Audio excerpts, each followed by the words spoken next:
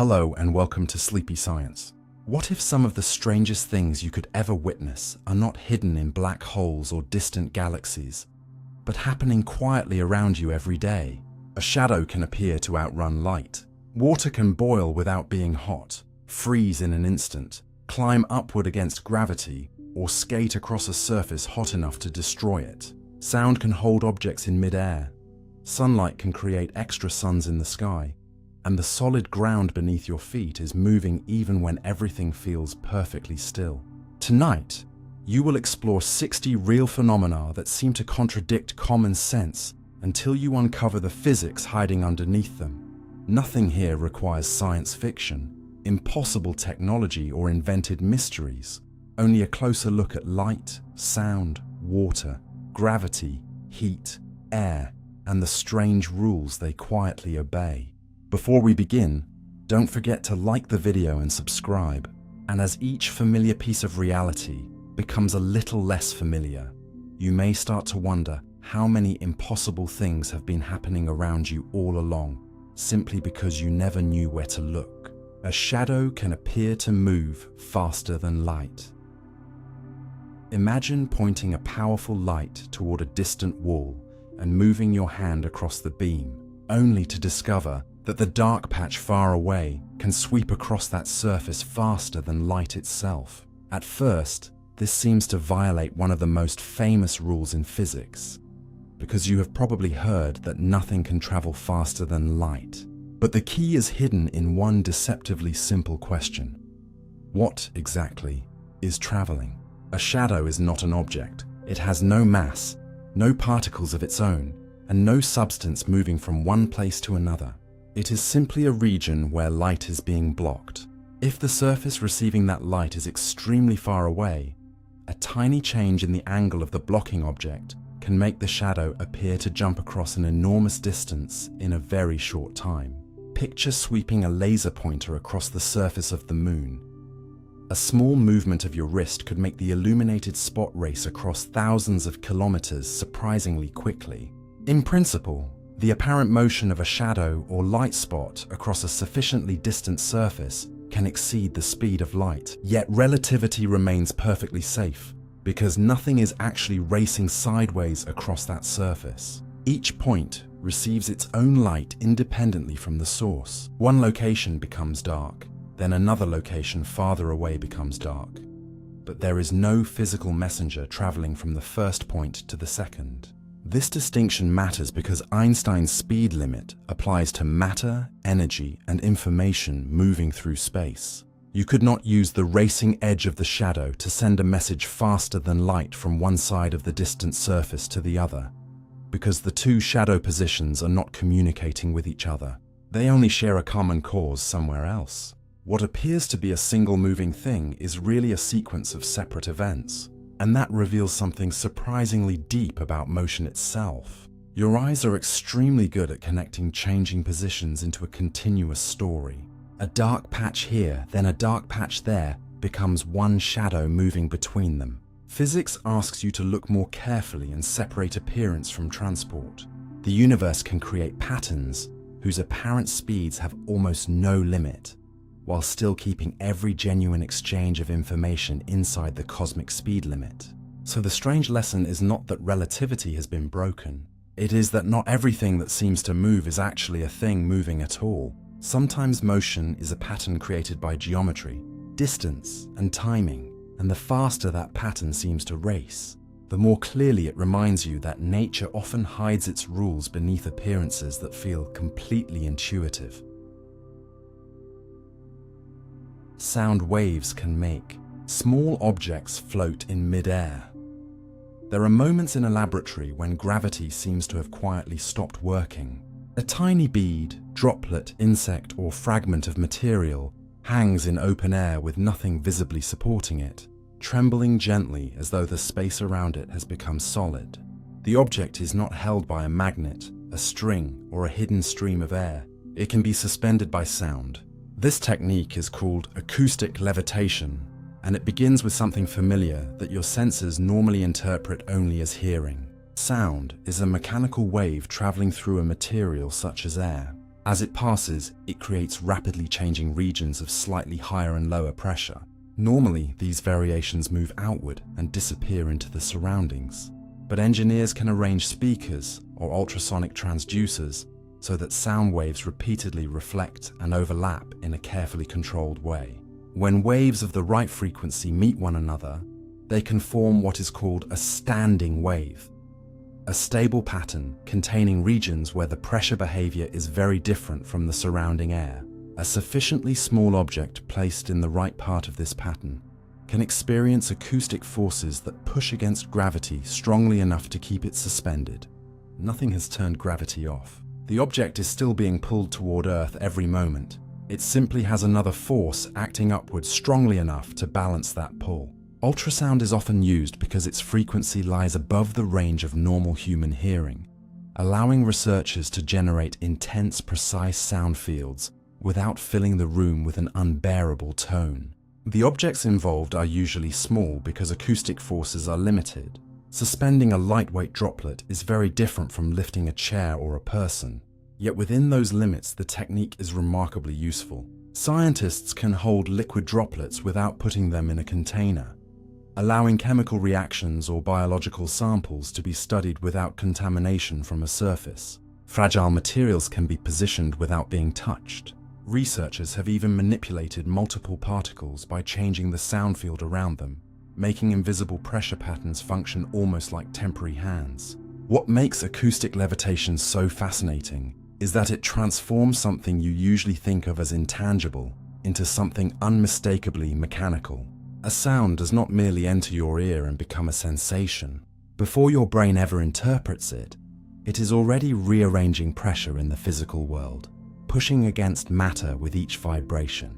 You normally fail to notice this because the forces produced by ordinary sounds are tiny. But when those waves are concentrated, synchronized, and controlled, their hidden physical strength becomes visible. A floating object is therefore not defeating gravity and not performing a trick. It is showing you what sound has been doing all along, moving through matter, transferring momentum, and pressing against the world. The silence of ultrasonic levitation makes the demonstration feel almost supernatural, yet its real beauty is precisely the opposite. Nothing supernatural is required.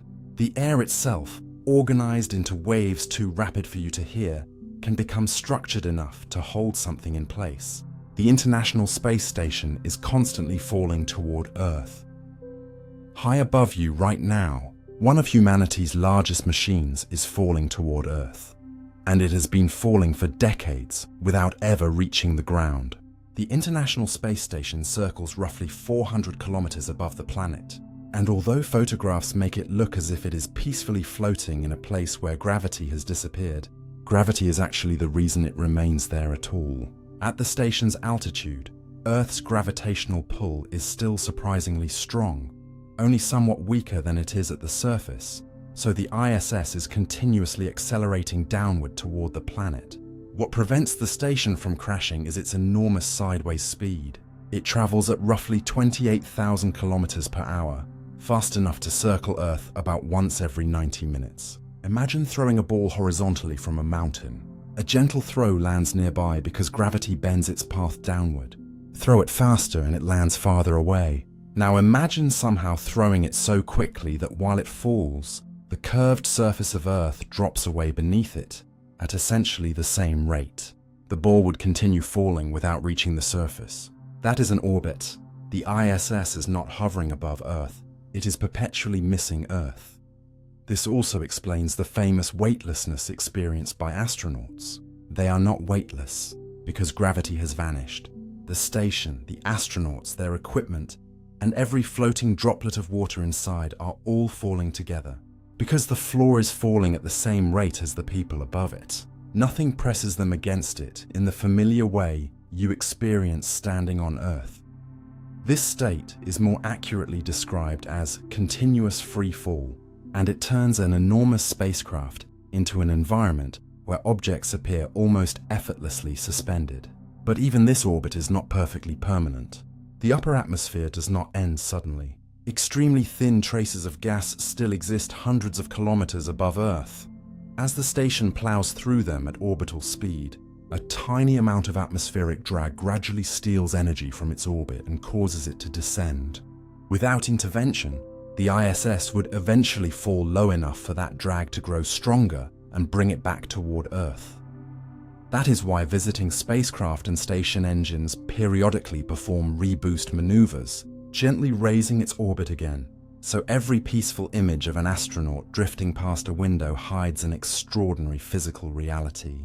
Beneath that apparent stillness, the entire laboratory is racing around a curved planet, while gravity constantly pulls it downward. Orbit is not the absence of falling. It is falling transformed by speed into something that can continue almost endlessly. And once you understand that, the night sky becomes slightly stranger. Some of the objects crossing it are not being held up at all. They survive above you precisely because they are always falling. Water can boil and freeze at the same time.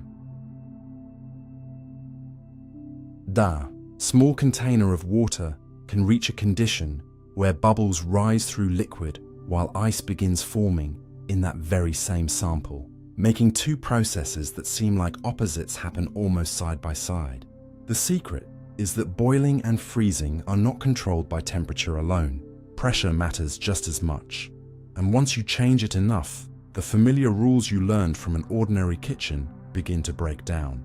Under everyday atmospheric pressure, liquid water freezes near 0 degrees Celsius and boils near 100 degrees Celsius, which makes those two transformations seem permanently separated.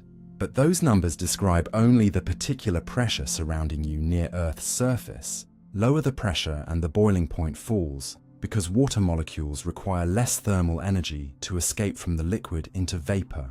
This is why water boils at lower temperatures on high mountains, where the atmosphere presses down less strongly.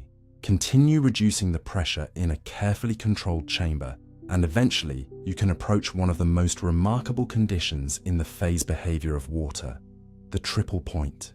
At a very specific combination of low pressure and a temperature just above 0 degrees Celsius, solid ice, liquid water, and water vapor can coexist in equilibrium. In demonstrations performed with vacuum equipment, reducing the pressure can cause liquid water to begin boiling, even though it is nowhere near the temperature of a kitchen kettle. But boiling itself carries energy away. The fastest molecules escape into the vapor, removing heat from the liquid left behind, much as evaporation from your skin makes you feel cooler. If enough energy leaves the water, the remaining liquid cools toward its freezing point. Now, an astonishing sequence can unfold. The same pressure reduction that encourages the water to boil also helps cool part of it enough for ice to form. You can see bubbling liquid and growing ice in the same experiment. Not because water has somehow forgotten whether it should be hot or cold, but because boiling does not inherently mean something is extremely hot. Boiling simply means the surrounding pressure has become low enough for vapor bubbles to form throughout the liquid. The distinction matters far beyond a clever laboratory demonstration. Engineers designing spacecraft, industrial vacuum systems, freeze-drying equipment, and high-altitude processes must account for the way pressure reshapes phase changes. Freeze-drying, for example, takes advantage of low pressure, so frozen water can leave a material largely by passing directly into vapor rather than first becoming ordinary liquid, helping preserve foods, medicines, and biological samples. What feels contradictory at first, therefore, becomes a lesson in how strongly your everyday environment shapes your intuition.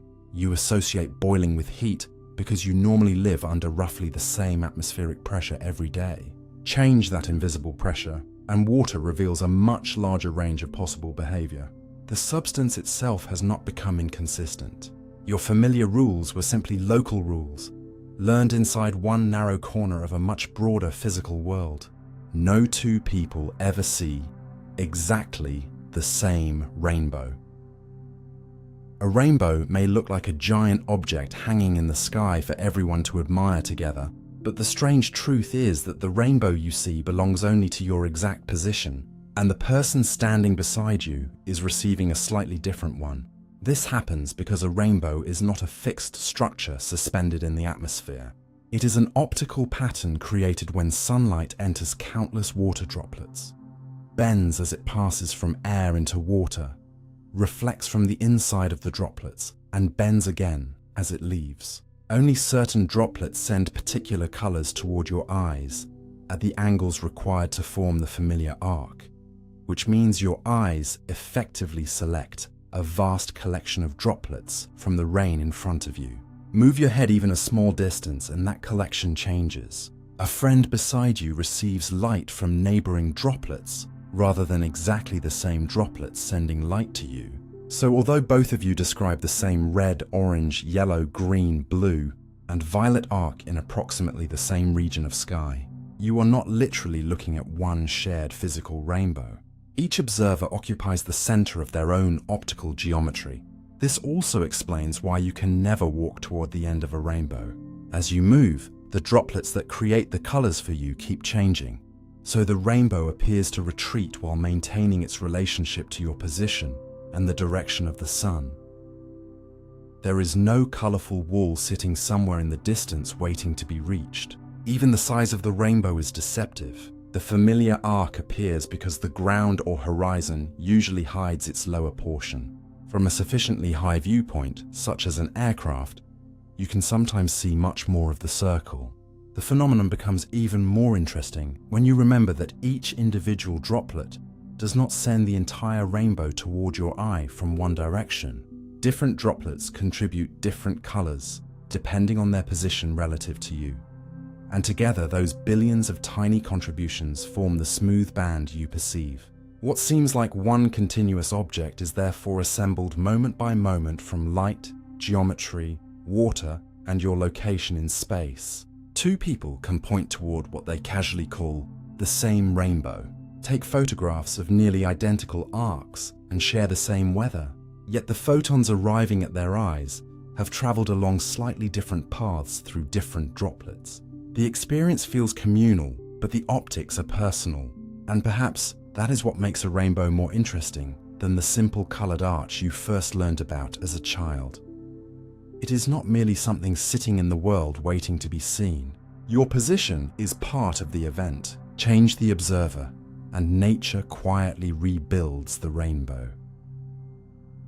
A liquid can suddenly behave like a solid when you hit it. Strike a bowl of the right liquid with your fist and, for a fraction of a second, your hand can meet something that feels far more like a solid surface than a fluid. Even though the moment you stop applying force, it begins to flow again. One of the easiest ways to experience this strange behavior is with a mixture of cornstarch and water, commonly known as oobleck, which belongs to a broader class of materials called non-Newtonian fluids. Ordinary liquids such as water respond to force in a fairly predictable way. Push them harder and they continue to flow, simply moving faster around whatever is disturbing them. Oobleck behaves differently because it contains an enormous number of solid starch particles crowded together inside water. When you touch the mixture slowly, the particles have enough time to move around one another, while the liquid between them allows the material to deform. So your fingers sink through it, and the mixture pours almost like a thick liquid.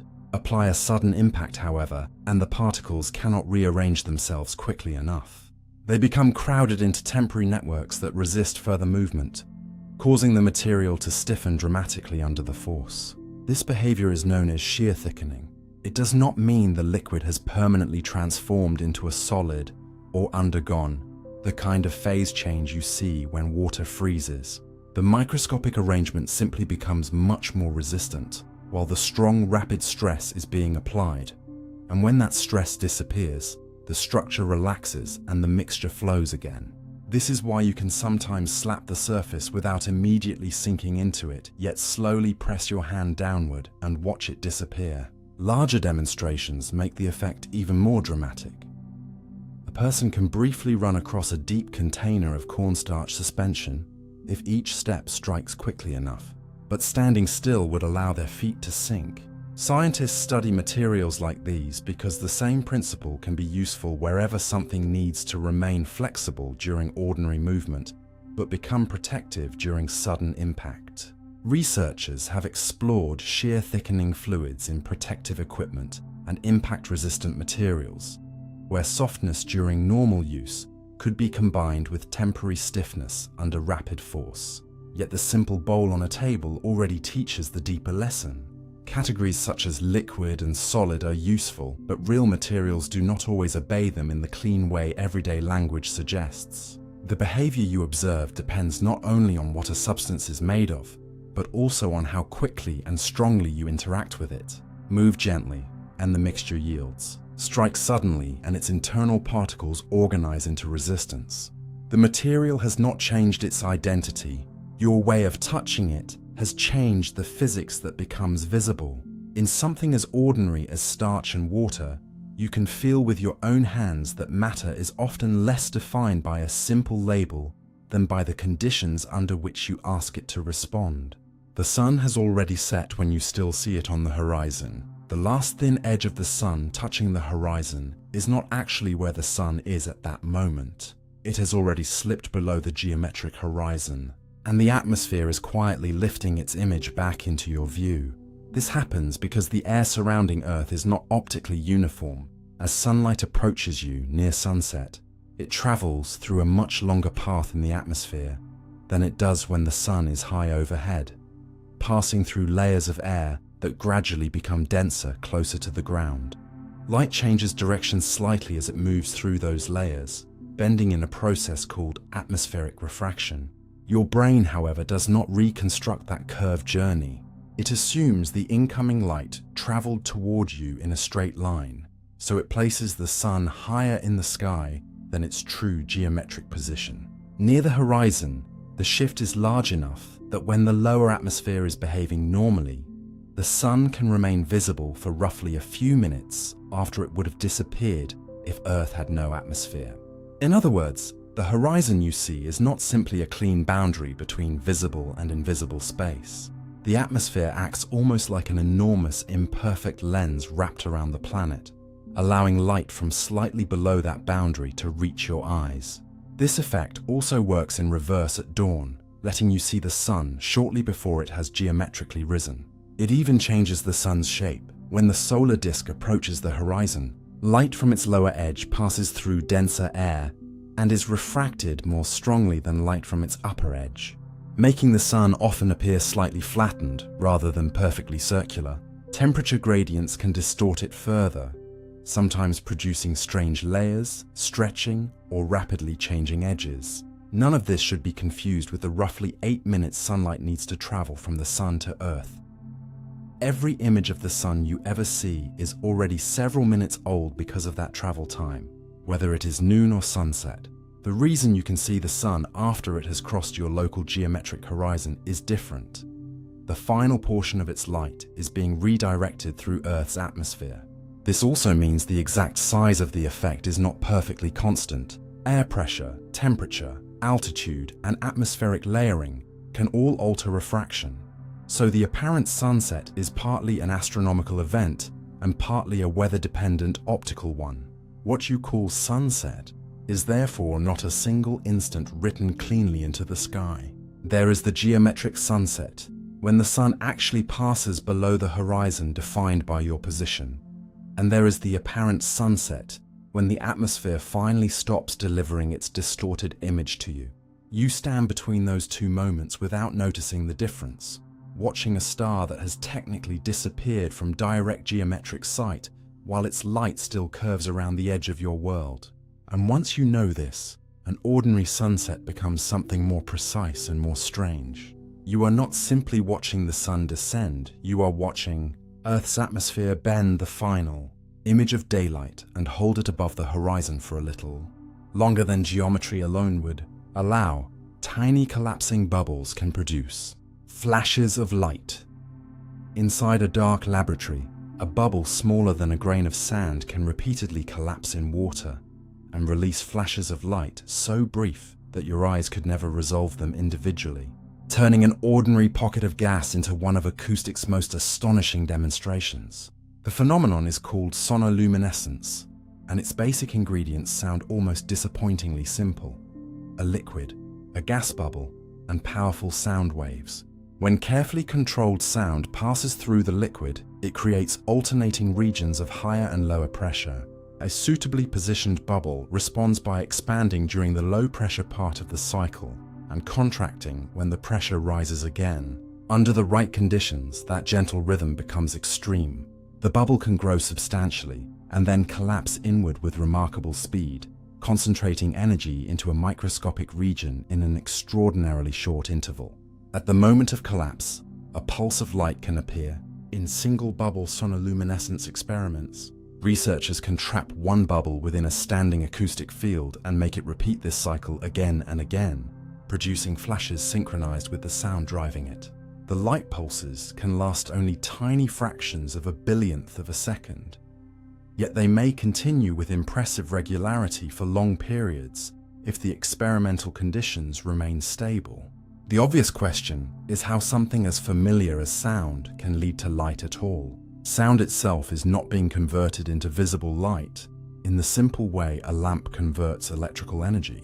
Instead, the acoustic field performs work on the bubble, forcing its expansion and violent compression. During the final stage of collapse, the gas inside can be compressed and heated enormously, creating conditions very unlike the surrounding cool liquid.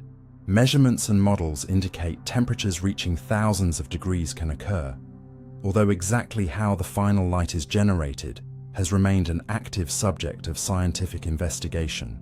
Proposed explanations focus on the extreme heating and compression of the gas and the resulting emission from energetic particles and ionized material inside the bubble. Scientists understand much about the bubble's motion and the conditions required for sonoluminescence, while details of the microscopic emission process are more complicated than the dramatic phrase, "a collapsing bubble makes light," might suggest. That uncertainty is important, because the real phenomenon is already extraordinary without adding unsupported claims. Sonoluminescence does not require mysterious energy, and experiments have not established the sensational idea that an ordinary glowing bubble becomes a practical fusion reactor.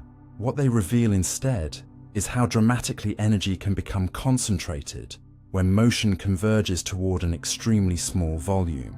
Cavitation, the broader process in which bubbles form and collapse in liquids, can be powerful enough to damage ship propellers, pumps, and turbines because repeated collapses near solid surfaces can generate intense local stresses. Sonoluminescence shows a more delicate face of that same physics. Under carefully controlled conditions, collapse becomes so concentrated that part of the released energy emerges as visible photons.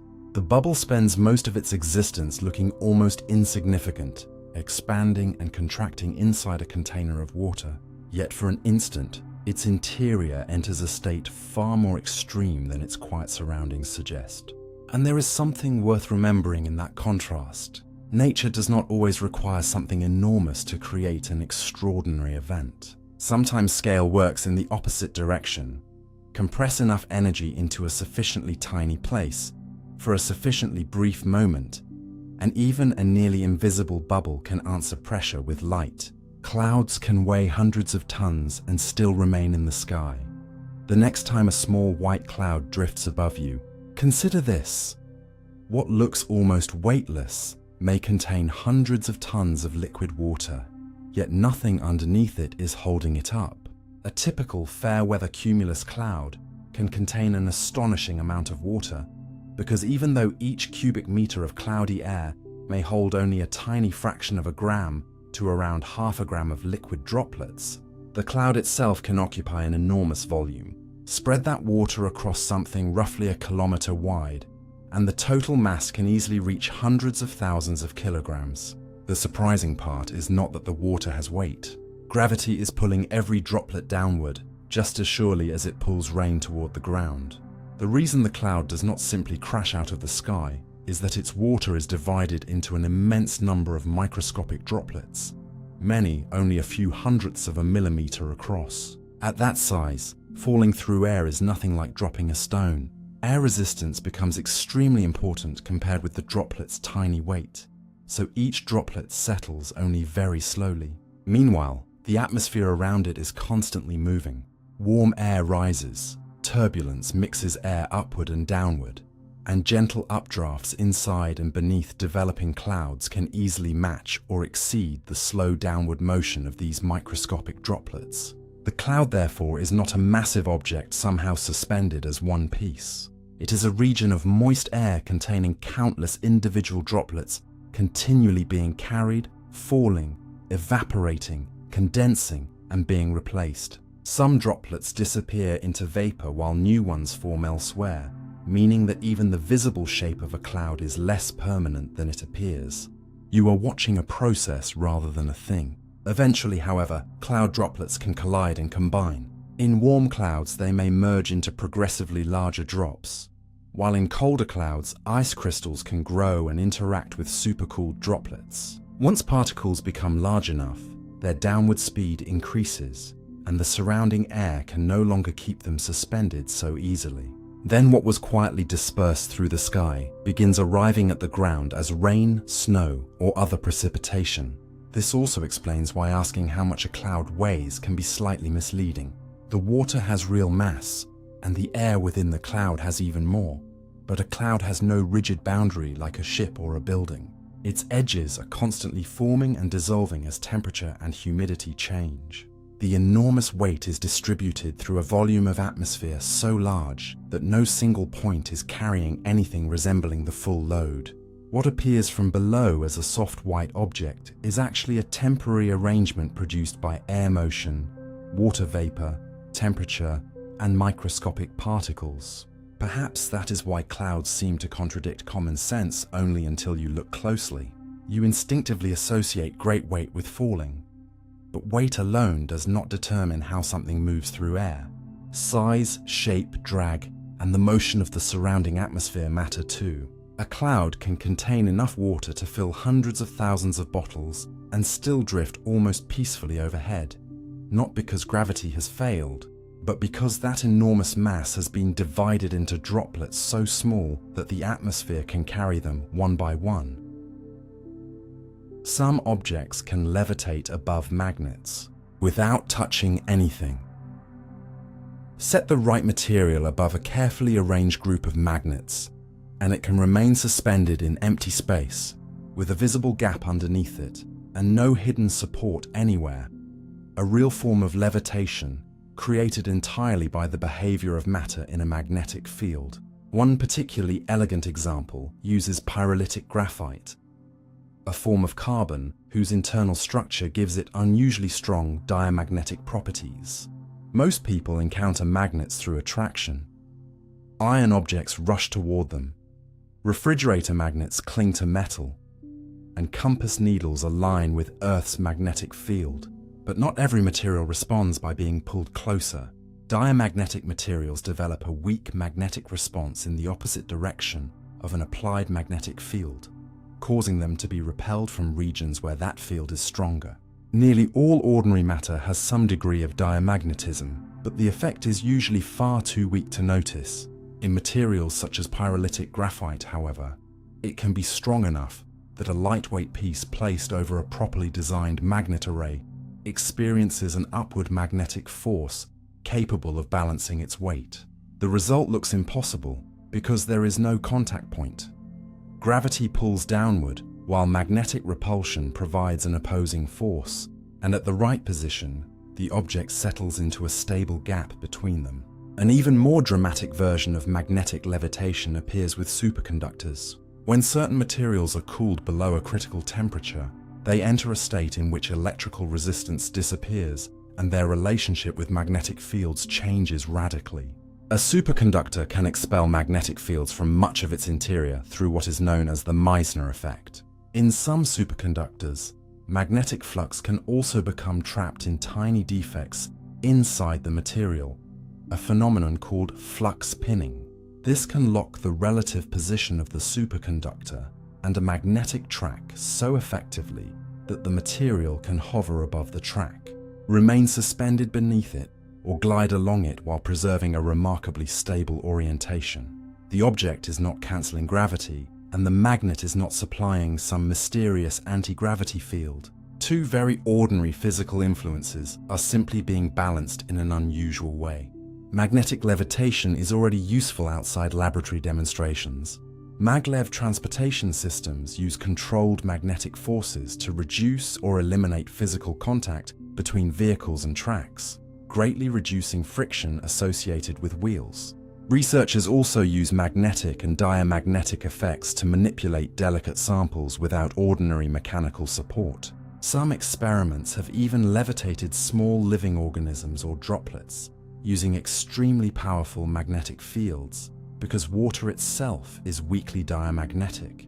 Although these setups require fields vastly stronger than household magnets, what makes the phenomenon so memorable is not merely the sight of something floating.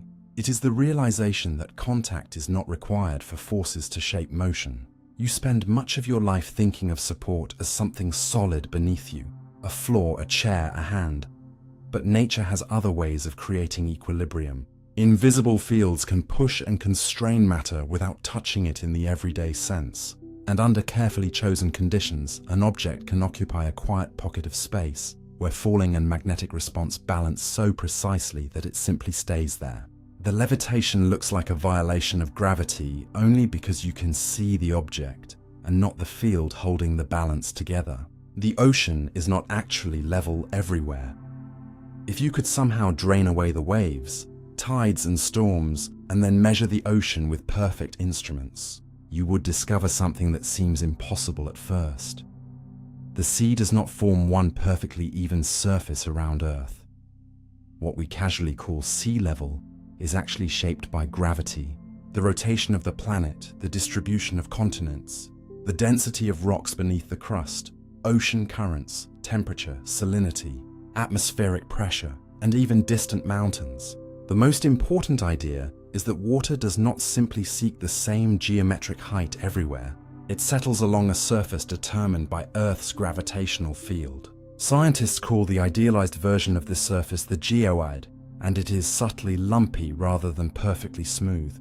A region containing unusually dense material inside Earth can exert a slightly stronger gravitational pull, drawing a little more water toward it and raising the local sea surface relative to what a perfectly uniform planet would produce. Regions with weaker gravity can do the opposite. These differences are not giant hills you would notice while sailing. The slopes are extremely gradual, but across thousands of kilometers they become measurable. The ocean is also constantly being reshaped by motion. Persistent winds can push enormous quantities of water toward one side of an ocean basin. Large current systems can maintain differences in sea surface height, because moving water is influenced by Earth's rotation and by pressure differences within the ocean itself. Warm water expands and occupies more volume than cold water, while salinity changes density, so two vast regions containing different water masses do not necessarily sit at exactly the same elevation. Even atmospheric pressure can matter. Higher pressure pushes the sea surface slightly downward, while lower pressure allows it to rise. This is one reason measuring global sea level change is much more complicated than placing a ruler beside the shore and watching the waterline. Tide gauges measure the ocean relative to the land beneath them, but that land can itself rise or sink, while satellites measure the sea surface from space and must account for gravity, orbital motion, waves, atmospheric effects, and the changing shape of the planet. There is another complication hidden beneath the phrase sea level. Coastlines themselves move vertically over long periods. Some regions are still rising because ancient ice sheets once pressed the crust downward, while other areas are subsiding because of sediment compaction, groundwater withdrawal, or tectonic processes. So when two coastal cities report different changes in sea level, the ocean may not be the only thing changing. The ground can be moving too. What looks from a beach like a simple flat boundary between water and air is therefore part of a restless, three-dimensional system extending from the atmosphere to the deep interior of Earth. The surface seems calm, enough for us to use it as a reference for altitude, yet that reference is only an approximation of something far more complicated. The ocean is not a rigid blue shell wrapped evenly around the planet. It is a mobile mass continually adjusting to gravity, heat, wind, rotation, and the shape of Earth beneath it.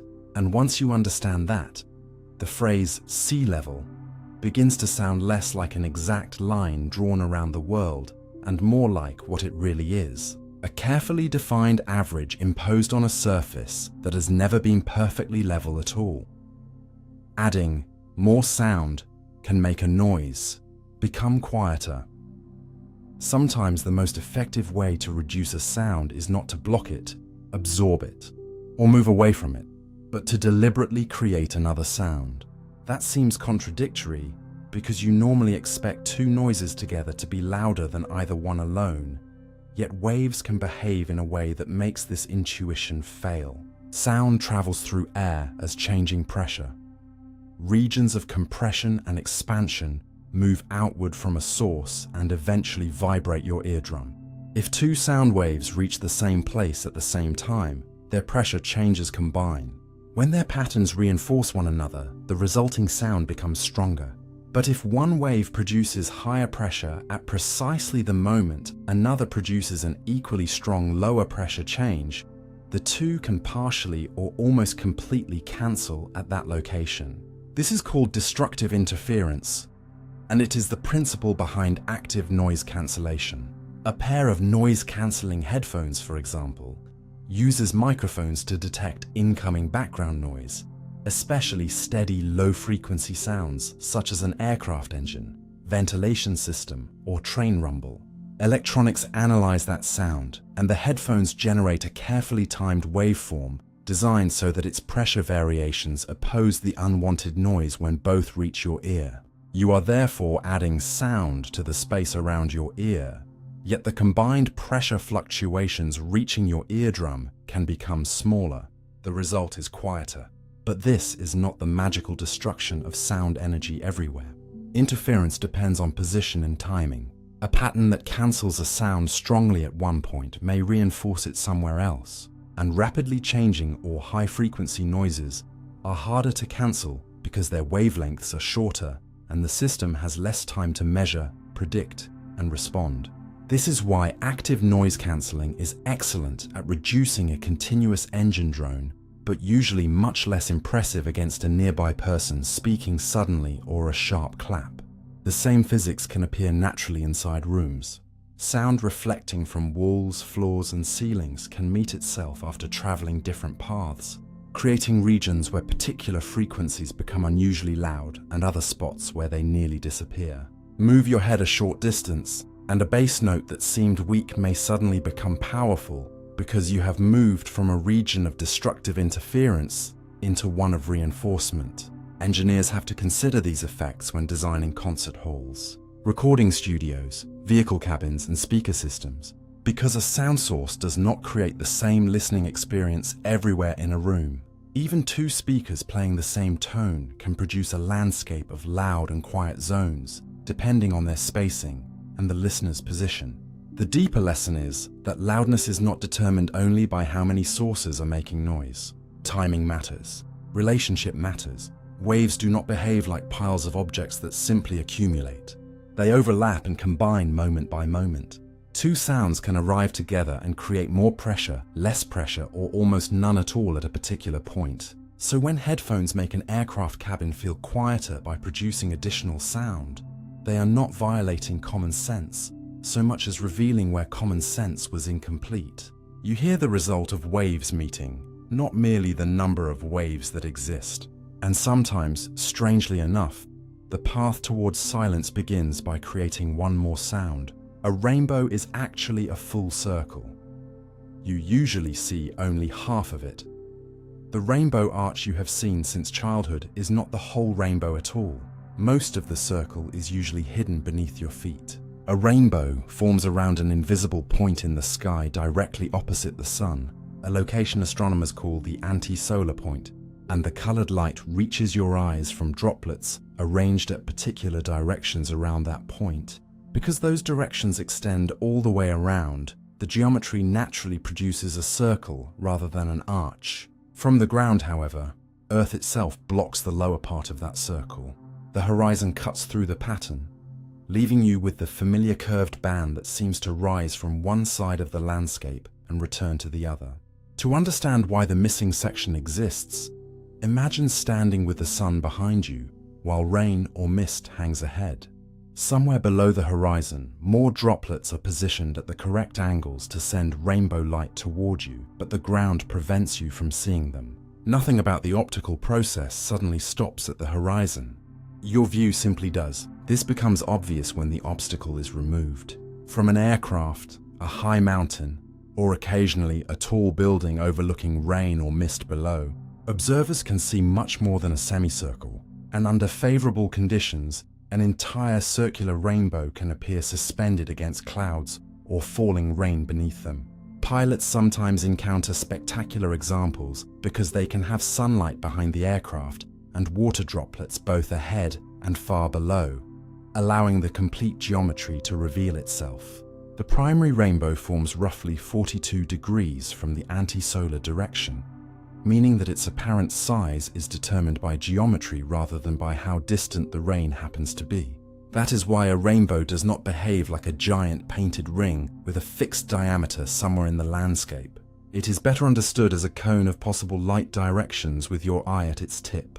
Where that cone intersects the curtain of droplets, color becomes visible. The red band appears toward the outside of the primary rainbow, while violet lies toward the inside because different wavelengths of sunlight are bent by slightly different amounts as they enter and leave the droplets. There may also be a secondary rainbow farther outside the first, created when light reflects twice inside the droplets rather than once. Because of that additional reflection, the secondary bow is dimmer and its color order is reversed. Between the primary and secondary bows, the sky can even look noticeably darker, a region known as Alexander's band, because fewer rays are directed toward the observer from those angles. These details reveal that a rainbow is not simply sunlight being painted onto rain.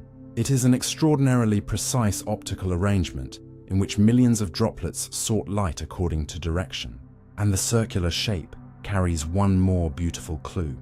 If you can see your own shadow projected into the mist or landscape ahead, the center of the rainbow lies along the same general anti-solar direction as that shadow. The circle is organized around the line connecting the sun, you, and the point opposite it. So the rainbow you thought was an arch is really evidence of a larger structure your ordinary viewpoint hides. Nature did not create half a circle above the landscape. The planet beneath you erased the rest from view. Sometimes what appears incomplete in the world is complete in the physics. And the missing portion is not absent at all. It is simply somewhere your position does not allow you to see. Fire behaves so differently in space that it barely looks like fire. Take away gravity's familiar influence on a flame, and fire loses one of the shapes you have trusted your entire life. On Earth, you expect a candle flame to stretch upward into a bright, trembling teardrop, but that shape is not a fundamental property of fire. It is largely created by buoyancy. Combustion heats the surrounding gases, making them less dense than the cooler air nearby, so they rise. Fresh oxygen-rich air then flows in from below and the sides, feeding the reaction while hot gases are carried upward. This continuous circulation gives an ordinary flame its elongated shape and makes smoke climb toward a ceiling. In the microgravity environment of an orbiting spacecraft, that familiar cycle becomes dramatically weaker because there is no strong upward buoyant flow relative to the spacecraft. Hot gases do not simply rush away from the flame, and fresh oxygen is not pulled toward it by the same convection pattern. Instead, oxygen must reach the burning region mainly through slower molecular diffusion and through whatever ventilation is deliberately moving the cabin air.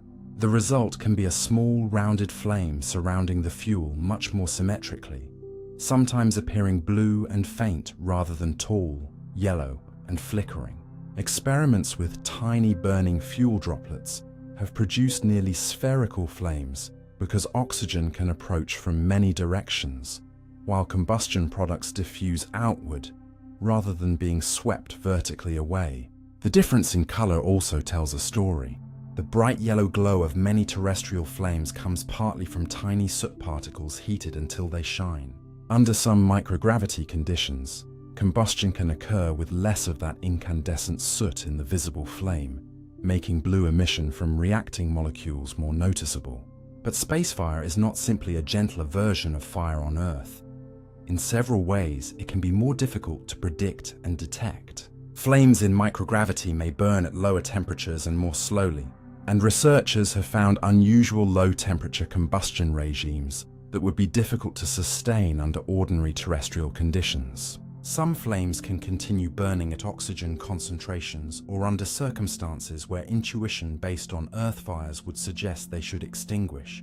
This matters enormously for spacecraft safety, because a flame that is dim, compact, or moving with ventilation can behave differently from the rising fires for which many terrestrial instincts are built. Smoke is different too. Without buoyancy carrying hot smoke naturally toward a ceiling, particles can remain distributed around a cabin and follow ventilation currents instead. Fire detection, airflow design, material selection, and extinguishing systems must therefore account for an environment where there may be no meaningful above the fire in the usual sense.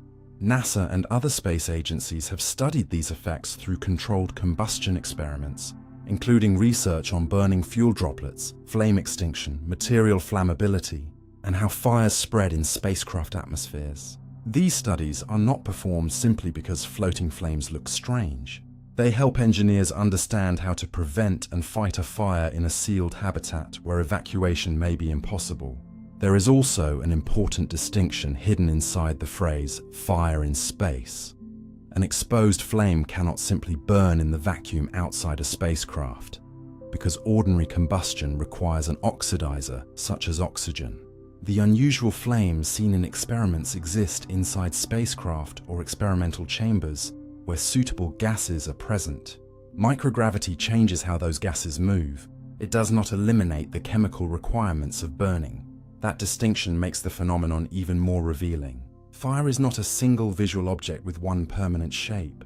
What you call a flame is the visible consequence of chemistry interacting with temperature, gas motion, pressure, fuel, and gravity. Change one of those conditions, and the familiar orange teardrop can become a quiet blue sphere. The fire has not forgotten how to burn. It is showing you that the flame you know on Earth was never shaped by chemistry alone. Gravity had been sculpting it beside you all along. A magnetic liquid can suddenly grow perfect spikes. Pour what looks like ordinary black liquid into a shallow dish and bring a strong magnet close, and the smooth surface can suddenly rise into an ordered forest of sharp, repeating peaks, as if the fluid has discovered how to build geometry by itself. This material is called a ferrofluid, and although its behavior can look almost artificial, the effect comes from a carefully engineered mixture of extremely small magnetic particles suspended inside a carrier liquid such as oil or water. The particles are so tiny that they remain dispersed rather than quickly sinking to the bottom, and each one is coated with molecules that help prevent neighboring particles from permanently clumping together. Without a magnetic field, the fluid can behave much like an ordinary dark liquid. Bring a magnet near it, however, and the suspended particles respond collectively to the field, pulling the liquid toward regions where the magnetic influence is stronger. If that attraction were the only effect, the fluid would simply gather near the magnet. But something more interesting happens at its surface. Surface tension naturally tries to keep the liquid smooth, because creating extra surface area requires energy, while gravity resists tall structures by pulling the liquid downward. The magnetic field pushes in the opposite direction, encouraging the magnetized fluid to extend outward. When the field becomes strong enough, remaining flat is no longer the most stable arrangement. Tiny disturbances on the surface grow instead of disappearing, and a repeating pattern of peaks emerges through a phenomenon known as the Rosenzweig instability. Each spike helps concentrate and reorganize the magnetic field around the fluid, while neighboring spikes compete for space, so the surface settles into an ordered pattern rather than forming completely random bumps. Move the magnet and the peaks can lean, travel, merge, vanish, and reform almost immediately because they are not rigid structures frozen into the material. They are temporary shapes maintained by a balance of forces. Remove the field and surface tension wins again. allowing the liquid to flatten. The exact pattern depends on factors such as magnetic field strength, the properties of the ferrofluid, its depth, temperature, and the geometry of the magnets, which is why laboratory demonstrations can produce anything from subtle ripples to dramatic needle-like arrays. Ferrofluids were developed in the 20th century, partly because engineers wanted liquids that could be controlled without mechanical contact, and today related formulations are used in technologies such as loudspeaker systems, where ferrofluid can help cool and damp moving components, and in specialized seals that use magnetic fields to hold fluid in precise locations around rotating shafts. Researchers have also investigated them for sensing, medical technologies, heat transfer, and other systems where remotely controlling a liquid could be useful. What makes the spikes so memorable, though, is that they expose a hidden struggle that is usually invisible. The liquid is being asked to satisfy several competing demands at once: remain smooth, stay low, and follow the magnetic field. The pointed landscape is the compromise. There is no tiny mechanism carving those peaks, and no intelligence arranging them into rows. Order appears because the flat state becomes unstable, and the laws governing the material favor another shape. You are watching a liquid choose, in the purely physical sense, the structure that best balances the forces acting upon it. And that makes the sight of those perfect black spikes more than a visual curiosity. It is a reminder that complex patterns do not always need a designer. Sometimes all nature needs is a simple material, competing forces, and the right conditions for symmetry to rise out of a surface that looked completely calm a moment before. The ground beneath you rises and falls with the moon. While you sit in a room believing the floor beneath you is completely still, the entire piece of earth supporting you is slowly being lifted, stretched, and lowered by the moon. Most people learn about lunar gravity through ocean tides, where coastlines make the effect impossible to ignore. But seawater is not the only part of Earth that responds. The planet's solid crust and mantle deform too, producing what scientists call solid Earth tides or body tides. Earth feels the moon's gravitational pull everywhere, but that pull is not exactly equal across the whole planet. The side facing the moon is slightly closer and experiences a somewhat stronger attraction, while the far side experiences a weaker one. These differences stretch the planet along the general Earth-Moon direction, creating broad tidal bulges not only in the oceans, but in the solid body itself. As Earth rotates beneath those bulges, a particular location moves through regions of slightly different deformation, so the ground can rise and fall over the course of the day. The vertical movement is usually measured in centimeters and can reach a few tens of centimeters under favorable conditions, large enough that modern geodetic instruments must account for it. You do not feel yourself being lifted because the motion is extraordinarily gradual and extends across enormous regions. There is no sudden jolt and no nearby fixed platform against which your senses can easily compare the movement. Buildings, roads, trees, and the rock beneath them are all participating together. The moon is the main contributor, but the sun also produces solid Earth tides, and the two influences change relative to each other as the sun, Earth, and moon move through their repeating celestial arrangement. Around new and full moon, their tidal effects can reinforce one another. Near the quarter phases, they partially oppose one another. Yet solid Earth tides are not simply miniature copies of the tides you watch at the beach. Ocean behavior is strongly modified by coastlines, seafloor shape, water depth, resonance, and currents, while deformation of the solid planet depends on the elastic properties of Earth's interior. By precisely measuring how the ground responds, scientists can learn something about how the planet bends under changing forces. Sensitive instruments used in astronomy, satellite navigation, gravity measurements, particle physics, and geodesy routinely correct for these tides, because a displacement that seems small in everyday life becomes enormous when an experiment is trying to measure millimeters or tiny changes in gravity. Even particle accelerators have detected subtle effects associated with earth tides, because large machines anchored to the crust are carried along as the ground deforms. The phenomenon also helps reveal that solid does not mean perfectly rigid. Rock can feel immovable on the scale of your hand, while behaving elastically when an entire planet is considered over thousands of kilometers. Earth bends under loads, rebounds after ancient ice sheets disappear, flexes under atmospheric and ocean pressure, and responds continuously to the gravitational pull of objects hundreds of thousands or millions of kilometers away.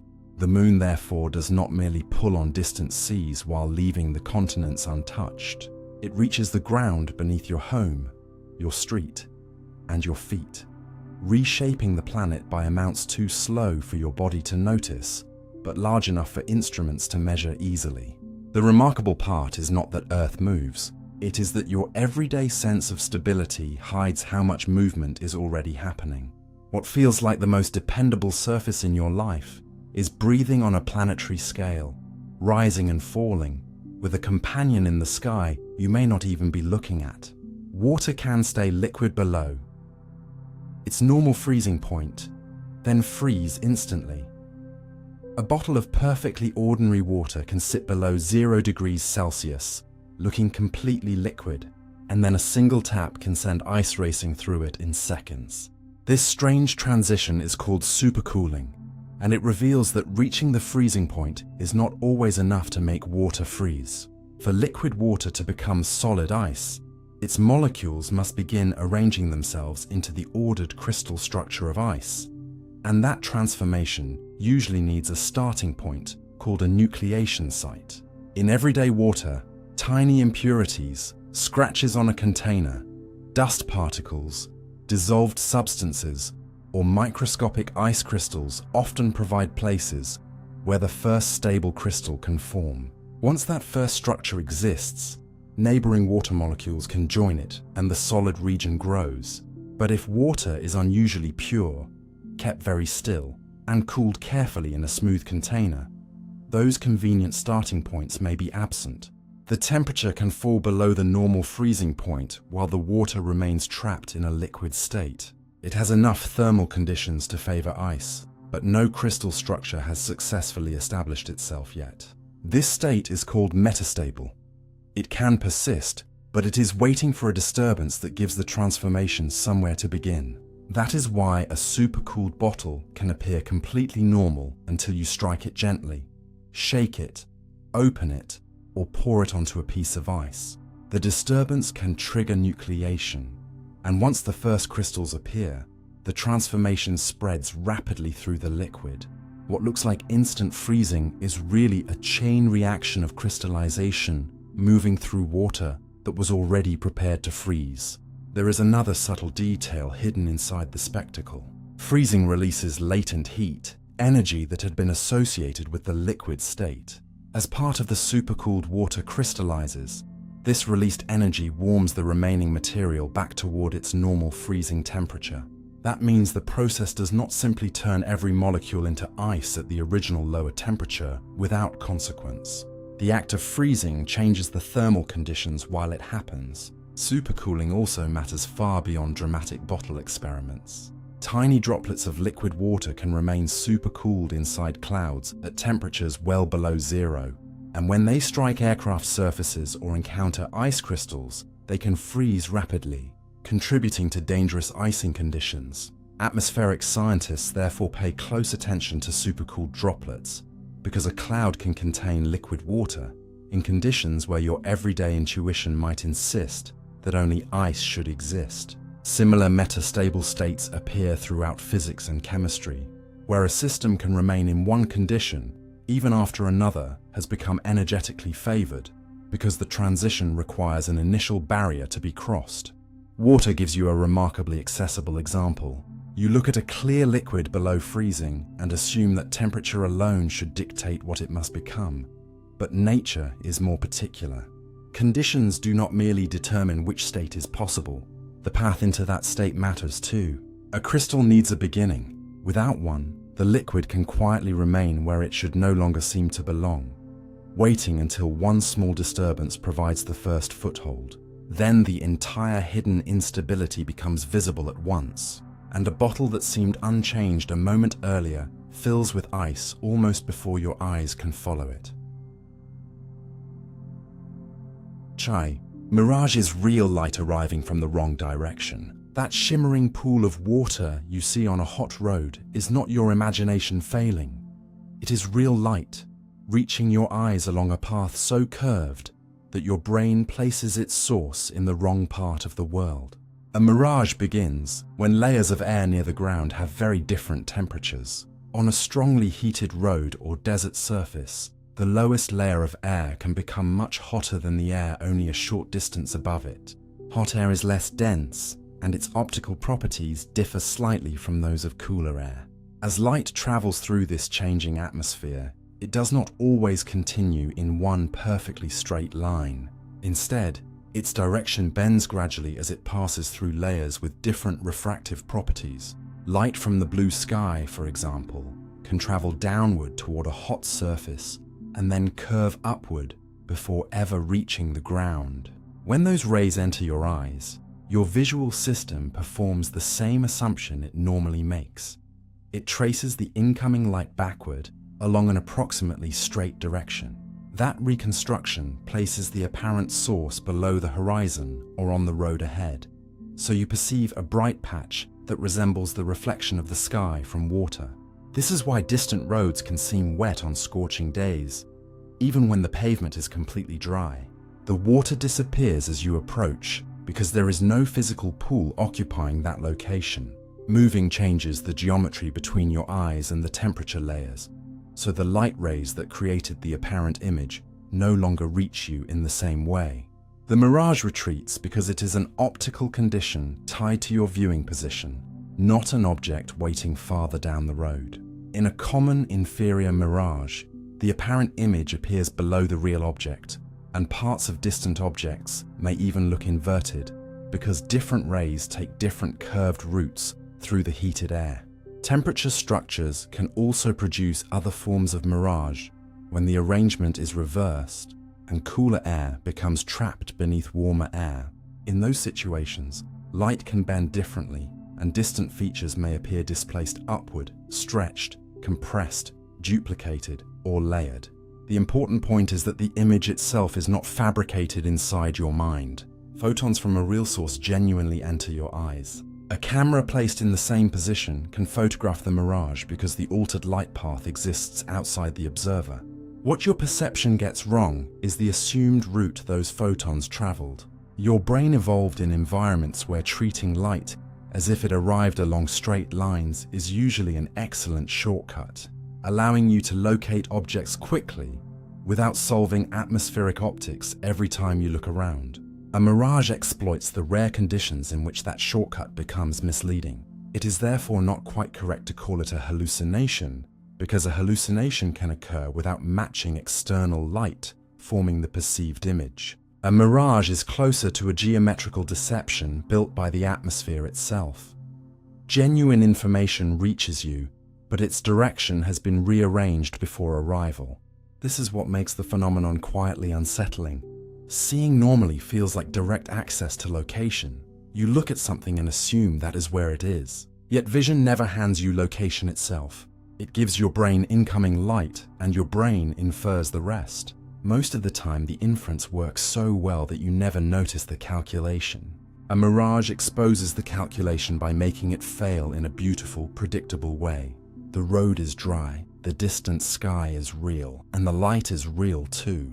Only the apparent path between them has been rewritten by invisible layers of warm air, reminding you that seeing something clearly does not always mean seeing exactly where it truly is. Astronauts are not floating because there is no gravity. Watch an astronaut release a wrench inside a spacecraft, and it seems to disobey one of the most reliable rules of your life. Instead of dropping to the floor, it simply stays beside them, drifting as calmly as if gravity had been switched off. But gravity has not disappeared at all. And understanding why the astronaut floats requires separating two ideas you probably learned to treat as the same thing: gravity and weight. Gravity is the attraction between masses. and Earth's gravitational influence extends far beyond the region where astronauts live and work. Weight, however, is the sensation produced when something prevents you from following the motion gravity would naturally give you. Right now, as you sit or stand on Earth, gravity is pulling your body downward, but the floor refuses to let you continue in that direction. It pushes upward against your feet, or your chair pushes against your body, and that supporting force is what produces the familiar feeling of weight. Remove the support while allowing everything around you to move under gravity together, and that sensation can almost vanish, even though gravity itself remains. This is what astronauts experience in orbit. Their bodies, the spacecraft walls, floating food, cameras, droplets, and every loose object are responding to Earth's gravity together. Because the spacecraft floor is no longer constantly pressing upward against the astronauts in the way the ground presses against you, there is no ordinary support force holding them to one side of the cabin. They therefore experience what physicists call apparent weightlessness. The same principle can be felt much closer to Earth. During the brief downward arc of a specially flown aircraft, passengers and the airplane interior accelerate together, and people can float for several seconds. Gravity is still present throughout the maneuver.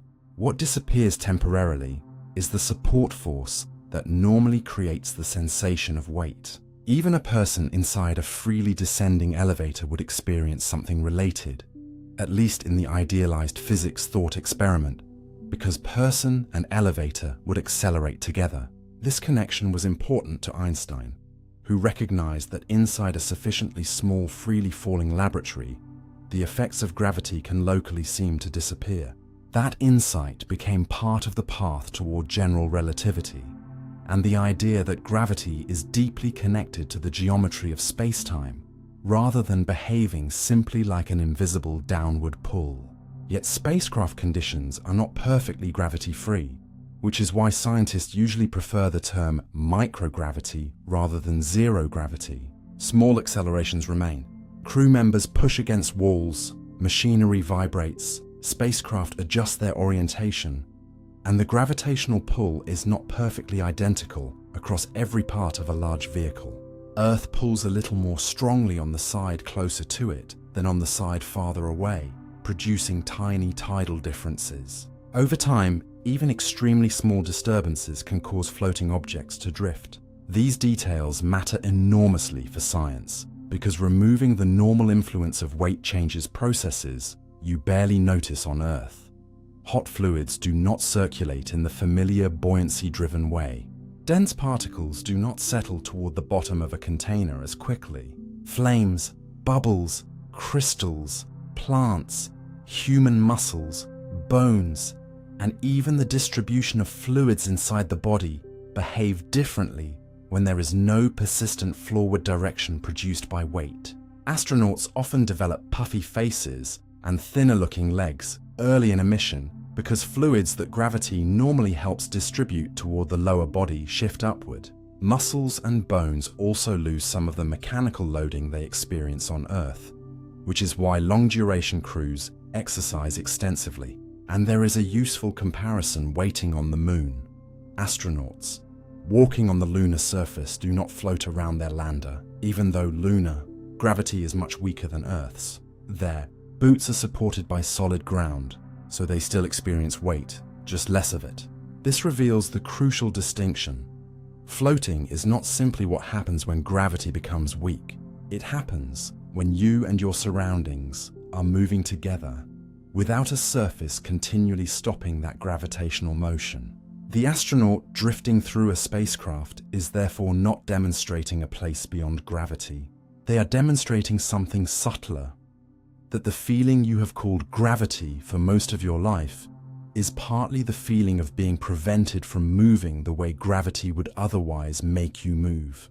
The floor beneath you feels ordinary, but it is constantly pushing back. Remove that push, and gravity can still be acting powerfully while your body feels almost weightless. Sometimes the force you notice most clearly is not the one pulling you down, but the one that has spent your entire life refusing to let you fall. tiny beam of light can physically push an object. Light looks almost impossibly insubstantial. You can pass your hand through a sunbeam without feeling resistance. Yet every ray striking your skin is delivering a real, measurable push. Light carries momentum even though photons have no rest mass. And whenever photons are absorbed, reflected, or redirected by matter, some of that momentum is transferred to the object they encounter. For the light surrounding you in everyday life, the resulting pressure is so small that your nerves cannot detect it, which makes it easy to imagine light as something that illuminates matter without mechanically affecting it. Sensitive experiments tell a different story. Shine a sufficiently controlled laser onto a tiny particle, and the interaction between the light and that particle can move it. Reflect light from a surface, and the effect can become stronger because the photons reverse part of their direction, requiring a larger change in momentum. This phenomenon is called radiation pressure, and although each individual interaction is minuscule, enormous numbers of photons arriving continuously can produce a steady force. One of the most elegant technologies built from this idea is the solar sail. Instead of carrying fuel and expelling exhaust like a conventional rocket, a spacecraft can deploy a very large, lightweight reflective sail and allow sunlight itself to provide a continuous push. Near Earth, the pressure from sunlight is tiny, but space offers an important advantage. Once a craft is away from significant atmospheric drag, even a weak force acting for months or years can gradually change its velocity by a meaningful amount. Missions and experimental spacecraft have already demonstrated solar sailing, turning something usually treated only as a source of heat and visibility into a method of propulsion. The same principle becomes even more delicate inside laboratories. With devices called optical tweezers, tightly focused laser beams can trap and manipulate microscopic objects such as tiny transparent beads, cells, and components within biological systems. The mechanism is more sophisticated than simply blasting the object forward. The changing intensity of the light field creates forces that can draw certain small particles toward the region of strongest illumination, while scattering forces also act upon them. By balancing these effects, researchers can hold microscopic objects in place and move them with extraordinary precision without grasping them mechanically. Optical tweezers became important enough that their development was recognized with part of the 2018 Nobel Prize in Physics. Light can also influence atoms themselves. In laser cooling, carefully tuned photons interact with moving atoms in a way that reduces their average motion, allowing scientists to create extremely cold atomic gases.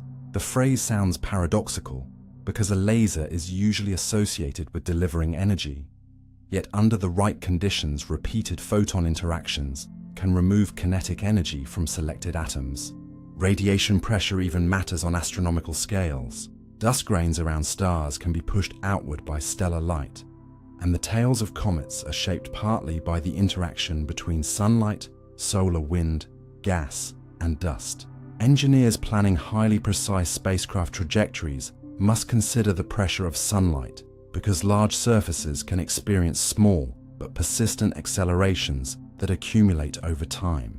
There is also a useful trap for intuition here. The familiar Crookes radiometer, the glass bulb containing black and white veins that spin in sunlight, is often presented as direct proof of radiation pressure, but its motion under ordinary conditions is dominated by thermal effects involving the small amount of gas remaining inside the bulb rather than simply being pushed around by photons. True radiation pressure is weaker and demands more careful measurement, which makes its reality more impressive rather than less. Light does not need to feel strong to you in order to exert force. Its mechanical influence emerges clearly when objects become small enough, instruments become sensitive enough, or time becomes long enough for tiny pushes to accumulate. A photon may arrive without mass and disappear into a surface almost unnoticed, yet it leaves behind momentum. Repeat that event trillions upon trillions of times, and a beam that looks like nothing more than brightness becomes something capable of steering particles, manipulating cells, altering atomic motion, and slowly pushing a spacecraft across the solar system. The next time sunlight rests silently on a wall, you can think of it differently. The wall is not merely illuminated, it is being pushed continuously and invisibly by the light. A metal exists that can melt in the palm of your hand. Imagine holding what looks like a small piece of silver-colored metal and watching its hard edges slowly soften until the entire object becomes a shining puddle between your fingers. Not because you heated it with a flame, but because your own body was warm enough to melt it.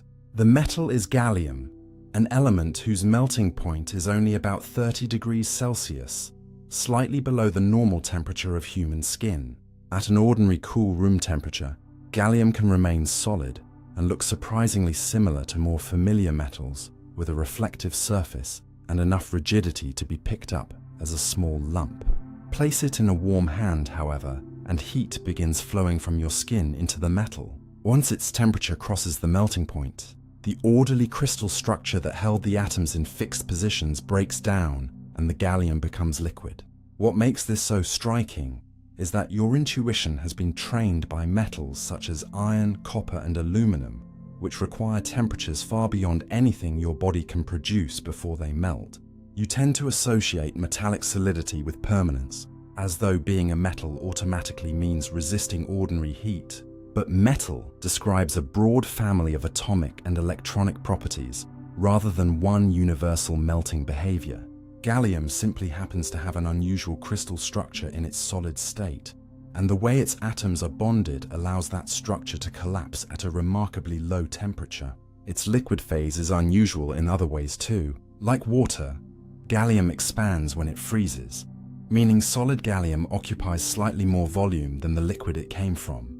That is the opposite of what many materials do, and it means gallium should not be frozen inside a completely rigid sealed container that cannot accommodate expansion. It also has an enormous liquid temperature range. Although it melts near body temperature, pure gallium does not boil until temperatures above 2000 degrees Celsius. So once melted, it can remain a liquid across an extraordinary span of temperatures. Gallium can also remain liquid below its normal melting point under suitable conditions before crystallization begins, and a tiny solid crystal can sometimes trigger the liquid to solidify. Yet perhaps the most important thing to understand is that the familiar hand-melting demonstration does not mean gallium is merely a scientific novelty.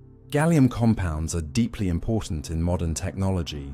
Gallium arsenide and gallium nitride are semiconducting materials used in applications such as LEDs, lasers, high-frequency electronics, power electronics, and certain high-performance solar cells. The element that can liquefy quietly in your palm is also part of technologies that generate light, process signals, and operate in environments where ordinary silicon is not always ideal. Gallium has another behavior that makes laboratory handling important.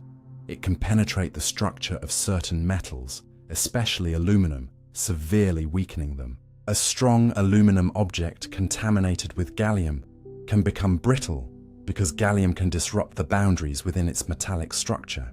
So the dramatic melting trick should not be confused with harmless magic or used carelessly around metal equipment. What gallium really reveals is something deeper about the labels you place on materials. You might think solid describes what something fundamentally is, yet solidity can depend on only a few degrees of temperature. You might think metal implies something hard, stubborn, and resistant to change. Yet a metallic element can surrender its shape to the warmth of a human hand while remaining chemically the same substance. Nothing mysterious has happened to it. No metal has been transformed into another material. The atoms have simply crossed from one arrangement into another because your skin supplied enough thermal energy to make the solid structure unstable. And in that small silver pool, you can see how misleading permanence can be. Sometimes the boundary between something that holds its shape and something that flows is not a furnace, but the warmth already leaving your own body. Ships can appear to float above the ocean without any editing or illusion. A ship on the horizon can suddenly appear to lift completely out of the sea, leaving a strip of apparent empty sky beneath its hull. and the photograph can be perfectly genuine. This eerie effect is usually produced by a superior mirage, often associated with a strong temperature inversion above the ocean. Under more ordinary atmospheric conditions, air generally becomes cooler as you move upward through the lower atmosphere, but coastal environments can sometimes create the reverse arrangement. A layer of cold air remains trapped close to the water while warmer air lies above it. Because cold and warm air have slightly different densities and therefore bend light differently, this layered atmosphere can redirect rays coming from a distant ship before they reach you.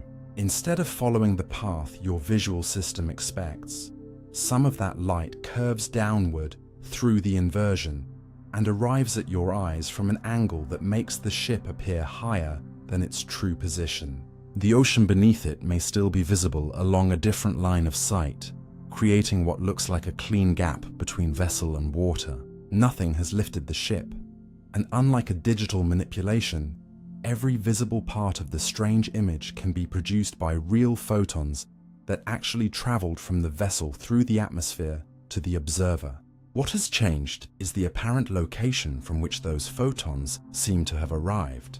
When the atmospheric layering becomes especially complex, the result can develop into a more elaborate phenomenon known as Fata Morgana, named after Morgan Le Fay from Arthurian legend because sailors once associated these impossible-looking scenes with enchantment. In a Fata Morgana, distant ships, islands, coastlines, or even sea ice can appear stretched vertically, flattened, stacked into multiple images, inverted, duplicated, or transformed into shapes resembling towers and floating cities. The atmosphere is acting like a constantly changing system of lenses, and because the temperatures within its layers can shift from minute to minute, the distorted object may seem to grow, collapse, split apart, or hover at different heights while the real ship continues along an ordinary course. The effect tends to be most dramatic near the horizon, because that is where light from distant objects travels through long stretches of low-level atmosphere, giving subtle changes in air structure enough distance to accumulate into obvious distortions. Polar regions and cold seas can produce particularly striking examples, but superior mirages can occur in many places when the right inversion develops. There is also a connection to how far you can apparently see. Earth's curvature normally hides increasingly large portions of distant objects below the horizon. Strong atmospheric refraction can bend some light along paths that partially follow that curvature, allowing features to remain visible from farther away than simple geometric calculations would predict. Under exceptional conditions, atmospheric ducts can carry electromagnetic waves over unusually long distances, an effect that matters not only visually, but also for radar and radio communication. Mariners, meteorologists, and engineers therefore have practical reasons to understand the same atmospheric structure that produces a ghostly hovering ship. Historically, before the physics was understood, such sites could easily become stories of impossible vessels, phantom coastlines, or lands that vanished when sailors approached them. And you can understand why. Human vision treats location with extraordinary confidence. When a ship appears above the horizon, your instinct is not to question the temperature profile of kilometers of air between you and the vessel. You simply accept the location your eyes seem to report. Yet the atmosphere between you and the world is not always a transparent window. Sometimes it becomes an active optical medium that rearranges where distant things appear to be. The ship remains exactly where physics says it should be, resting on the sea, while its image is displaced into a place where no ship exists. What seems supernatural is therefore created not by false vision, but by accurate vision interpreting light that has taken an extraordinary route. And perhaps that is the most unsettling part. The camera can record it. Several people can witness it, and the image can still place reality somewhere it is not. Sand can organize itself into geometric patterns when exposed to sound.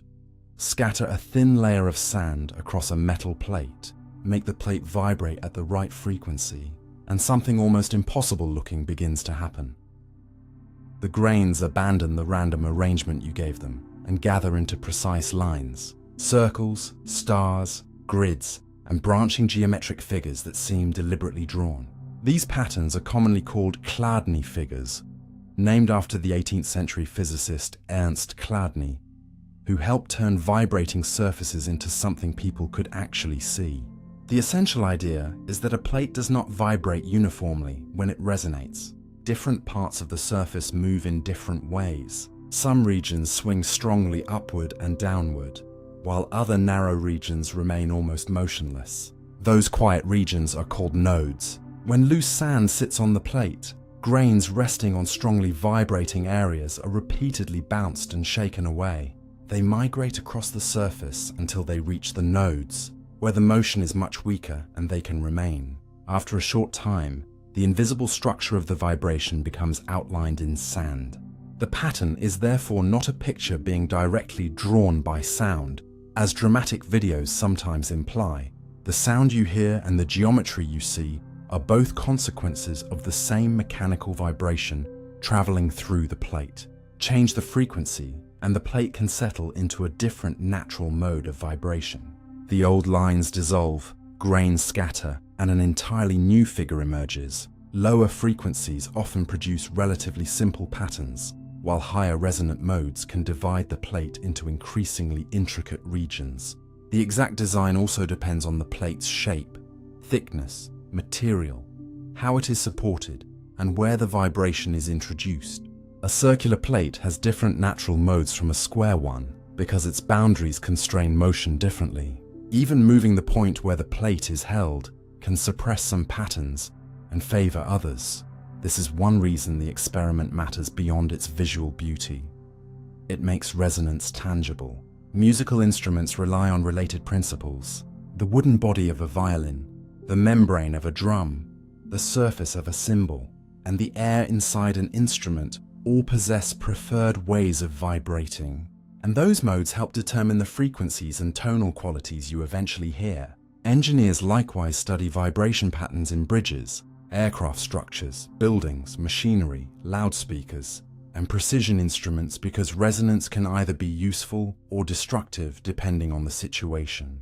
A structure repeatedly driven near one of its natural frequencies can develop unexpectedly large motion, which is why understanding where nodes and strong vibration regions occur can become a serious engineering problem rather than a laboratory curiosity. Chladni figures give you a remarkably simple window into that hidden world.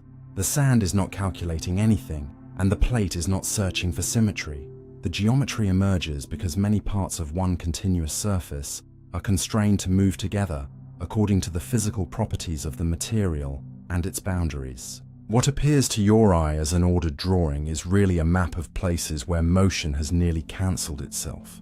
That is the quietly strange lesson contained in the experiment. You normally think of vibration as disorder, shaking, and disturbance. Yet under the right conditions, vibration contains structure so precise that a handful of loose grains can reveal it. The sand does not create the pattern. It simply settles where the plate becomes still enough to expose a shape that was already hidden inside the motion. You weigh slightly different amounts, depending on where you stand on Earth. Step onto a perfectly precise scale at the equator. Carry the same scale toward one of the poles, and without gaining a single atom, you would become slightly heavier. Your mass has not changed. What changes is your weight, because weight depends on the gravitational force acting on that mass and on the motion of the ground supporting you. Earth is not a perfectly spherical, perfectly uniform object. It rotates, it bulges around the equator, its interior contains regions of different density, and its surface rises from deep ocean basins to mountain summits.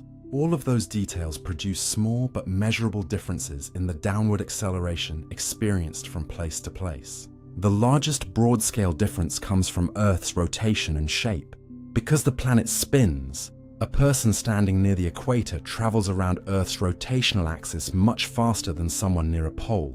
That circular motion produces an effect that slightly reduces the apparent weight measured by a scale. You are still being pulled by gravity, but part of the motion of your rotating reference frame makes the supporting force required from the ground slightly smaller. At the poles, this rotational reduction is essentially absent. Earth's equatorial bulge adds another difference. The equator is farther from Earth's center than the poles are, and gravitational attraction weakens with distance. So being farther from the center contributes to slightly lower gravitational acceleration there. Together, these effects mean that an object generally weighs roughly 0.5% more near the poles than near the equator. For a person, that difference is small enough to escape everyday notice, but large enough for sensitive instruments to measure clearly. Altitude changes weight as well. Climb a high mountain and you move farther from Earth's center, causing gravity to become slightly weaker. Yet the situation is more subtle than simply saying higher means lighter, because the mountain itself contains rock whose mass exerts its own gravitational attraction. Local geology can therefore create small gravitational anomalies. Dense underground formations can strengthen the gravitational field slightly, while regions containing less dense rock can weaken it.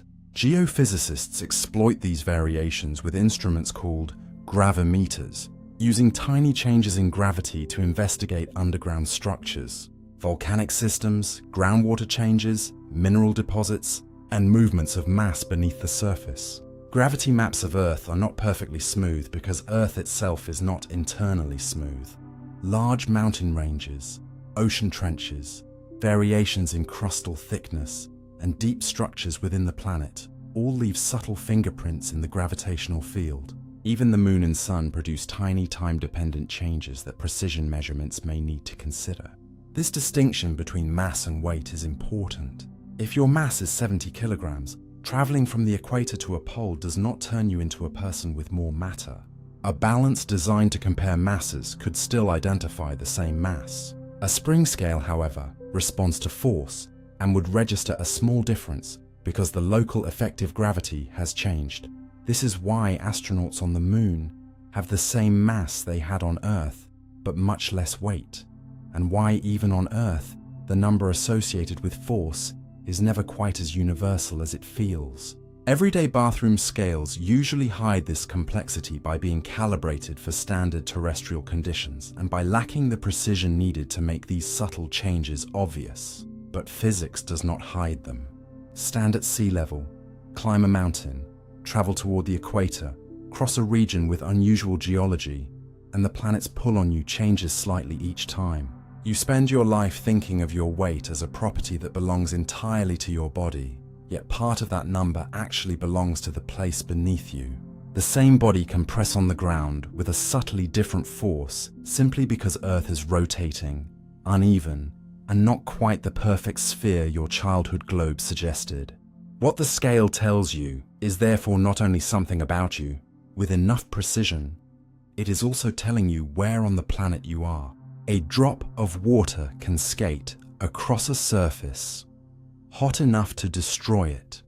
Place a drop of water on a metal surface that is merely hot and it may hiss, flatten and disappear quickly. But make that surface far hotter and something unexpected happens. The drop can survive longer, racing and trembling across the metal, as if an invisible cushion has appeared beneath it. This is the Leidenfrost effect, and it begins when the surface temperature rises high enough that the bottom of the droplet vaporizes almost instantly. Instead of the liquid touching the solid surface directly, a thin layer of water vapor forms underneath it. That vapor acts as a temporary insulating layer, separating most of the liquid from the scorching material below. The result is deeply counterintuitive. A moderately hot pan can sometimes boil a droplet away faster than a much hotter one, because direct contact transfers heat efficiently, while the vapor layer created at higher temperatures slows that transfer. The drop is still receiving heat and still evaporating, but now it is partly protected by its own vapor. You can actually watch this protection change the way the water moves. Vapor continuously escapes from beneath the droplet, flowing outward through the narrow gap between liquid and surface. Because that flow is rarely perfectly symmetrical, it can push the drop sideways, making it dart, spin, wobble, or glide across the metal. On carefully designed surfaces, researchers can even guide Leidenfrost droplets in preferred directions by shaping microscopic or macroscopic grooves that channel the escaping vapor. The droplet can appear almost frictionless because much of it is no longer rubbing directly against the solid surface. Yet this is not levitation in the ordinary sense, and the water is not somehow immune to heat. The vapor layer is temporary. As the droplet loses mass, its shape changes, its internal circulation changes, and eventually it disappears completely. The effect also has a threshold rather than happening at one universal temperature. Because the Leidenfrost point depends on the liquid, the material beneath its surface roughness, pressure, contamination, and other conditions, water on one pan may behave differently from water on another. The phenomenon also reveals something important about boiling. You might imagine that the hotter a surface becomes, the more efficiently it must always transfer heat into a liquid. But once a vapor barrier forms, that simple relationship can fail. Engineers must understand this because vapor layers can either protect surfaces or become dangerous depending on the situation. In cooling systems, nuclear engineering, metallurgy, and other high-temperature processes, stable vapor films can reduce heat transfer at exactly the moment rapid cooling is needed. A surface surrounded by vapor may remain hotter than expected because the liquid coolant is being kept away from direct contact. On the other hand, similar insulating behavior can briefly protect liquid droplets or even wet surfaces from immediate heating under controlled circumstances. The familiar kitchen demonstration therefore hides a serious principle of thermal engineering. Sometimes the material created by heating becomes the very thing that slows further heating. What looks like a tiny bead of water skating playfully across a pan is actually a rapidly changing system of evaporation, pressure, heat flow, and vapor transport. The surface beneath it may be hot enough to make direct liquid contact violently unstable. Yet that extreme heat creates the gaseous layer that lets the drop survive for a little longer. It is a quiet reminder that nature does not always respond in straight lines. More heat does not always mean faster destruction, because under the right conditions, the first thing heat creates can become a shield against itself. Satellite can race around Earth while appearing, completely motionless in the sky. There are satellites moving thousands of kilometers per hour above Earth that, from the ground, can appear to hang over the same point in the sky day after day without drifting east or west. These are geostationary satellites, and their apparent stillness is one of the most elegant consequences of matching motion with motion. Earth rotates once relative to distant space in about 23 hours and 56 minutes, carrying cities, oceans, antennas, and observers around its axis. A satellite placed at the correct altitude above the equator and sent around Earth in the same direction can be given an orbital period that matches that rotation. When those conditions line up, the satellite advances around the planet at exactly the rate required to remain above the same longitude. To someone standing beneath it, the satellite seems fixed, even though it is actually traveling at roughly 11,000 kilometers per hour through space. Its stillness is therefore not the absence of motion, but the result of two motions staying synchronized. The required altitude is about 35,800 kilometers above Earth's equator, much farther away than low Earth orbit spacecraft. At that distance, gravity is weaker, so the satellite moves more slowly around Earth and takes almost one sidereal day to complete an orbit. Move it significantly lower and it would orbit too quickly, sliding across the sky relative to the ground. Move it much higher and it would lag behind Earth's rotation. The orbit must also lie almost exactly above the equator and have very little eccentricity. If it were strongly tilted, the satellite would appear to wander north and south each day. If its orbit were noticeably elongated, it would appear to drift east and west as its speed changed along the orbit. Satellites with periods matching Earth's rotation, but without those other conditions, are called geosynchronous, rather than truly geostationary, and from the ground, they can trace looping patterns instead of remaining fixed. The geostationary orbit is extraordinarily useful because an antenna on Earth can point toward one location and keep communicating with the same satellite without continuously tracking it across the sky. That is why this region is valuable for television broadcasting, communications, and weather observation. Geostationary weather satellites can continuously watch the same broad hemisphere, building long sequences of cloud movement, storms, hurricanes, and atmospheric changes without losing sight of the region every few minutes. But the orbit also comes with limitations. Because these satellites are so far away, radio signals take a noticeable amount of time to travel up to them and back, adding latency to communications. The distance also limits how much detail Earth-observing instruments can resolve compared with similar instruments in much lower orbits. And geostationary satellites cannot sit directly above high latitudes because the defining orbit must remain in Earth's equatorial plane. From far northern or southern locations, they appear low on the horizon, and beyond certain regions they may not be visible at all. Keeping a satellite apparently stationary also requires maintenance. The moon, the sun, the uneven distribution of Earth's mass and pressure from sunlight slowly disturb the orbit, so satellites periodically use thrusters to perform station-keeping maneuvers. Eventually, when many geostationary spacecraft reach the ends of their useful lives, operators raise them into so-called graveyard orbits above the crowded operational belt, rather than simply leaving them where they might interfere with working satellites. Even the most motionless-looking satellite is therefore involved in constant management and continual motion. What makes the geostationary idea so striking is how completely appearance can hide speed. You could point a dish toward one tiny patch of sky for years and communicate with something that seems permanently anchored there, while that object is actually circling an entire planet once every day. Nothing is frozen. Nothing is hanging from space. The satellite appears still only because Earth beneath you is moving in perfect step with it, turning enormous speed into the illusion of rest. A room can contain spots where the same sound almost disappears. Walk across a room while a single steady note is playing, and you may discover something your ears were never taught to expect. The sound can suddenly become much weaker in one spot, then return only a step away, even though the speaker has not changed at all. The room itself is reshaping what you hear. Sound does not travel from a speaker to your ears along only one clean path.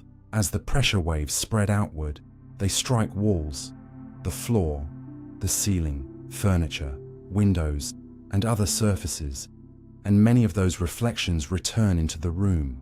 The direct sound from the speaker and these reflected versions then overlap everywhere around you. Because the reflected waves have traveled different distances, they do not always arrive at the same stage of their vibration. In some locations, they reinforce one another, making a particular tone unusually strong. In other locations, a wave can arrive while another is pushing the air in the opposite part of its cycle, causing their pressure changes to oppose each other. When the match is close enough, that frequency becomes dramatically quieter at that point. In enclosed spaces, repeated reflections can organize into standing wave patterns, creating relatively stable regions of strong and weak sound, known as antinodes and nodes. The effect is especially easy to notice with low bass frequencies because their wavelengths are long enough that the distance between loud and quiet regions can be comparable to the size of a room. Play a deep test tone through a subwoofer, walk slowly from one wall to another, and you may hear the bass swell powerfully in one location, almost disappear in another, then return somewhere else. Nothing inside the speaker is changing.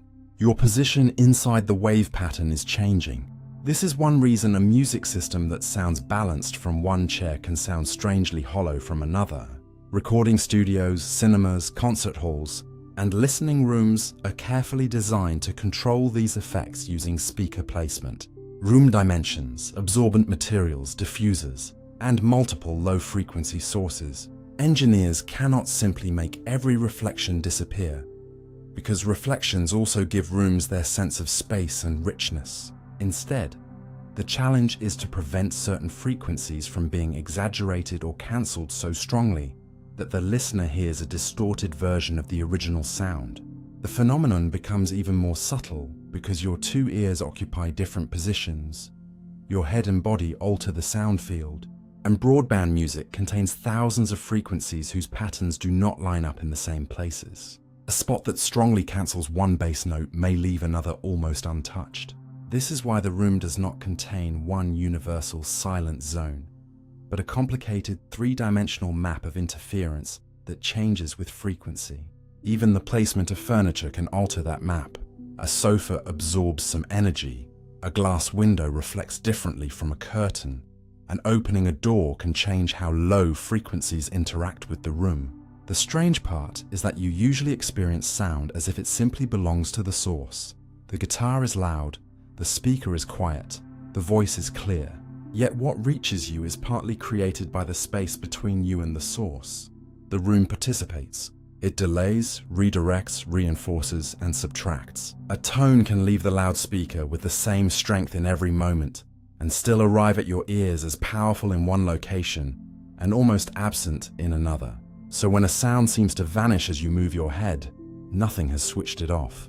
You have simply stepped into a place where different journeys through the room meet in such a way that part of the sound erases itself.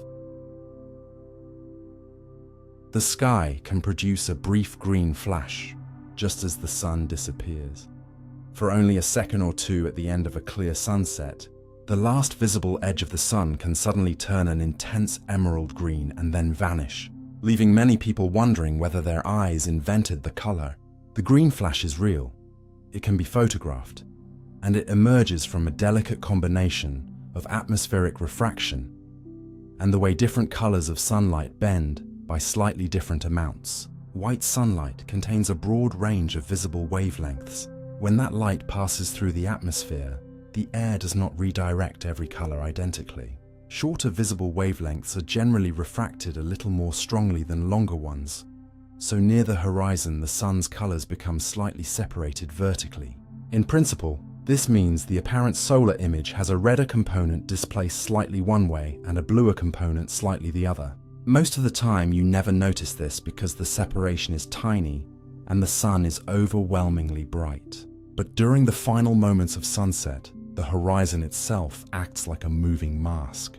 As the solar disk disappears, the red and orange portions can drop from view first, while a thin upper rim containing greener and bluer light remains visible for a moment longer.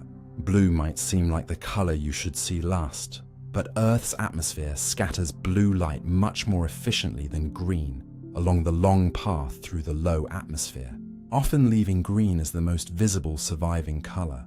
Under the right conditions, that remaining strip can intensify into a brief flash. The effect is easiest to see when the horizon is distant, flat, and sharply defined, which is why open oceans are famous viewing locations. Though flat deserts, large lakes, mountaintops, and high-altitude aircraft can also provide excellent conditions, the atmosphere must cooperate as well. Layers with different temperatures can magnify, stretch, or distort the narrow-colored rim, making the flash brighter and longer than simple refraction alone would produce. Several different types of green flash have been documented, including forms associated with ordinary temperature gradients and others produced by atmospheric inversions.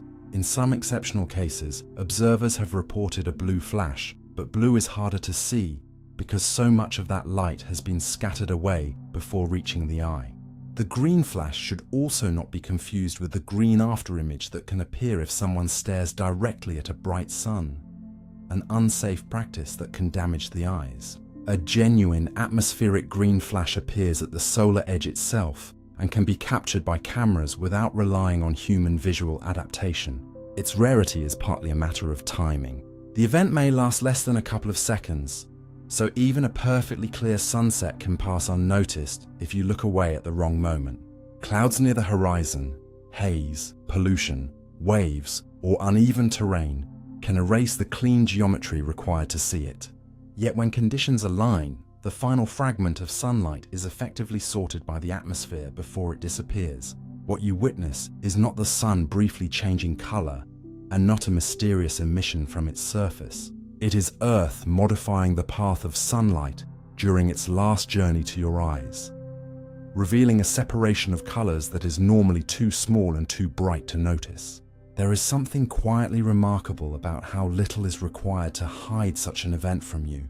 A little haze, the wrong temperature profile, a hill on the horizon, or simply blinking at the wrong second. The green flash is not rare because the physics is impossible. It is rare because the atmosphere must briefly become precise enough for you to see one tiny color survive after the others have already slipped from view. Water can boil at room temperature without being heated. You could place a glass of completely ordinary room temperature water inside the right chamber, remove enough air from around it, and watch bubbles suddenly erupt through the liquid even though no heater has touched it. The reason is hidden in what boiling actually means. You probably learned to associate boiling with 100 degrees Celsius because that is roughly what water does near sea level. But 100 degrees is not a universal command built into water. A liquid boils when its own vapor can form bubbles strongly enough to survive against the pressure pressing down on it from outside.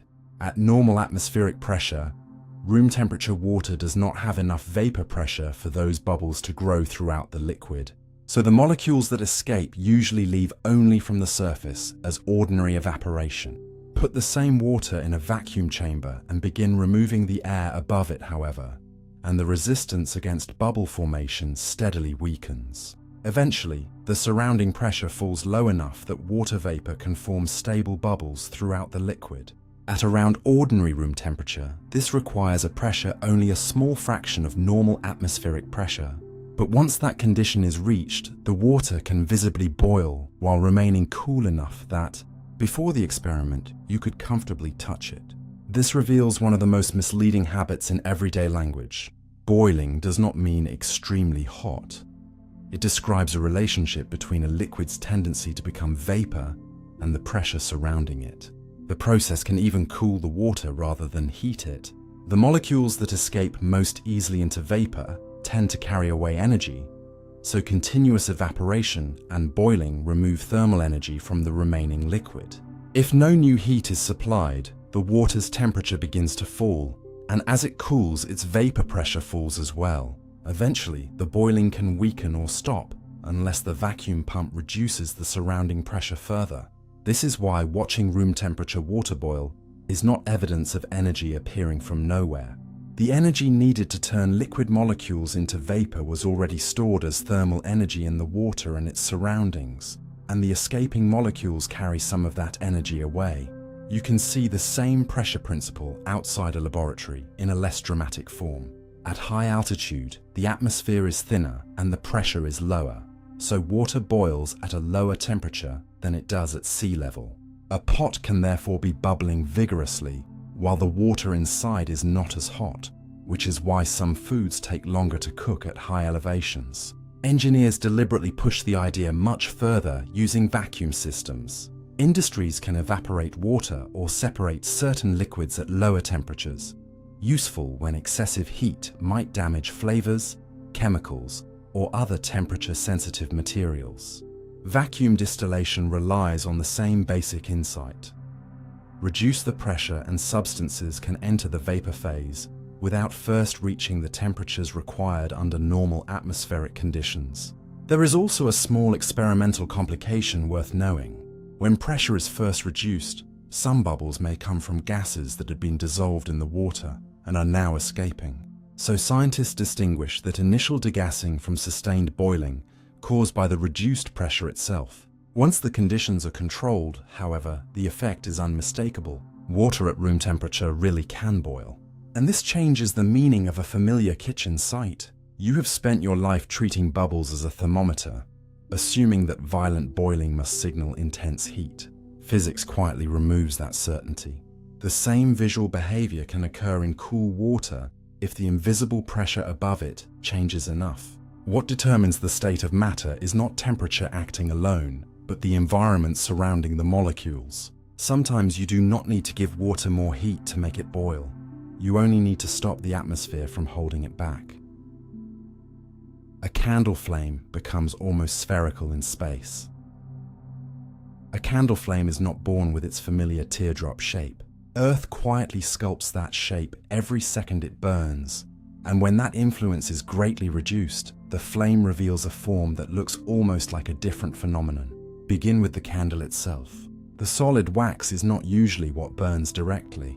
Heat from the flame melts wax near the wick. The liquid wax travels upward through the tiny spaces inside the wick by capillary action, and near the hot tip it vaporizes. Those fuel vapors mix with oxygen and react in a thin region surrounding the wick, producing the visible flame. On Earth, that reaction creates hot gases that become less dense than the cooler air around them. Those gases rise, fresh oxygen-rich air is drawn toward the base, and the entire flow stretches the reaction zone upward. The yellow pointed flame you recognize is therefore partly a map of moving gas. Now place a candle in a microgravity environment and that organized upward circulation nearly disappears. There is no strong buoyant stream carrying hot combustion products away in one preferred direction. So oxygen must reach the flame mainly through the much slower process of molecular diffusion, while fuel vapor and combustion products spread outward as molecules mix. With no powerful upward flow stretching the reaction zone, the flame tends toward a rounded form surrounding the wick. NASA candle experiments in microgravity have observed small, dim blue flames that were approximately hemispherical or nearly spherical rather than tall and yellow. The change in color is not decorative. It reveals how different the chemistry has become. A bright yellow candle flame on Earth contains tiny soot particles heated until they glow. In many microgravity candle experiments, the slower fuel supply and different oxygen transport produce cooler combustion with far less visible soot, allowing the flame to appear faint and blue. The reaction can also sit farther from the wick because oxygen and fuel must diffuse through the surrounding gases before reaching the region where their mixture supports combustion. NASA educational material describes this reduced oxygen and fuel transport as lowering the flame temperature and the candle's wax consumption rate. This means the spherical shape is only the most obvious part of a deeper change. The entire cycle that keeps a candle alive has been rearranged. On Earth, rising hot gas constantly clears combustion products away and helps deliver fresh air.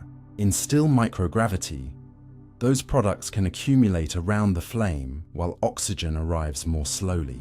Depending on oxygen concentration, chamber size, wick geometry, and airflow, the flame may weaken, oscillate, or eventually extinguish.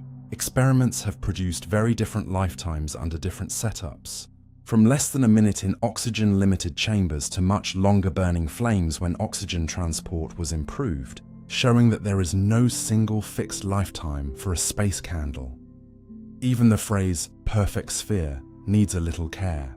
A real candle still has a wick and a pool of cooler wax beneath the flame, and those structures disturb ideal symmetry, so experimental flames can be hemispherical or only approximately spherical.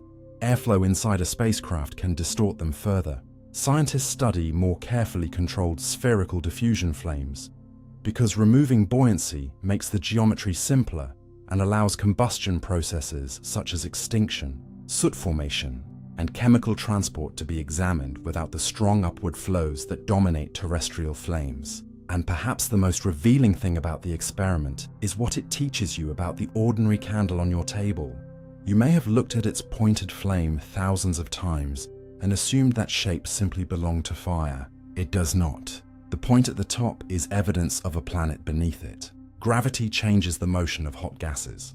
That motion changes how oxygen arrives. Oxygen transport changes combustion. And combustion determines the shape and color you finally see. Remove one familiar influence, and the yellow teardrop softens into a small blue globe. The candle has not become unnatural in space. It has simply stopped showing you the version of fire that Earth trained you to think was universal.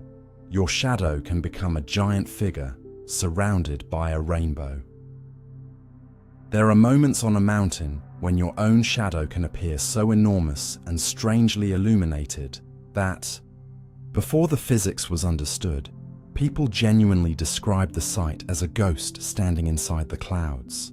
The phenomenon is called a Brocken spectre, named after the Brocken mountain in Germany, where it was famously observed and described, and it appears when you stand above or beside a bank of cloud or fog with the sun behind you. Your body blocks the sunlight and projects a shadow onto the suspended droplets ahead, but because the fog can be far from you and lacks a clear, solid surface, The shadow may look enormously enlarged, stretched, and strangely detached from your actual body. Unlike a shadow on a wall, there is often no obvious background telling your brain how far away the image really is. That missing distance information can make the figure seem like a towering person standing somewhere inside the mist. Move your arm and the giant raises its arm. Shift your body and it follows. If the clouds move toward or away from you, the spectre can appear to grow, shrink, or drift, giving an ordinary projection an almost living quality. But the most beautiful part can appear around the shadow's head. One or more colored rings called a glory. A glory is related to the interaction of sunlight with tiny water droplets. But it is not simply an ordinary rainbow wrapped around a shadow. Its rings are usually much smaller and arise through a more delicate combination of scattering, diffraction, and wave interference, involving light interacting with nearly uniform droplets. The exact physics is subtle, and simple ray diagrams that work well for ordinary rainbows do not completely describe it. Light entering and interacting with the droplets is redirected strongly back toward the direction from which the sunlight came, producing colored rings centered on the anti-solar direction. The line extending from the sun through your head and into the cloud ahead. Because your eyes occupy that line, the glory appears centered around your own shadow. Another observer standing a few meters away sees a glory centered around their own position instead of yours. That detail gave the phenomenon much of its historical mystery. When several people stood together, each could see the colored halo surrounding their own shadow, while failing to see exactly the same halo around everyone else. To the observer, it could look as though nature had singled them out. The size and brightness of the glory depends strongly on the droplets. Small, relatively uniform droplets can produce clear rings, while a wider range of droplet sizes tends to blur the colors. Pilots and passengers sometimes see particularly beautiful glories around the shadow of an aircraft projected onto clouds below, where the dark silhouette of the plane appears surrounded by luminous concentric rings. Mountain climbers may see the human version when the sun is low behind them and mist fills the valley ahead. The apparent gigantic scale of the spectre contains another trick of perception. Your shadow does not necessarily become physically enormous on one distant flat screen. Different parts may be projected into fog at different distances, and because the fog provides few visual clues, your brain tries to interpret a three-dimensional shadow field as though it were a single object. The result can feel far more massive than the geometry truly is. History is filled with mountain legends involving enormous shadowy figures, and it is easy to understand how such stories began. A solitary traveler reaches a ridge, turns toward the fog, and discovers a giant dark human shape apparently suspended in the cloud, surrounded by colored light and copying every movement.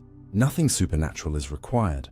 But knowing the explanation does not make the experience ordinary, it makes it more precise. Your body has become part of an optical instrument, extending from the sun behind you to microscopic droplets, floating hundreds or thousands of meters ahead.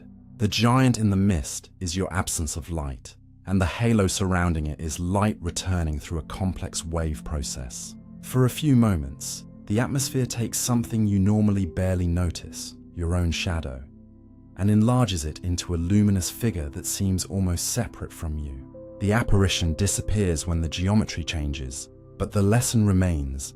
Sometimes the strangest figure in the landscape is created not by something standing there, but by the exact place from which you happen to be looking. A stream of water can be bent without touching it.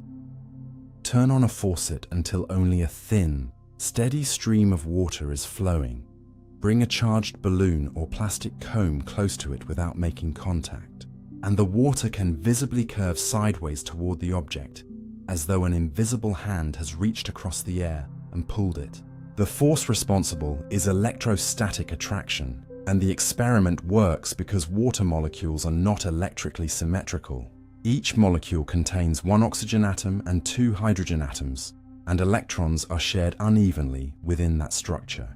The oxygen side carries a slight negative character, while the hydrogen side carries a slight positive character, making water a polar molecule. Under normal conditions, Countless molecules point in constantly changing directions, so the liquid does not behave like one large permanent magnet or carry a net electrical charge simply because it is water, but bring an electrically charged object nearby, and its electric field influences how those molecular charges are oriented.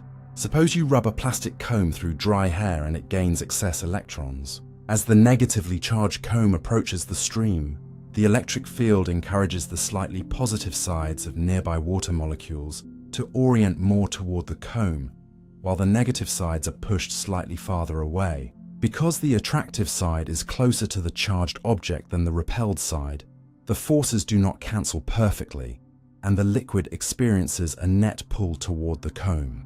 The result is visible on a scale large enough for you to watch. The entire narrow stream bends.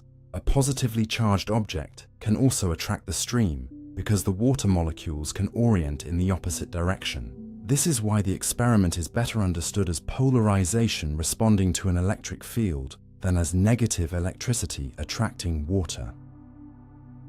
The water does not need to carry the opposite net charge beforehand. Its internal charge distribution can rearrange enough for attraction to occur. The effect becomes easier to see with a thin stream because only a small sideways force is needed to deflect it noticeably.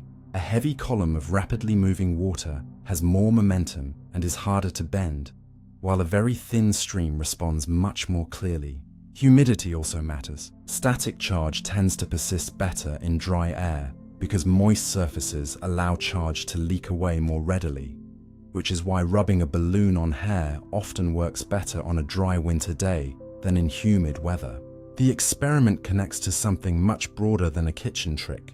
The same basic idea of electric fields interacting with polar molecules helps explain why water is such an unusual solvent. Its molecular polarity allows it to surround ions and interact strongly with many charged or polar substances, helping salts dissolve and allowing an enormous range of chemical reactions to occur in aqueous environments. That does not mean the faucet stream is bending, because individual molecules are being ripped apart or electrically charged by the comb. The molecules remain water. The external field is simply biasing their orientation enough that the collective liquid responds. There is also a more general principle at work. Even substances with no permanent molecular dipole can often be polarized by an external electric field because their internal charges can shift slightly. Water gives a particularly visible demonstration because its molecules already possess strong permanent polarity and because a narrow stream can physically move. You can even see related electrostatic attraction with tiny droplets. Although surface tension, airflow, and charge transfer can complicate what happens once the liquid actually touches a charged object. What makes the untouched bending stream so compelling is how directly it reveals something your senses normally cannot see. The space between the comb and the water looks empty. There is no string, no moving air strong enough to explain the curve, no contact transmitting a mechanical push. Yet an electric field occupies that region and changes the forces acting on molecules inside the liquid. You are watching matter respond to a structure in space that your eyes cannot detect directly. The water becomes a kind of indicator, tracing the presence of the field through its own motion. And once you see that simple stream lean sideways before anything touches it, the empty space around ordinary objects no longer feels quite so empty. Invisible electric interactions have been there all along, waiting for something sensitive enough to reveal them. The air above you has enormous weight, yet you do not feel crushed by it. You are carrying the weight of an entire column of atmosphere above your body right now, and yet nothing about sitting in a room feels like being trapped beneath a mountain. At sea level, the atmosphere presses on every square centimeter of your body with a force created by the weight of all the air above it. And when that pressure is added across the surface of a human body, the total force becomes enormous, far greater than anything you could comfortably support if it were applied from only one direction. The reason you survive it so effortlessly is that atmospheric pressure does not act like a heavy slab resting on your shoulders. Air is a fluid, and pressure in a fluid acts in many directions. Molecules of nitrogen, oxygen, water vapor, and other gases are constantly colliding with surfaces from every side, including your skin, your clothes, the walls around you, and the objects on your desk. At the same time, your body is not an empty shell waiting to collapse. The fluids and gases inside your tissues exert outward pressure that closely balances the pressure outside. Your blood, cells, organs, and body cavities have developed under this atmospheric environment, so there is normally no huge unbalanced force trying to crush you inward. What matters physiologically is not simply the absolute pressure around you, but differences in pressure. You notice this whenever an airplane climbs or descends and your ears begin to feel uncomfortable.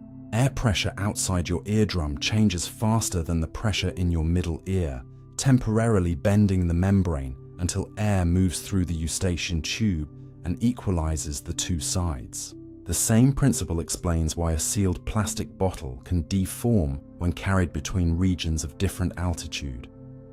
Unlike your body, the trapped air inside may not adjust quickly enough to match the changing external pressure.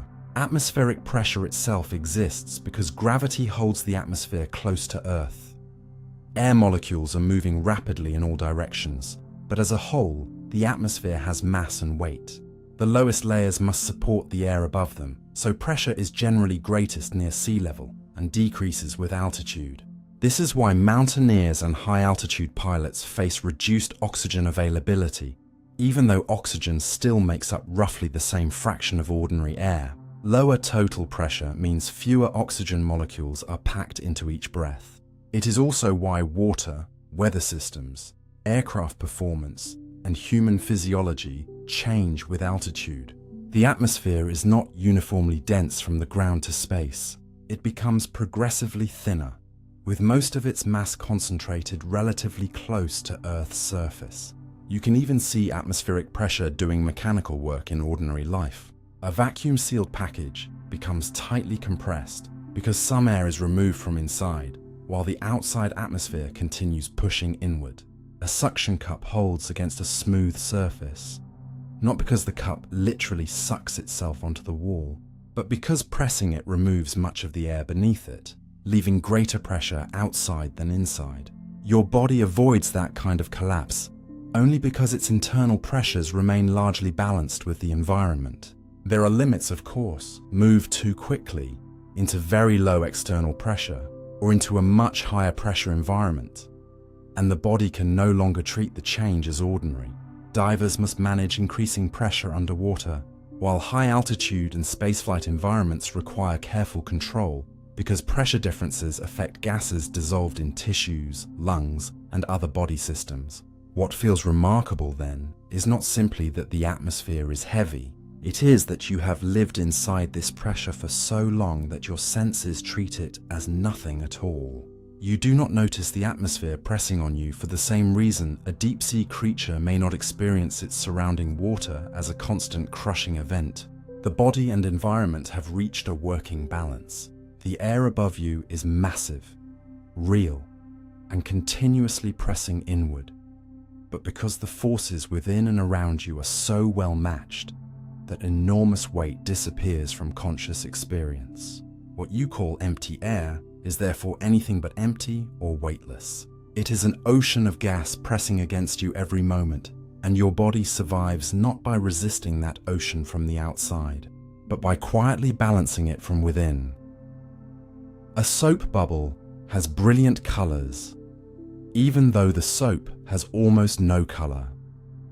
A soap bubble can glow with bands of violet, green, gold, blue, and red, even though the liquid forming its surface is nearly transparent, because the color is not really stored in the soap at all. It is created by the thickness of the film and the way light waves meet after reflecting from its two surfaces. A bubble is built from an extraordinarily thin layer of water held between soap molecules, with air on both sides. When ordinary white light reaches that film, some of the light reflects from the outer surface while another portion enters the film, travels a tiny extra distance, and reflects from the inner surface before returning toward your eyes. Those two reflected waves then overlap. Because different colors of visible light have different wavelengths, The extra distance traveled through the film affects each color differently. For certain wavelengths, the reflected waves line up in a way that strengthens them, making that color appear bright. For others, the waves arrive out of step and weaken one another, causing those colors to fade. This process is called thin film interference, and it means that the color you see depends mainly on how thick the bubble is at that exact location and from which angle you are viewing it. The surface is never perfectly uniform. Gravity slowly pulls liquid downward, making the film thinner near the top and thicker near the bottom, while evaporation, air currents, and motion inside the liquid continually reshape the thickness.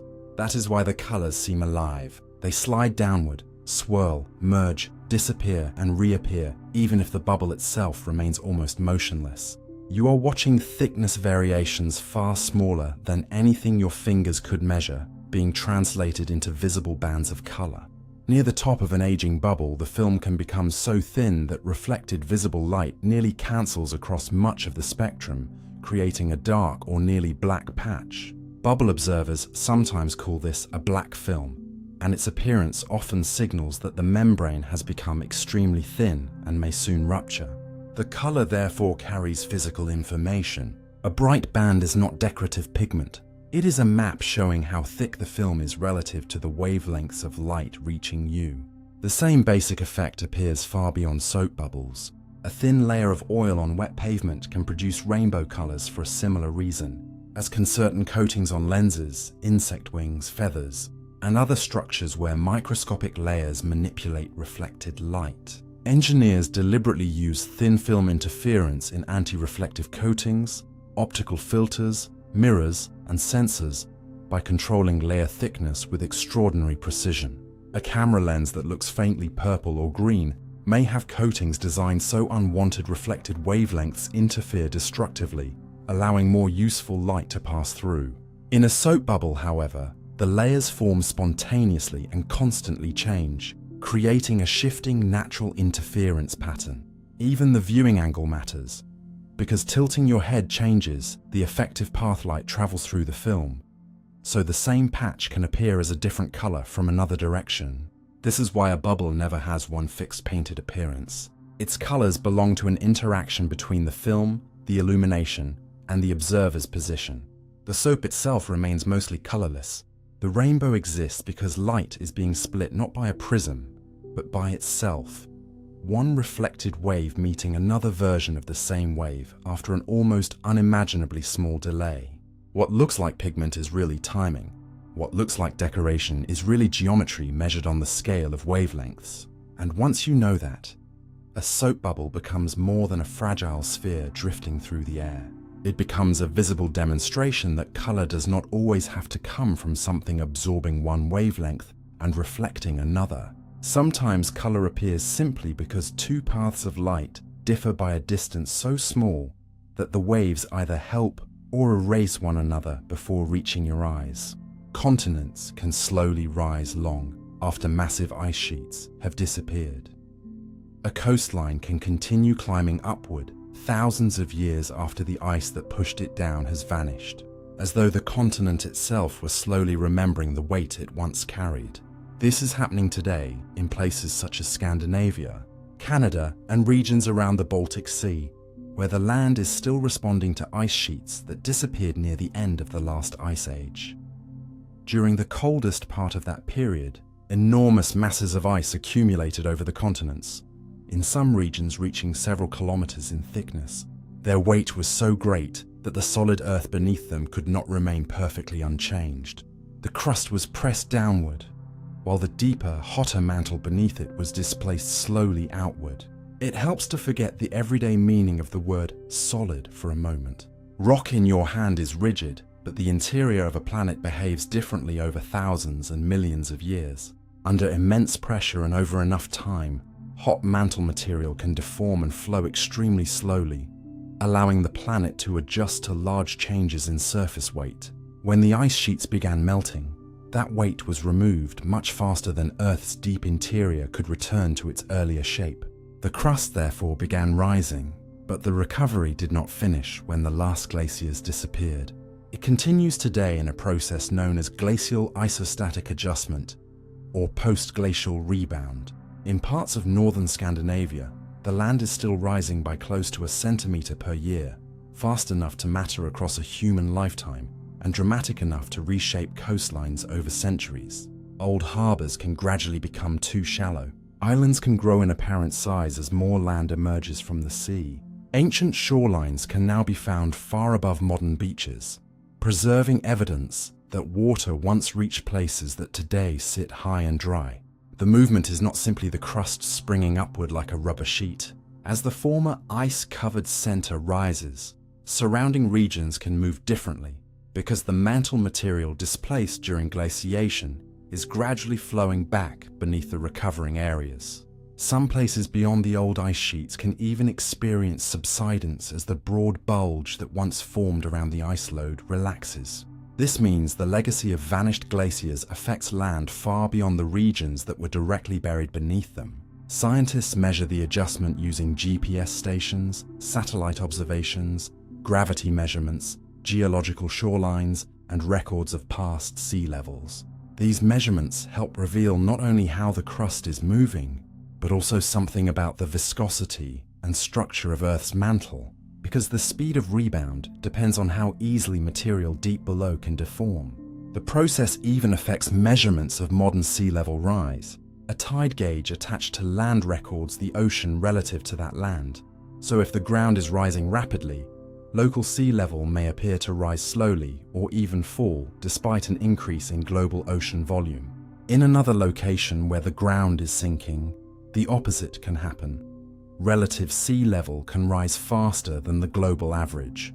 Researchers therefore have to separate the movement of the ocean from the movement of the continents beneath their instruments. Glacial rebound can also slightly alter Earth's gravity field because huge masses of ice have been removed, and material inside the planet is still redistributing itself. Even Earth's rotation can respond subtly when enormous amounts of mass shift position, showing how deeply connected the planet's surface and interior really are. What makes all of this so difficult to feel is the pace. A few millimeters of uplift in a year means nothing to your senses.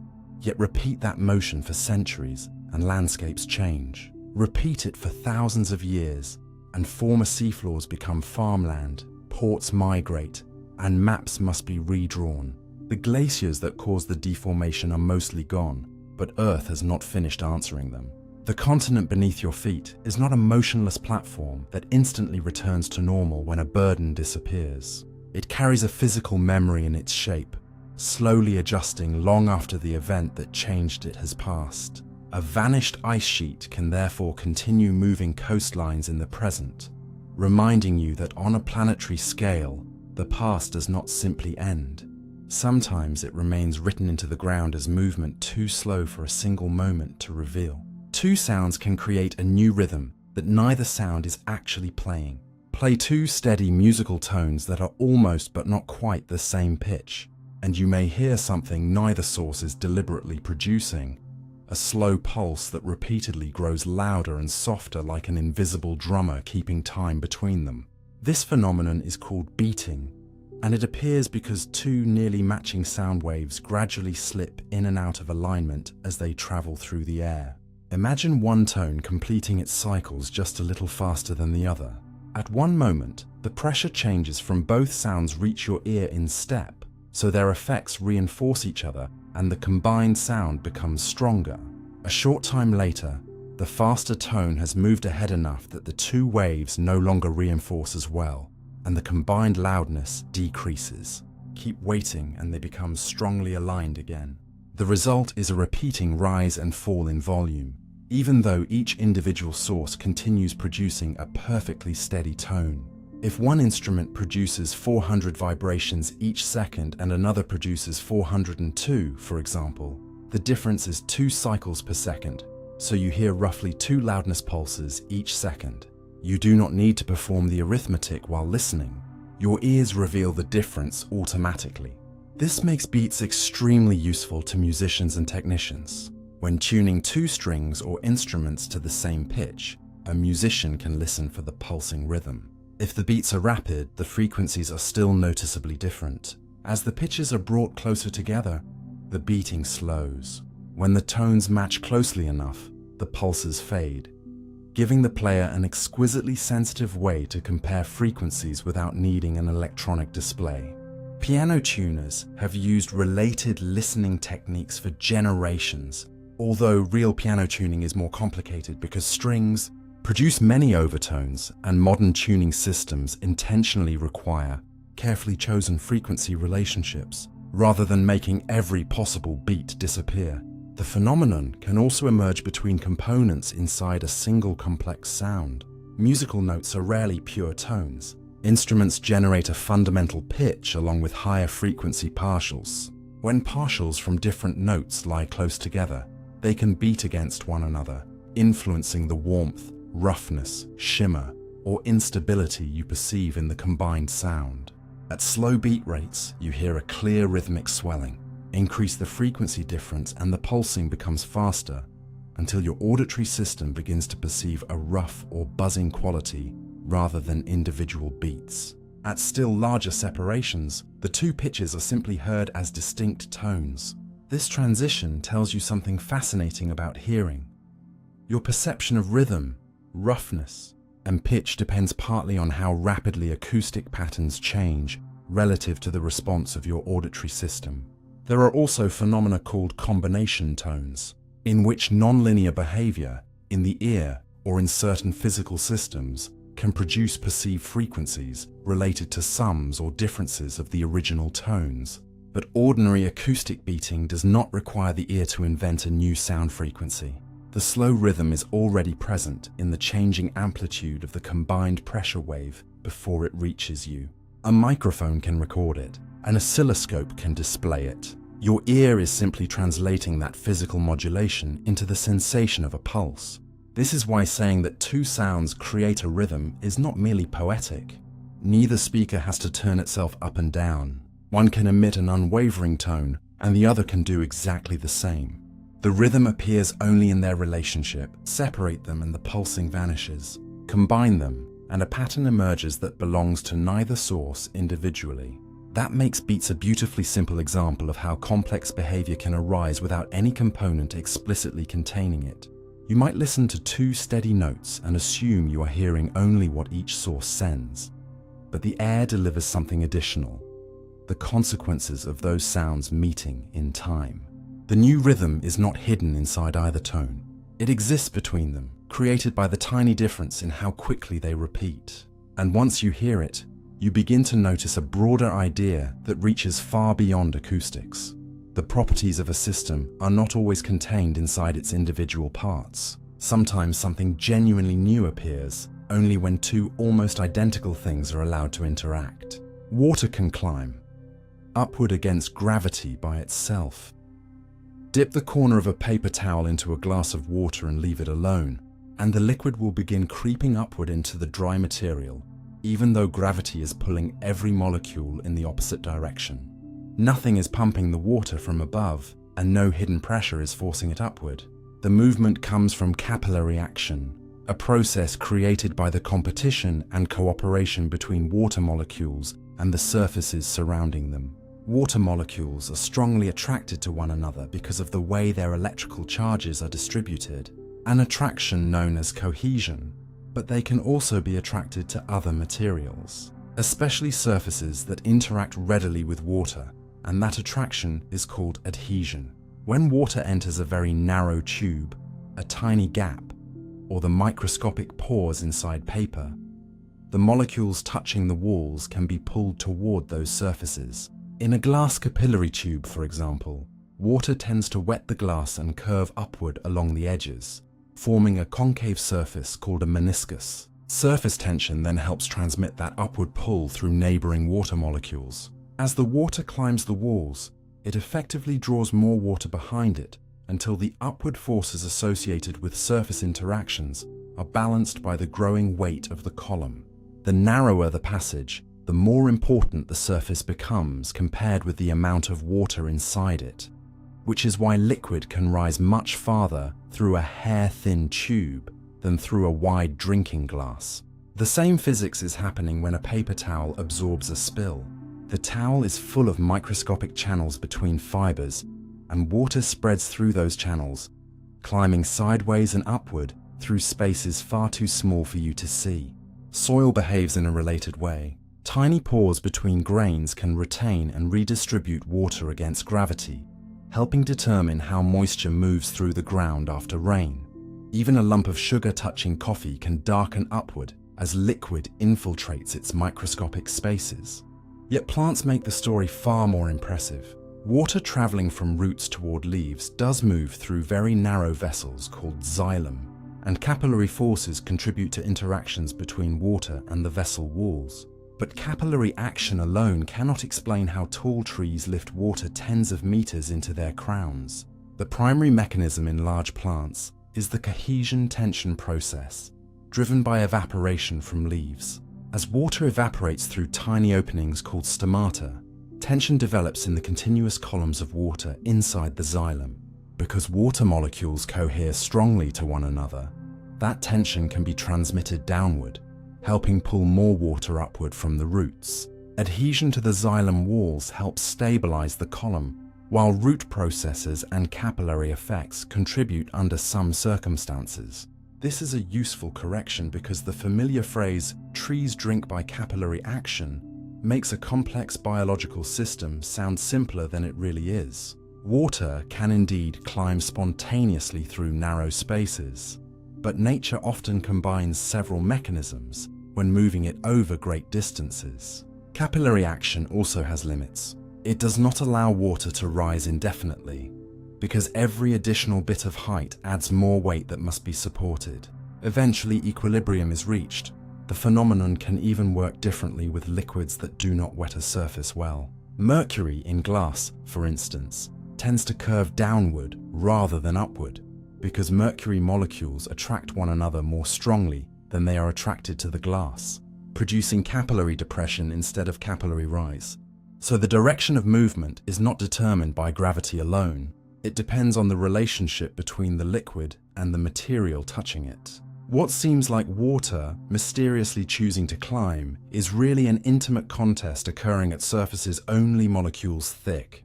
Gravity pulls the bulk of the liquid downward, while molecular attractions along a narrow boundary can pull part of it upward. On the scale of a bucket, gravity dominates and water falls exactly as you expect. Shrink the pathway until surfaces become overwhelmingly important, and an entirely different behavior emerges. A droplet can rise into cloth, paper, wood, soil, or glass without a motor, because at small scales the boundaries around the water begin to matter as much as the world beneath it. And that is the quiet reversal hidden in capillary action. The same liquid that rushes downhill in rivers can, inside a passage thin enough, slowly climb toward the sky. The moon can produce rainbows at night.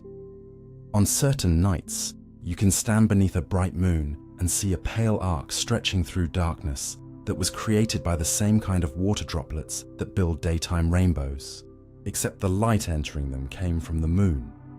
These nocturnal arcs are called moonbows or lunar rainbows, and they are rare not because the optics suddenly become exotic at night, but because moonlight is dramatically weaker than direct sunlight.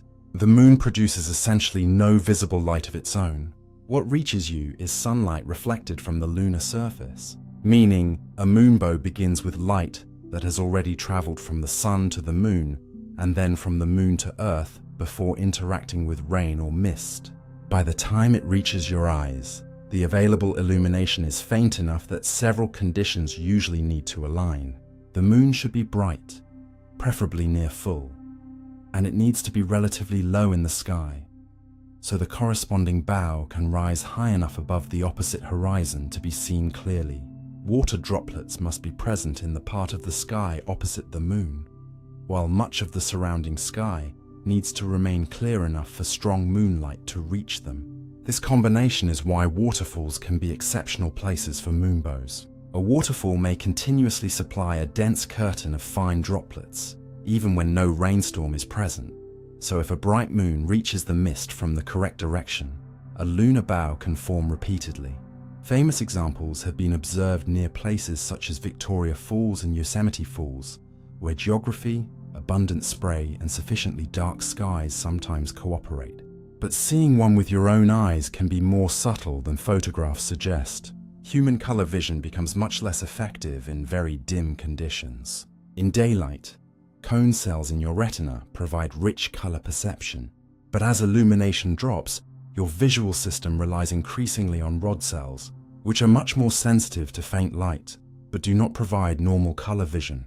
As a result, a real moonbow containing separated wavelengths may appear mostly white, silver, or only faintly colored to a person standing beneath it. A camera using a long exposure can collect light for seconds rather than the fraction of a second available to your eye, often revealing reds, greens, and blues that were physically present but too weak for your visual system to distinguish clearly. This creates a strange situation in which the photograph can look more colorful than the direct experience without being false. The camera is not inventing the colors. It is accumulating enough photons to make differences visible that your night-adapted eyes struggle to resolve. Darkness itself therefore becomes part of the phenomenon. Artificial lighting can overwhelm the faint arc, which is why moonbows are much easier to see away from cities and bright roads. Clouds can block the moon, haze can reduce contrast, and even the lunar phase matters, because a crescent moon usually does not provide enough illumination for a strong bow. The geometry also places constraints on when you can see one. Because the bow appears on the side of the sky opposite the light source, a moonbow forms opposite the moon rather than around it. A high moon places the relevant center lower, often pushing much of the bow below the horizon, while a lower moon can raise the arc into view. There can even be secondary lunar bows under exceptionally good conditions, just as secondary optical arcs can form from additional internal reflections within droplets. Although these are even fainter and harder to observe. What makes a moonbow especially beautiful is not that it introduces a completely new law of nature, but that it reveals how much familiar physics can change when the available light becomes scarce. During the day, a brilliant arc can dominate an entire landscape and make its colors impossible to ignore. At night, essentially, the same interaction between light and water can become so faint that your eyes perceive only a ghostly curve, while a camera quietly uncovers the hidden spectrum. The moon has not created a different rainbow. It has shown you how much of what you call color depends not only on wavelengths existing in the world, but on whether enough light reaches your eyes for your nervous system to recognize them. A moonbow can therefore be physically colorful and perceptually pale at the same time, hanging in the darkness as a reminder that nature can produce a full optical event even when your senses are receiving only a fraction of the evidence. A mountain can bend the crust of the earth beneath its own weight. A mountain range may look like the most rigid thing on Earth, yet its own weight can slowly force the planet beneath it to bend. The crust feels impossibly solid on the scale of a human life, but over distances of hundreds of kilometers and timescales of thousands to millions of years, it behaves more like a strong but slightly flexible shell resting above hotter, deeper material. When a huge load is placed on that shell, the crust can flex downward. Mountains provide exactly that kind of load. A large range contains an enormous mass of rock, and that mass does not simply sit on the surface without consequence. It pushes downward, causing the lithosphere beneath and around it to deform. Geologists call this process lithospheric flexure, and it helps explain why deep basins often form next to major mountain belts. As mountains grow through tectonic collision, the weight of the rising crust can depress neighboring regions, creating long troughs called foreland basins. Sediments eroded from the mountains then wash into these lowered areas, sometimes accumulating to great thickness over millions of years. In this way, a mountain can indirectly create the basin that later stores pieces of its own destruction. The process is not limited to mountains. Large volcanoes, thick ice sheets, major sediment piles, and even chains of oceanic islands can load the lithosphere enough to make it bend. Around volcanic islands such as Hawaii, the enormous weight of the volcanoes depresses the oceanic crust beneath them, while regions farther away can flex slightly upward. This tells scientists something important. The lithosphere has mechanical strength, but it is not perfectly rigid. How much it bends depends on its thickness, temperature, age, and internal structure. Younger, hotter lithosphere tends to be easier to flex, while older and colder lithosphere can behave more stiffly across broad distances. Mountain ranges also have deep roots beneath them. When continents collide and crust is thickened, the visible peaks above the surface are often accompanied by thickened crust extending downward, somewhat like the submerged portion of an iceberg. This is part of a broader principle called isostasy, in which large blocks of crust tend toward gravitational balance with the denser material beneath them. But isostasy does not mean the crust instantly adjusts into perfect equilibrium. Real Earth is viscous, layered, fractured, and constantly changing, so loading and unloading can produce delays, flexure, and long-term movement. Erosion adds another twist. As wind, rivers, glaciers, and landslides remove material from a mountain range, the load becomes lighter.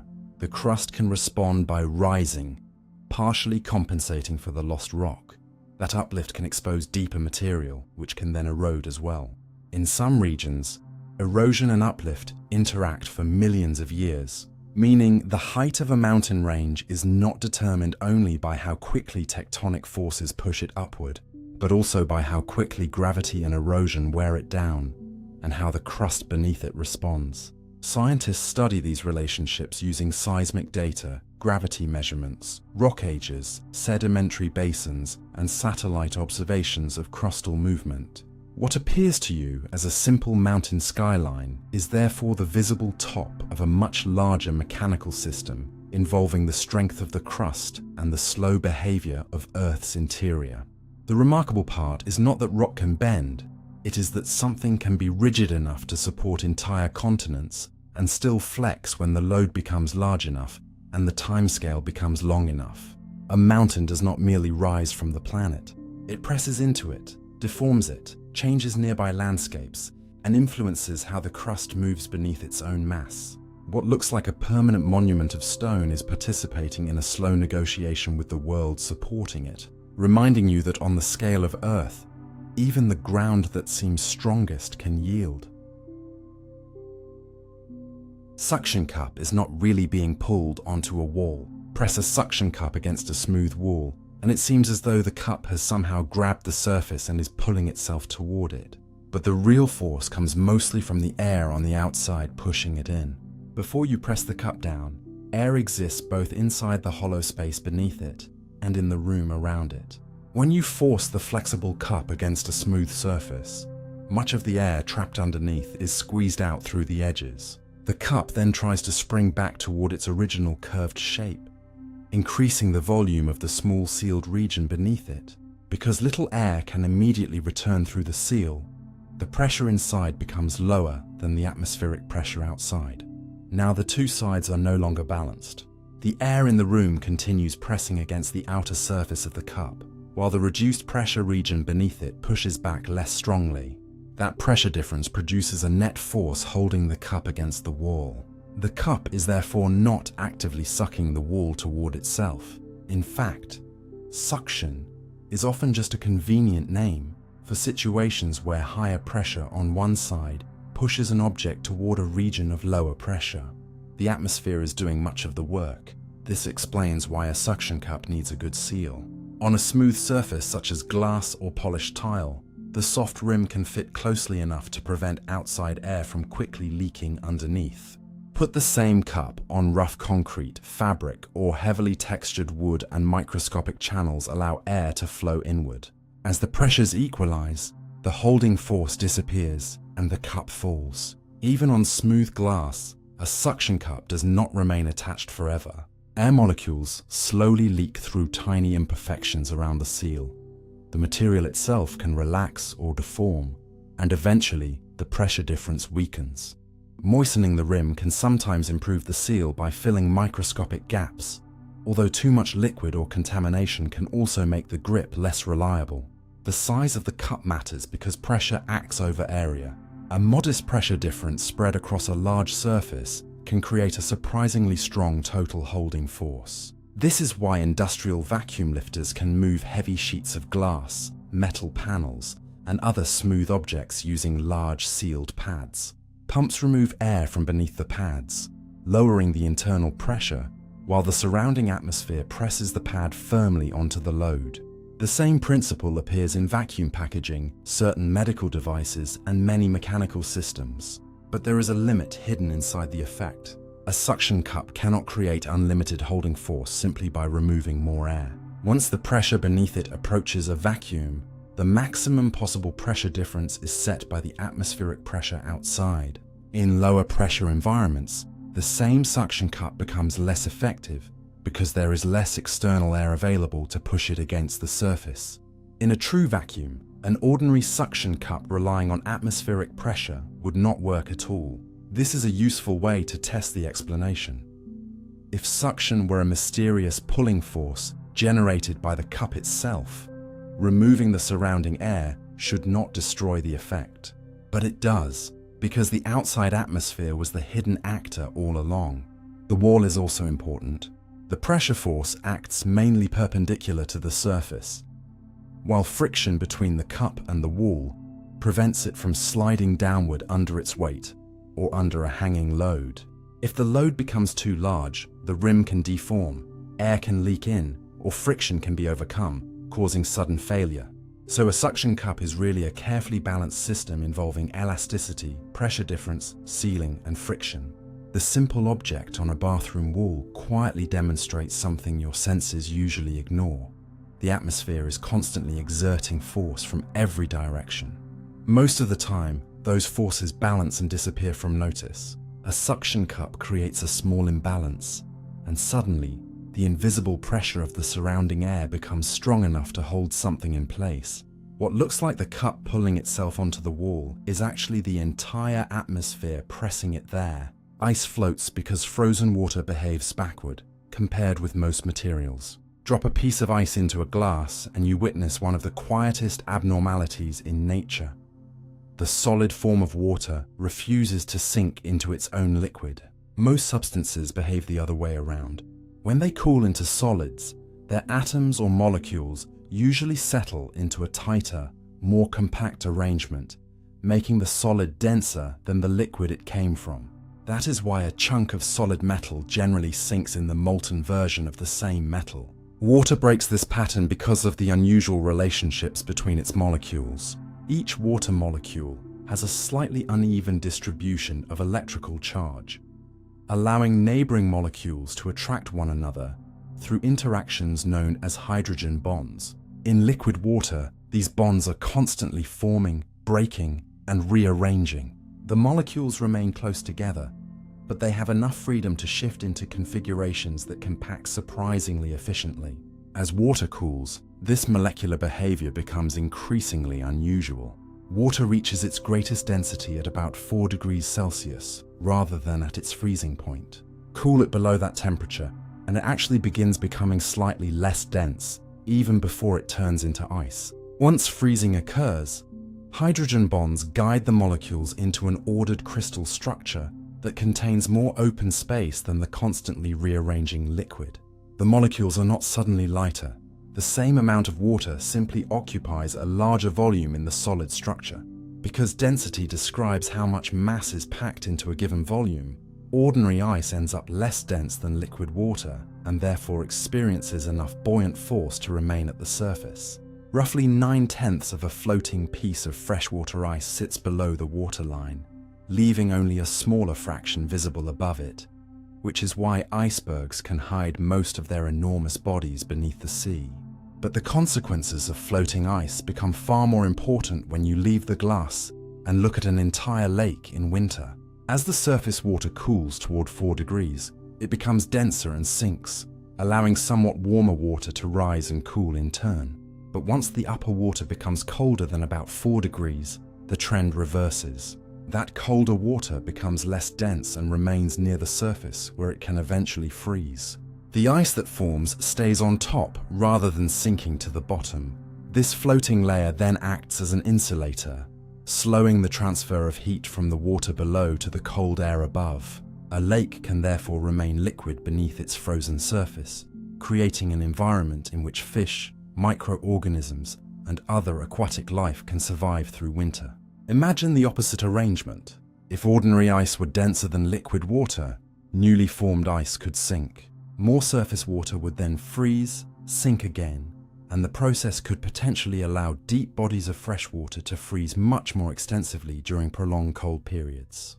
Water's strange density behavior does not guarantee that every lake remains safely liquid under all conditions, but it fundamentally changes how freezing proceeds and makes the familiar top-down pattern possible. Even the seasonal mixing of lakes is influenced by the fact that water near 4 degrees Celsius is especially dense, helping shape how oxygen and nutrients move through aquatic environments. This is why the floating ice cube is not merely an amusing exception in a chemistry textbook. It is evidence of molecular geometry, with consequences large enough to influence ecosystems and landscapes. The property can be traced back to the shape of a water molecule and the way billions upon billions of those molecules prefer to arrange themselves when their motion slows. You normally think of freezing as matter becoming more tightly locked together, and in one sense, ice certainly becomes more ordered, but greater order does not always mean tighter packing. In water, the ordered structure creates emptier space. The solid becomes less crowded than the liquid, and because of that microscopic reversal, winter lakes freeze from the surface, icebergs rise out of oceans, and a substance so ordinary that you drink it every day behaves in a way that many other materials simply do not. The ice floating beside you is therefore showing you something easy to miss. Nature does not promise that colder means denser, or that solid means heavier for its size. Sometimes becoming more organized creates more space, and that small molecular difference can reshape an entire frozen world. Sunlight can create bright, fake suns on either side of the real sun. Sometimes you can look toward a cold, bright sky and find 3 apparent suns staring back at you.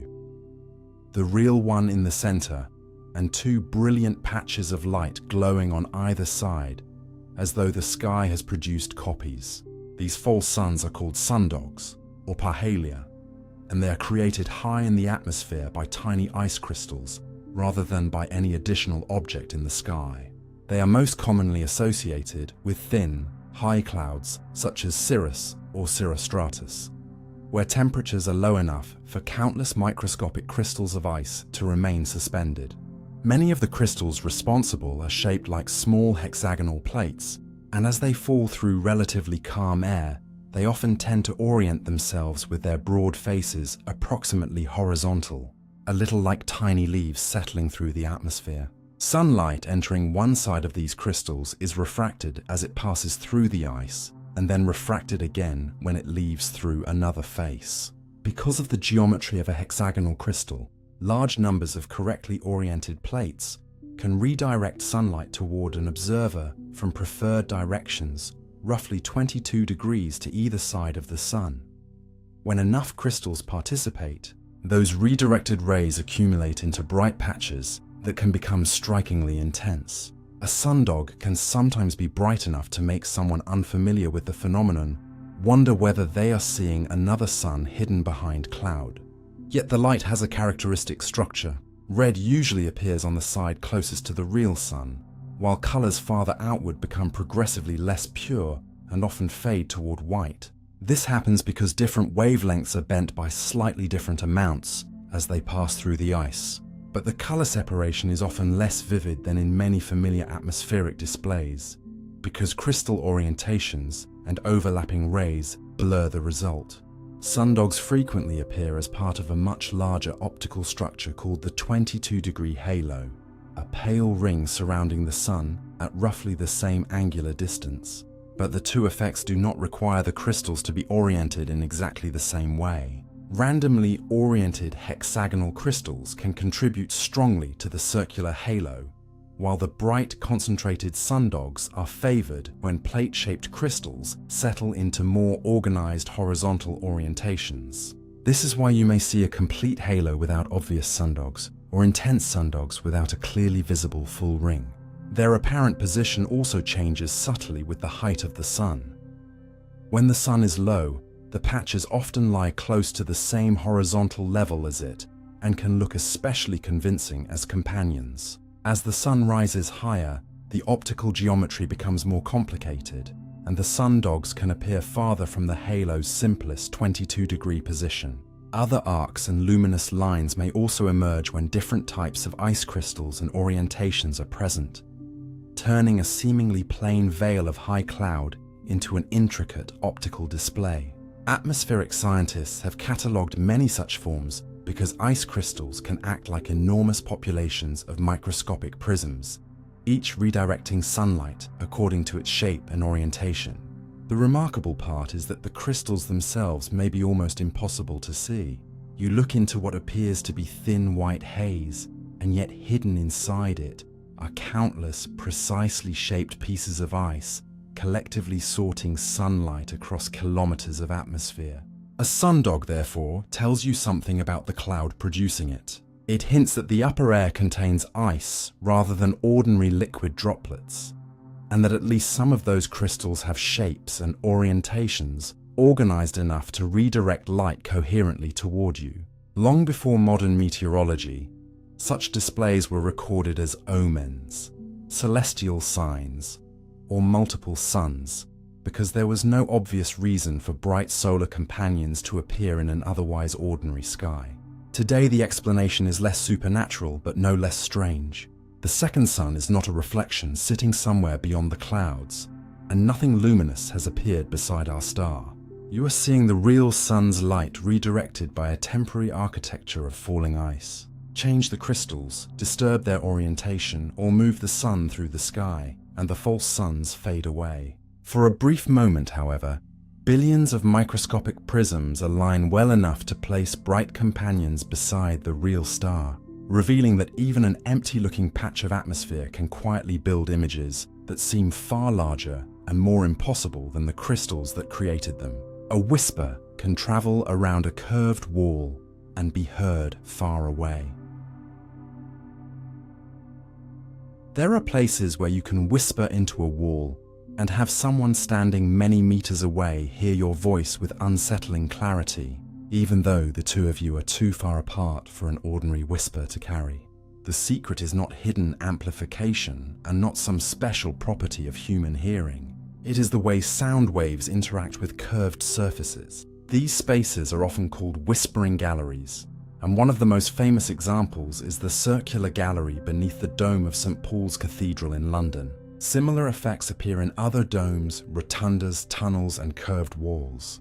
When you speak close to a smooth concave surface, part of the sound that would normally spread out into the surrounding space strikes the wall at a shallow angle. Instead of scattering in every direction, repeated reflections can keep much of that acoustic energy traveling along the curvature. Each reflection redirects the wave only slightly, so the sound effectively follows the wall around the structure rather than taking a direct straight-line path across the room. This is why a quiet voice near the surface can sometimes be heard far away along the same wall, while someone standing in the center hears much less. The wall is not carrying the sound through the stone like a telephone wire. Most of the useful acoustic energy is still traveling through the air, but the geometry of the boundary repeatedly guides it. Curved architecture can therefore create preferred paths, where sound weakens more slowly than it would if it were spreading freely into a large space. The effect is strongest when the surface is smooth enough and the shape is suitable for repeated grazing reflections. Rough surfaces, openings, curtains, irregular geometry, crowds, and other features can scatter or absorb the waves, weakening the whispering gallery behavior. Frequency matters too. Different wavelengths interact differently with architectural details, so a particular room may preserve some parts of speech better than others. In some structures, a whisper remains surprisingly intelligible because enough of the important speech frequencies survive the journey around the wall. In others, only certain tones or murmurs seem to travel unusually well. The same underlying concept appears in physics far beyond architecture. Electromagnetic waves can circulate around curved resonators, and optical whispering gallery modes can trap light near the edge of tiny glass spheres or rings through repeated internal reflection. Engineers use related structures in sensors, lasers, filters, and precision optical devices because energy can circulate for many passes before leaking away. Acoustics offers the human scale version. Your voice enters a geometry that keeps redirecting part of it along a boundary. There is also a useful distinction from ordinary diffraction, where sound can bend around the edge of an obstacle and enter a region that has no direct line of sight to the source. A whispering gallery relies more strongly on repeated reflections along a curved surface, although real architectural spaces can involve several acoustic effects at once. This is why the phenomenon should not be described simply as sound bending around a wall, in the same way light bends through a lens. The wave is being guided by geometry, not pulled around the curve by some invisible force. And once you understand that, the experience becomes more interesting. You speak softly into stone, yet your words do not simply fade into the room. Part of the sound finds a pathway defined by shape, repeatedly meeting the wall and continuing forward until another person receives it far away. The building becomes part of the conversation. A curve in architecture can take something meant for the space immediately beside your mouth and carry it around a chamber with enough precision to feel private. Again, on the other side, the atmosphere has no sharp edge, where space suddenly begins. If you could rise straight upward from Earth and keep going, you would never pass through a single invisible surface where the atmosphere abruptly ends and space suddenly begins. Instead, the air around the planet becomes thinner and thinner across an enormous range of altitude, fading so gradually that the boundary between atmosphere and space is something humans define for practical reasons, rather than something nature draws as a clean line. Near the ground, air molecules are packed densely enough that you experience pressure, weather, wind, and breathing as ordinary parts of life. Climb higher and the pressure falls because there are fewer molecules above you and the gas becomes progressively less dense. Commercial aircraft operate within only the lowest portion of this vast atmospheric structure. Weather balloons can rise much farther, where the sky darkens and the curvature of Earth becomes visible. Yet even there, they are still surrounded by atmospheric gas. Above them lies the mesosphere and then the thermosphere, where individual molecules can be extremely energetic, while remaining so widely separated that the gas would not feel hot to your skin in the everyday sense. The International Space Station orbits hundreds of kilometers above Earth inside this extended outer atmosphere, and traces of gas are still present there. Those few particles are enough to create slight drag on spacecraft over time. Go higher still, and the atmosphere gradually merges into the exosphere, a region so sparse that some particles can travel huge distances without colliding with another molecule. Hydrogen atoms associated with Earth have even been detected extraordinarily far from the planet, showing how difficult it is to identify one final altitude where every last trace of atmosphere disappears. So why do people often say that space begins at 100 kilometers? That altitude is associated with the Kármán line, a widely used conventional boundary. The reasoning is connected to flight. At sufficiently high altitude, the air becomes so thin that an aircraft would need to move at orbital-like speeds for its wings to generate enough lift to support it in the normal aerodynamic way. Around this regime, the distinction between flying through an atmosphere and moving primarily as an orbiting spacecraft becomes especially meaningful. But the Kármán line is not a physical wall. Cross it and the remaining atmosphere does not vanish. Different organizations have even used somewhat different operational definitions of where space begins, which makes sense because the transition is gradual rather than absolute. The atmosphere also does not stay at one fixed height. Solar activity heats and expands the upper atmosphere, increasing its density at higher altitudes, while quieter solar conditions allow it to contract. This changing density affects spacecraft drag and orbital predictions. Auroras occur high in the atmosphere, where charged particles from space interact with sparse gases, demonstrating beautifully that space and atmosphere overlap rather than meet at a simple border. Meteors also begin glowing as they encounter increasingly dense atmospheric particles high above the surface, yet the exact altitude at which one becomes visible depends on its speed. composition, size, and trajectory. There is no universal ceiling where the atmosphere suddenly starts resisting everything equally. The transition from ocean-like air near the ground to near vacuum above is continuous. Even the phrase empty space becomes less literal when you consider that the region around Earth contains particles from the upper atmosphere.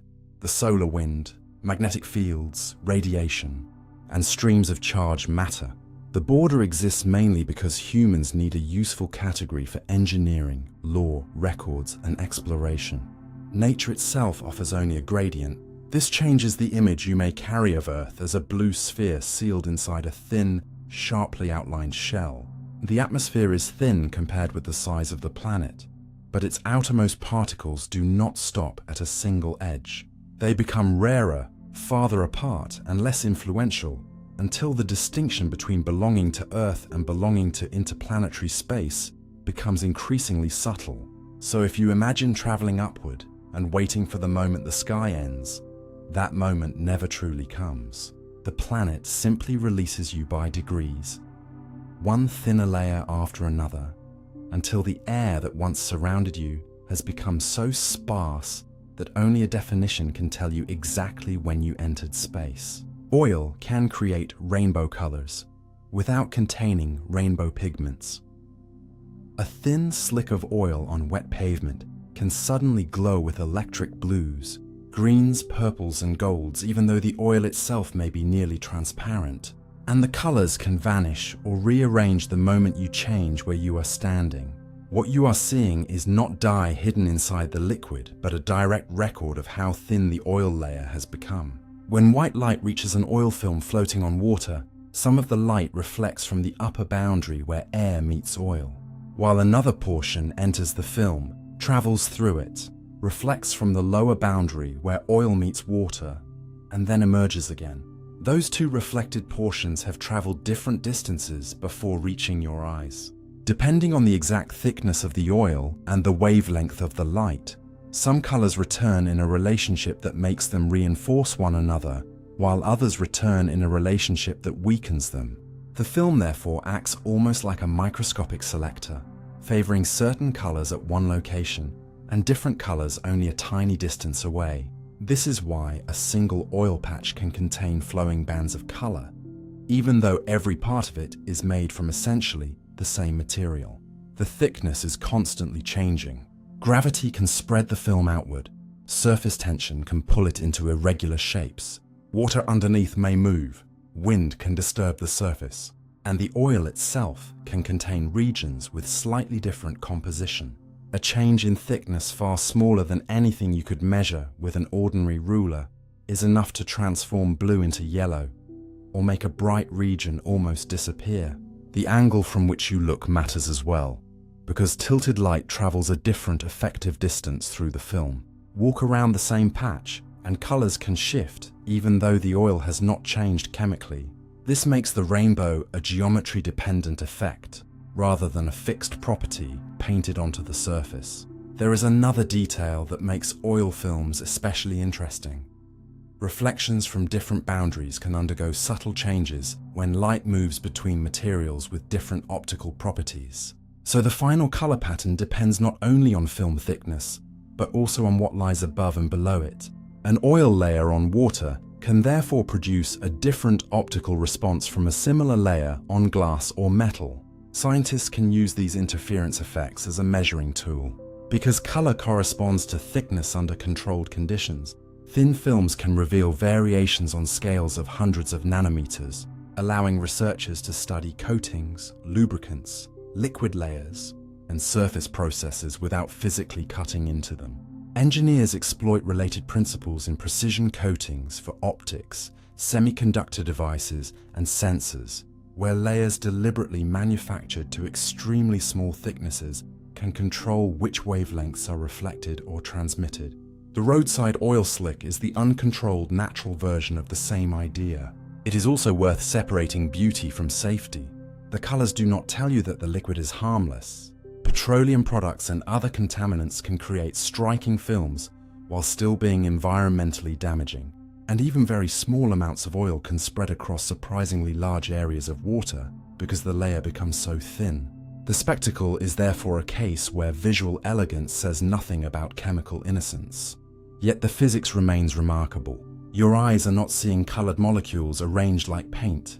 They are seeing light take two neighboring journeys, return with slightly different timing, and sort itself into visible bands. The oil is almost colorless, but its thickness creates color by controlling relationships between waves. In that sense, the rainbow exists neither entirely in the oil nor entirely in the light. It emerges from the distance. The light travels through a layer so thin that you cannot see its depth directly. What looks like pigment is really a measurement of invisible thickness written across the surface in color. Earth's rotation speed is constantly changing by tiny amounts. The planet beneath you does not complete every rotation in exactly the same amount of time. The length of a day quietly stretches and contracts by tiny fractions of a second as Earth exchanges motion among its atmosphere, oceans, interior, ice, and even the moon. On the scale of your daily life, the rotation seems perfectly dependable. Clocks divide the day into 24 hours. Sunrise returns on a familiar schedule, and nothing in your senses suggests that Earth has sped up or slowed down. But modern atomic clocks and astronomical observations are precise enough to reveal that the real planet is not a flawless spinning machine. Earth is more like a rotating system whose mass is constantly being rearranged. One of the simplest ways to understand this is to think about a spinning figure skater. When the skater pulls their arms inward, they rotate faster. When they extend them outward, they slow down. Earth responds to redistribution of mass through the same broad conservation principle. Winds move huge amounts of atmospheric mass around the planet. Ocean currents shift water between regions. Seasonal changes move water between land, ocean, snow, and ice. Even changes in groundwater and large-scale weather systems slightly alter how Earth's mass is positioned relative to its rotation axis. These effects can change the length of a day by milliseconds, tiny amounts for a human schedule, but easily measurable with modern instruments. The atmosphere can exchange angular momentum with the solid Earth, so changes in global wind patterns can make the crust rotate fractionally faster or slower. Ocean circulation contributes too, and variations associated with phenomena such as El Niño can leave detectable signatures in Earth's rotation. Deeper inside the planet, motion in the fluid outer core can also influence the rotation of the mantle and crust over longer timescales. Earth is therefore not rotating as one perfectly rigid object. Different parts exchange motion with one another, while the total system obeys conservation laws. Then there is the moon, which produces a much slower but more enduring effect. Lunar tidal interactions gradually transfer rotational energy from Earth into the moon's orbit. Over immense periods, this slows Earth's spin while the moon slowly moves farther away. Geological evidence from ancient tidal deposits and growth patterns in fossil organisms indicates that hundreds of millions of years ago, Earth's days were shorter and there were more days in a year. The familiar 24-hour day is not a permanent cosmic standard. It is simply the length of the day during this particular era of Earth's history. Sudden events can produce changes too. A very large earthquake redistributes mass inside the planet, and calculations show that some of the greatest earthquakes can alter the length of the day by tiny millionths of a second and shift Earth's rotation axis by small amounts. These changes are far too small to notice directly, but they demonstrate how completely rotation is tied to where mass sits inside the planet. Even melting ice can influence rotation, because water that had been concentrated in thick ice sheets moves into the oceans and is redistributed across the globe. At the same time, Earth's rotational axis itself is not perfectly fixed. It wobbles and wanders by small amounts relative to the crust, meaning the geographic location of the rotation pole shifts over time. Scientists monitor all of this using networks of radio telescopes observing distant quasars, satellite laser ranging, GPS, and other high-precision geodetic techniques. These measurements matter because modern navigation, spacecraft tracking, astronomy, and global positioning depend on knowing Earth's orientation with extraordinary accuracy. Atomic clocks provide a highly uniform measure of time, while Earth's actual rotation wanders slightly, forcing scientists to keep careful track of the difference between clock-based time and rotation-based time.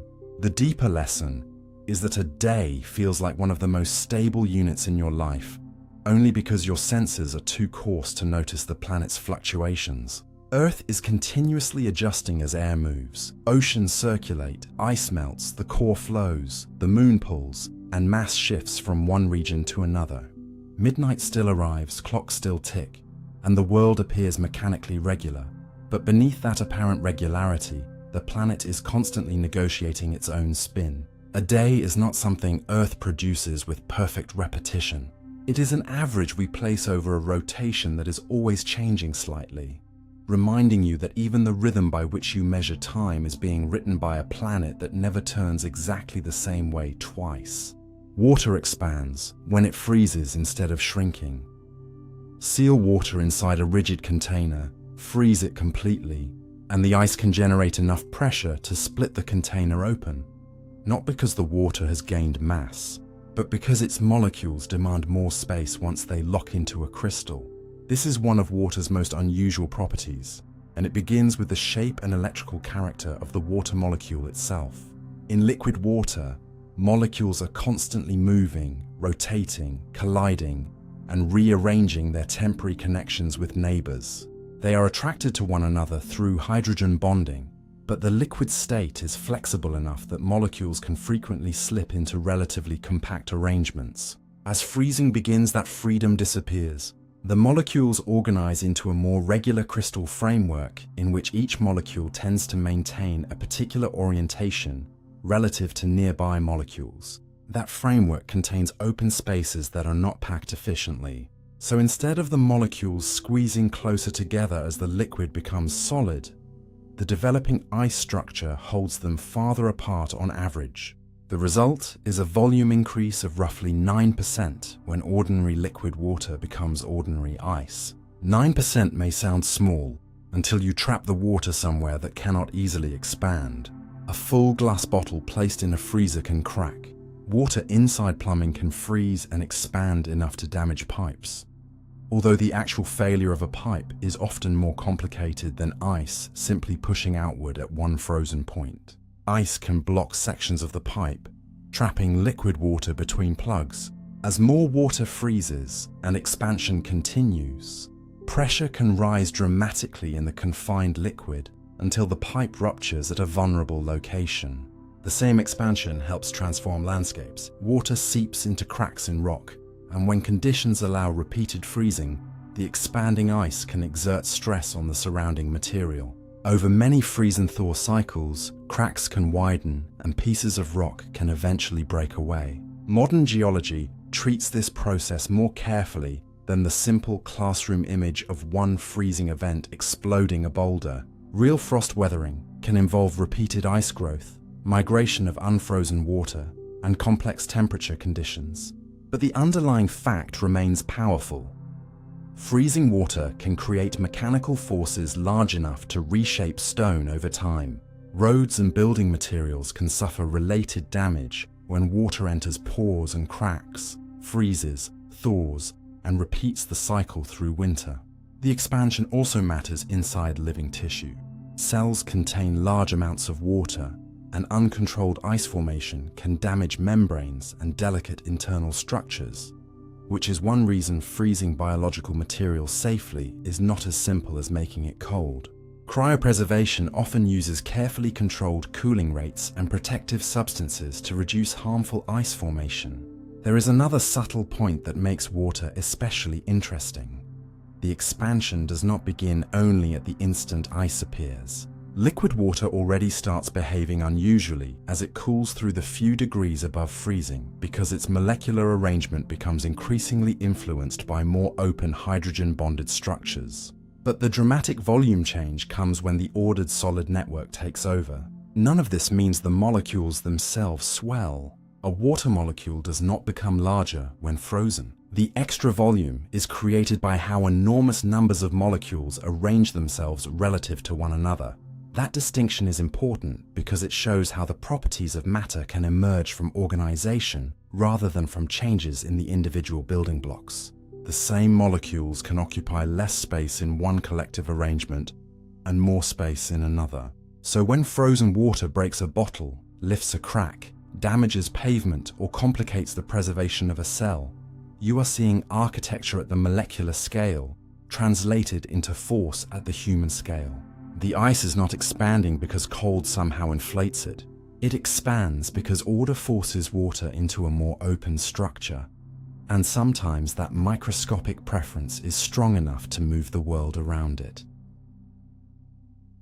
Some animals get their color from microscopic structures rather than pigment. Butterfly can remain brilliantly blue even when there is almost no blue pigment in its wings, because sometimes an animal's color is not stored in a chemical at all. It is built into the microscopic architecture of its body. Pigments create color by absorbing certain wavelengths of light and leaving others to reach your eyes. Melanin, carotenoids, and many other biological pigments work this way. Structural coloration follows a different path. Instead of relying mainly on molecules that selectively absorb light, an animal can possess layers, ridges, crystals, air pockets, or other structures so small that they interact with visible light itself. When light encounters these structures, some wavelengths can be reinforced, redirected, scattered, or suppressed more strongly than others, producing vivid colors that arise from physical geometry. Morpho butterflies are among the most famous examples. Their wings appear an intense metallic blue, yet the scales covering those wings contain microscopic structures arranged in repeated patterns. Light reflecting from different parts of those nanostructures can combine in a way that strongly favors blue wavelengths. Change your viewing angle and the color can brighten, darken, or shift, because the path taken by reflected light has changed. This angle-dependent effect is called iridescence, and it is why some butterfly wings seem almost electric as they move. Peacock feathers use another sophisticated arrangement. Their feathers contain ordered microscopic structures involving keratin, air, and melanin-containing components that manipulate light, creating greens, blues, bronzes, and other shimmering colors. Even though the underlying materials do not contain matching green or blue dyes, certain beetles build equally striking effects into their hardened outer coverings. And some species can produce colors so stable that preserved specimens remain brilliant long after chemical pigments might have faded. Structural color does not always have to shimmer. If microscopic structures are arranged less regularly, they can scatter particular wavelengths across a broader range of viewing angles, creating colors that appear relatively constant rather than strongly iridescent. Many bluebird feathers work through this kind of structural scattering. The feather material contains nanoscale arrangements that preferentially scatter blue light, while darker pigments beneath absorb stray wavelengths, making the blue appear richer. That means grinding or altering the structure of the feather can destroy the blue, even though the chemical ingredients are still present. The color depended on architecture. Some animals combine structural coloration and pigment in even more complex ways. A dark pigment beneath a reflective structure can increase contrast. Yellow pigment layered with blue structural coloration can contribute to a green appearance. The final visible color may therefore be produced by several physical and chemical systems working together rather than one simple source. These colors serve real biological purposes. They can help animals attract mates, recognize members of their own species, intimidate rivals, hide among backgrounds, or send signals that change dramatically with viewing direction.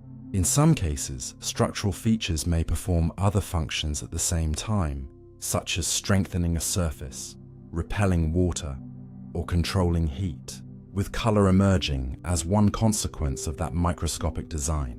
Scientists study these animals because they demonstrate ways of producing color without conventional dyes. Engineers have developed materials inspired by structural coloration for sensors, anti-counterfeiting features, displays, coatings, and surfaces whose appearance changes with pressure, humidity, or deformation.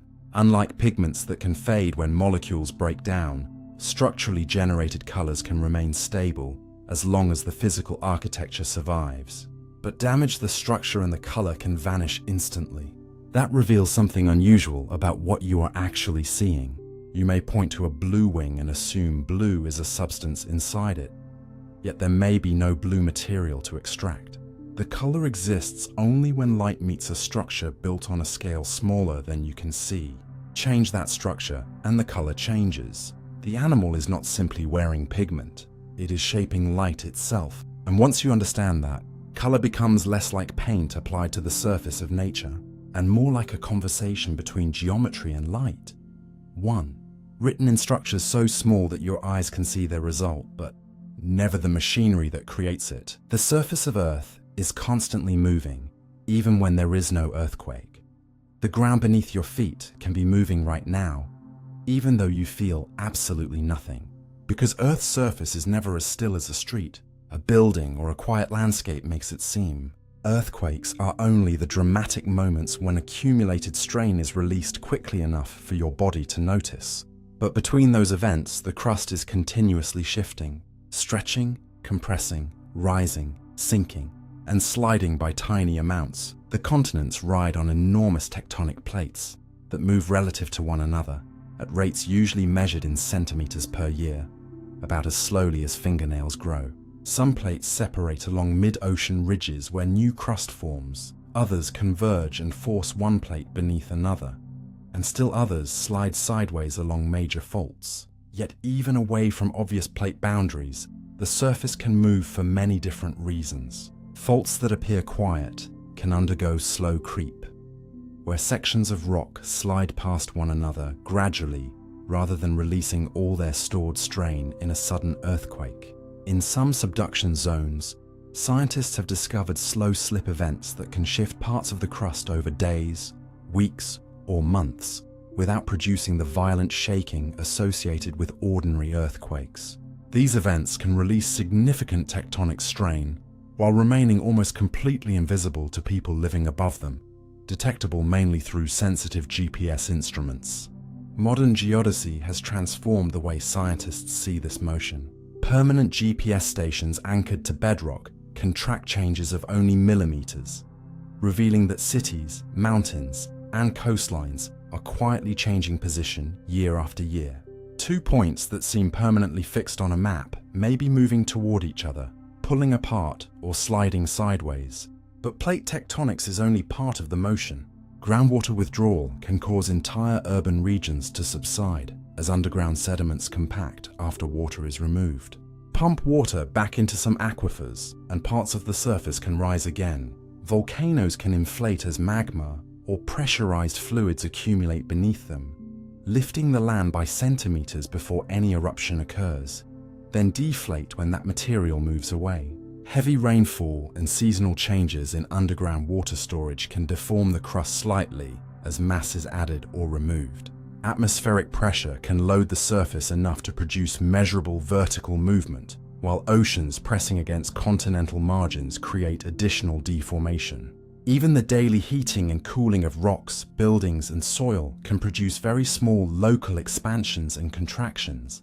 On longer timescales, erosion removes enormous quantities of rock from mountain ranges, while rivers transport that material into lowlands and oceans, gradually shifting loads across the crust. The planet continually responds to this redistribution of mass. None of these movements requires an earthquake, and most are too slow or too small to trigger your senses. Your balance system is designed to detect acceleration over seconds, not a continent drifting a few centimeters over an entire year. That mismatch between human perception and geological motion creates the illusion of permanence. You build houses on fixed ground, draw borders on fixed continents, and describe mountains as if they are frozen landmarks, while instruments reveal that nearly every reference point is participating in some kind of motion. Even highly accurate maps must be tied to reference frames that account for plate movement, because coordinates themselves can slowly become outdated as the crust moves beneath them. Surveyors, engineers, satellite navigation systems, and scientists monitoring hazards all have to work with an Earth that refuses to stay exactly where it was. And this is perhaps the most important distinction. Movement does not begin when an earthquake starts. The earthquake is only one possible expression of movement that has usually been happening long before the shaking arrives. The quiet years between major events are not geological silence. They are filled with deformation, stress accumulation, slow slip, subsidence, uplift, and the patient rearrangement of a planet whose surface is always responding to forces beneath and around it. You may stand completely still, but the ground carrying you never truly does. The same temperature can feel hot or cold, depending on what you touch.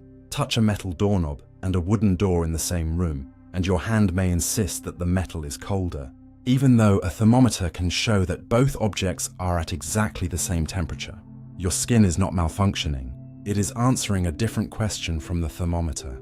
A thermometer measures temperature, which describes the thermal state of a material, but your nerves respond strongly to how quickly heat moves into or out of your skin. That difference is why temperature and the sensation of hot or cold are related without being identical. Suppose the room, the metal, and the wood have all been sitting together long enough to reach the same temperature, perhaps around 20 degrees Celsius. Your hand is warmer than both. The moment you touch them, thermal energy begins flowing from your skin into the cooler material. Metal conducts heat efficiently, so energy leaving the patch of skin touching it is carried away rapidly into the rest of the object. Your skin temperature falls quickly. Cold sensitive receptors respond strongly, and your brain interprets the experience as very cold. Wood is a poor thermal conductor by comparison. The small region touching your hand warms relatively quickly, and because heat does not spread through the wood as efficiently, the rate at which energy continues leaving your skin becomes much smaller. The wood therefore feels warmer even though it began at the same temperature as the metal. This is why touching different materials can fool you about their actual temperature. Stone, tile, and metal often feel cold because they can draw heat away efficiently, while fabric, foam, cork, and wood tend to feel warmer because they slow that transfer. The same principle becomes more dramatic at high temperatures. Metal heated to a certain temperature can burn you much more quickly than air at the same temperature, because the metal can deliver thermal energy into your skin far more efficiently. You can briefly enter a very hot sauna without suffering the kind of immediate injury you would receive by touching a solid object at the same temperature, partly because dry air has low density and poor thermal conductivity compared with a solid surface. Water changes the situation again. Hot water can transfer heat to the body far more efficiently than hot air, which is one reason steam and scalding liquids can cause severe burns so quickly. Moisture also changes how cold feels. Water conducts heat away from your body much more effectively than still air trapped inside clothing, so cold water can lower body temperature dangerously, even when the same air temperature might be tolerable for much longer. Your sensation is therefore responding to heat flow, not merely reading a number from the environment. Another property called thermal effusivity helps describe how strongly a material tends to exchange heat with whatever touches it. Materials that can absorb or supply thermal energy rapidly often feel more extreme to the skin, while insulating materials feel comparatively mild. This also explains why a metal bench and a wooden bench left outside on a freezing morning can both be at the same temperature, yet feel dramatically different when you sit down. Your skin experiences the metal as more aggressively cold because it continues drawing heat away faster. Leave the objects in a hot environment and the relationship reverses. The same metal can feel more painfully hot because it transfers heat into your body quickly. The object did not somehow become more hot or more cold than the wood in temperature. It became more effective at changing your skin temperature. Human perception adds another layer. Thermoreceptors respond strongly to changes, and your recent sensory history matters. Put one hand in cool water and the other in warm water. Then move both into the same lukewarm container, and the two hands can report opposite sensations. The hand adapted to cold may experience the lukewarm water as warm, while the hand adapted to heat may experience it as cool.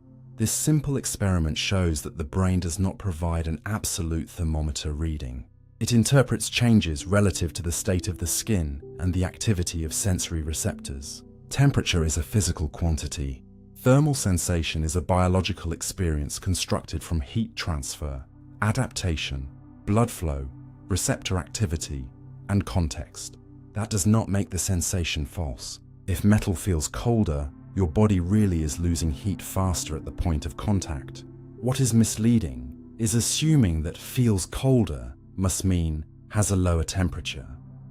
Once you separate those ideas, an ordinary touch becomes surprisingly informative. Your hand is not telling you exactly how hot or cold an object is. It is telling you what that object is doing to you. Ice crystals, high above Earth, can build perfect rings around the sun. Sometimes the sky draws a nearly perfect circle around the sun so large that no cloud seems capable of making it. Yet the entire ring can be built by microscopic pieces of ice drifting several kilometers above your head. This phenomenon is called a 22-degree halo, and it usually appears when sunlight passes through thin, high-altitude clouds such as cirrostratus that contain enormous numbers of hexagonal ice crystals. These crystals are not tiny frozen spheres. Many form as six-sided columns or plates, and their geometry matters because each crystal can behave like a miniature prism. Sunlight entering one face of a suitably oriented crystal is bent as it passes from air into ice, travels through the crystal, and bends again as it exits through another face. The angles between the faces of hexagonal ice cause much of that redirected light to emerge no closer than about 22 degrees from the sun. When millions of crystals are floating in many different orientations, some will happen to be positioned correctly to send light toward your eyes from every direction around the sun. You therefore do not see one crystal making one enormous ring. You see countless independent crystals scattered across a huge volume of atmosphere, each contributing a tiny fragment of light at the correct angular distance. Together they construct what appears to be one continuous circle. This also explains why the halo seems to follow you. There is no gigantic ring hanging at one fixed location above the landscape. Your own position determines which crystals are sending correctly redirected sunlight toward your eyes. So another observer kilometers away sees a halo produced by a different population of crystals. The ring often has a reddish inner edge because red light is bent slightly less than shorter visible wavelengths. Farther outward, the colors overlap more strongly and often fade into pale blue or white, which is why solar halos usually look much less saturated than ordinary rainbows. The region just inside the halo can also appear somewhat darker because the crystal geometry directs relatively little light toward your eyes at angles smaller than the minimum deviation responsible for the ring. The 22-degree halo is especially interesting because it tells you something about clouds that may otherwise look almost featureless. A thin, whitish veil across the sky can contain vast numbers of ice crystals high in the troposphere, even while temperatures at ground level are warm. Seeing the ring therefore means sunlight has encountered a specific kind of frozen architecture far overhead. These high clouds sometimes appear ahead of large weather systems, so halos have long been associated in folklore with approaching changes in weather.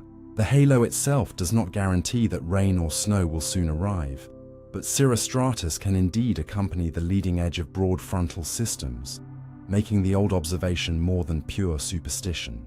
Other optical structures can appear at the same time if the ice crystals become preferentially oriented rather than completely random. Arcs may touch the halo, lines may extend through the sun, or bright regions may form elsewhere in the sky. The resulting display is essentially a diagnostic map of crystal shape and orientation written in light. Scientists can reproduce the geometry with optical calculations, but the scale remains extraordinary. A crystal only fractions of a millimeter across can influence one ray. Billions of those tiny interactions spread across kilometers of cloud can create a circle that seems large enough to surround a star. And unlike a physical ring, there is no boundary you could fly toward and cross. The closer you examine the phenomenon, the less object-like it becomes.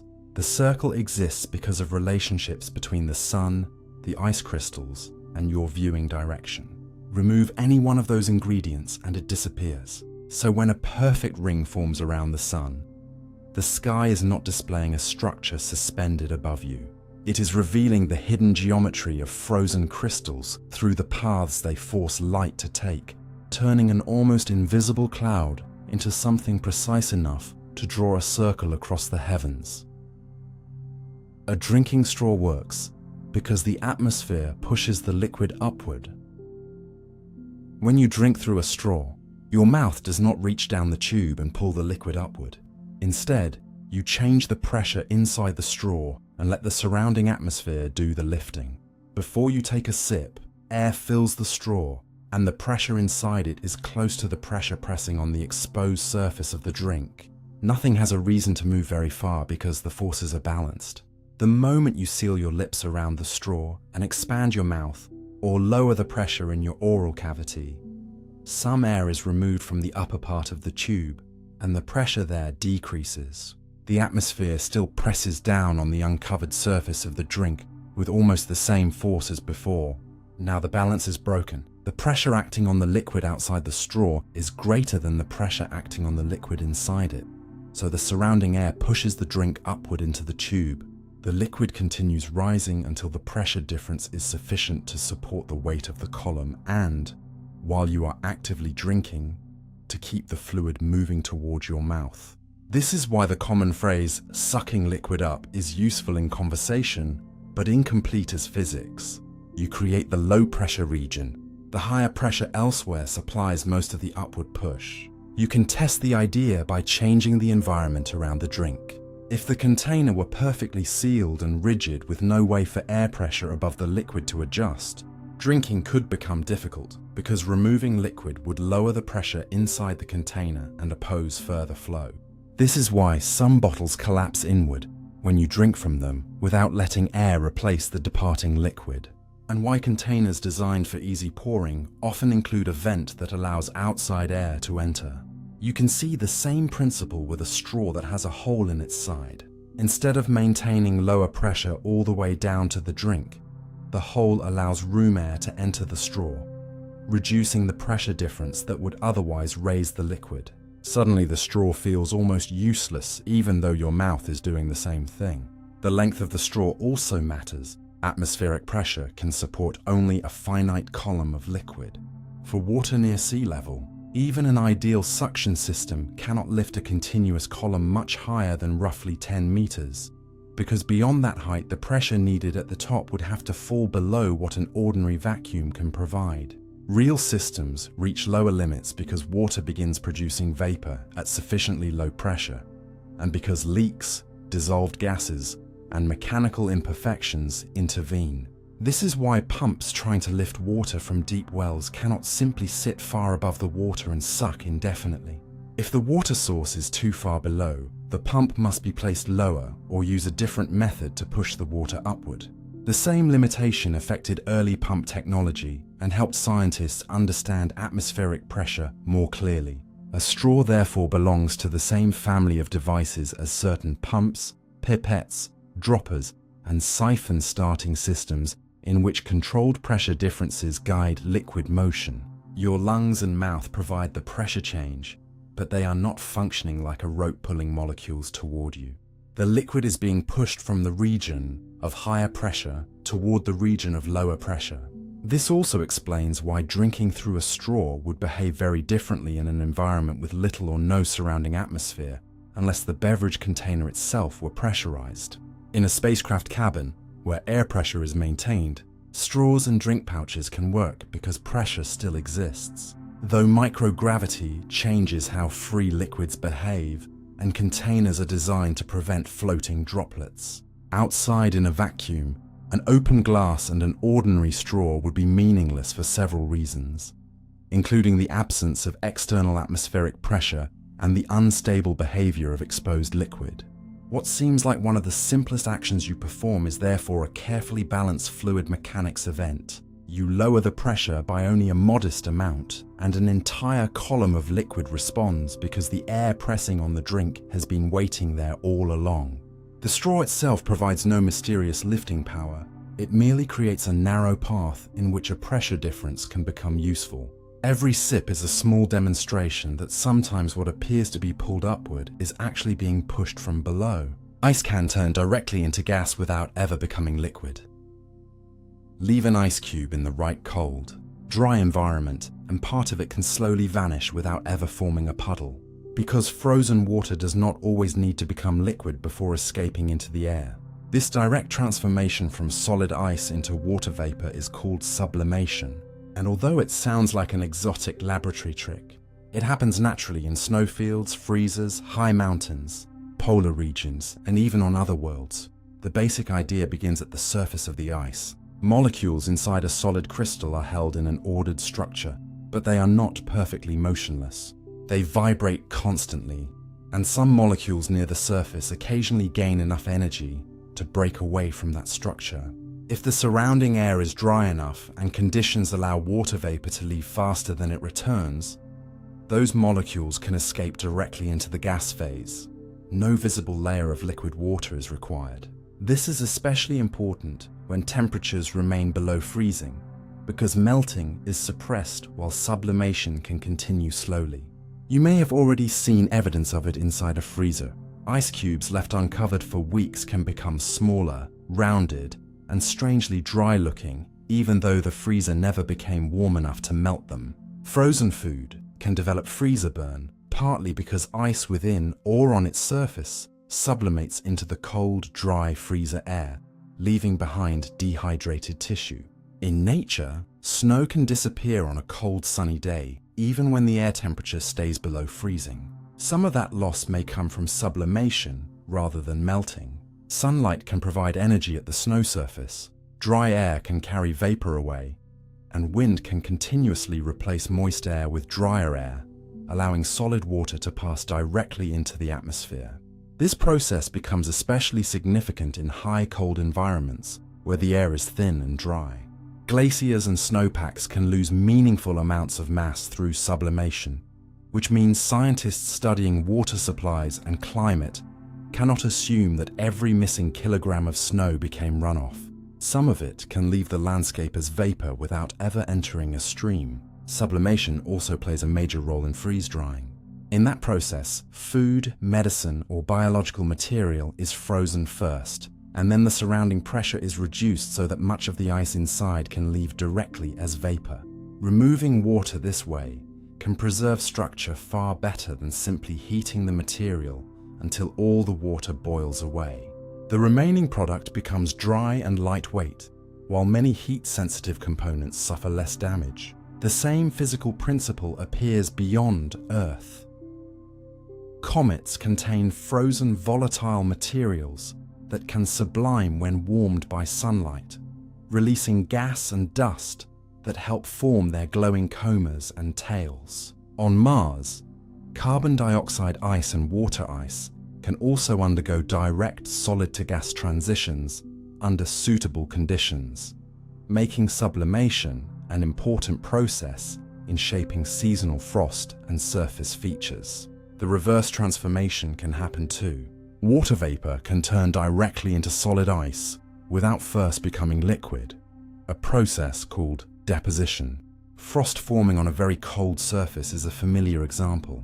Vapor in the air becomes ice crystals directly. Sublimation and deposition therefore reveal that the three common states of matter are not arranged like mandatory steps on a staircase. Solid does not always need to pass through liquid before becoming gas, and gas does not always need to become liquid before becoming solid. The path depends on temperature, pressure, humidity, and the balance of molecules leaving and returning to the surface. What looks like a disappearing snowbank may therefore contain a transition you cannot see at all. No dripping water, no visible steam, no dramatic boiling, just individual molecules quietly leaving a crystal and entering the air. And perhaps that is what makes sublimation so easy to overlook. One of matter's most surprising transformations can happen slowly enough to look like nothing more than ice fading away. CD creates colors that were never printed on its surface. Tilt an ordinary compact disc under white light, and a moving spectrum suddenly spreads across its surface, even though no rainbow-colored ink was ever printed there. The colors are created by the disc's microscopic structure, not by pigments.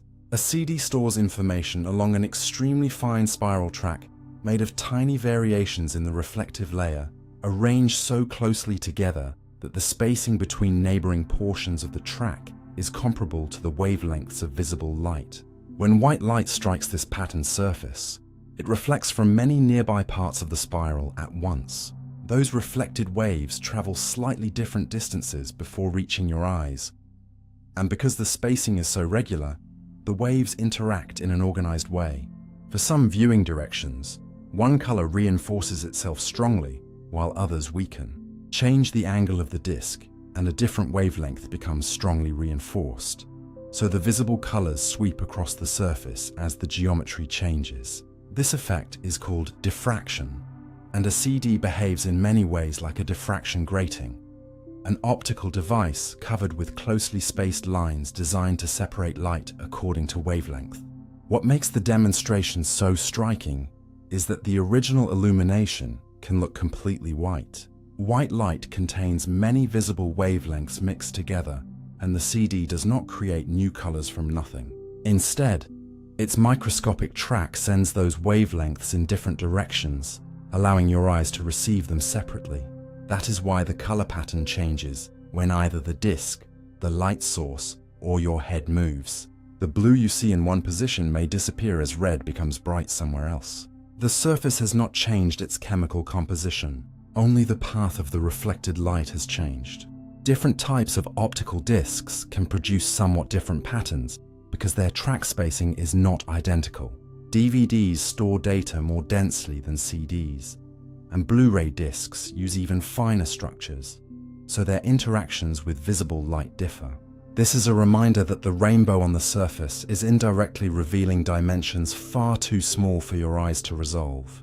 You cannot individually see the spiral grooves, yet their spacing is written into the direction and separation of the colors. Engineers use diffraction gratings deliberately in spectrometers, instruments that separate light into its component wavelengths so scientists can identify chemicals, analyze stars, study flames, and measure extremely precise optical signals. A simple CD offers a rough, everyday version of the same principle.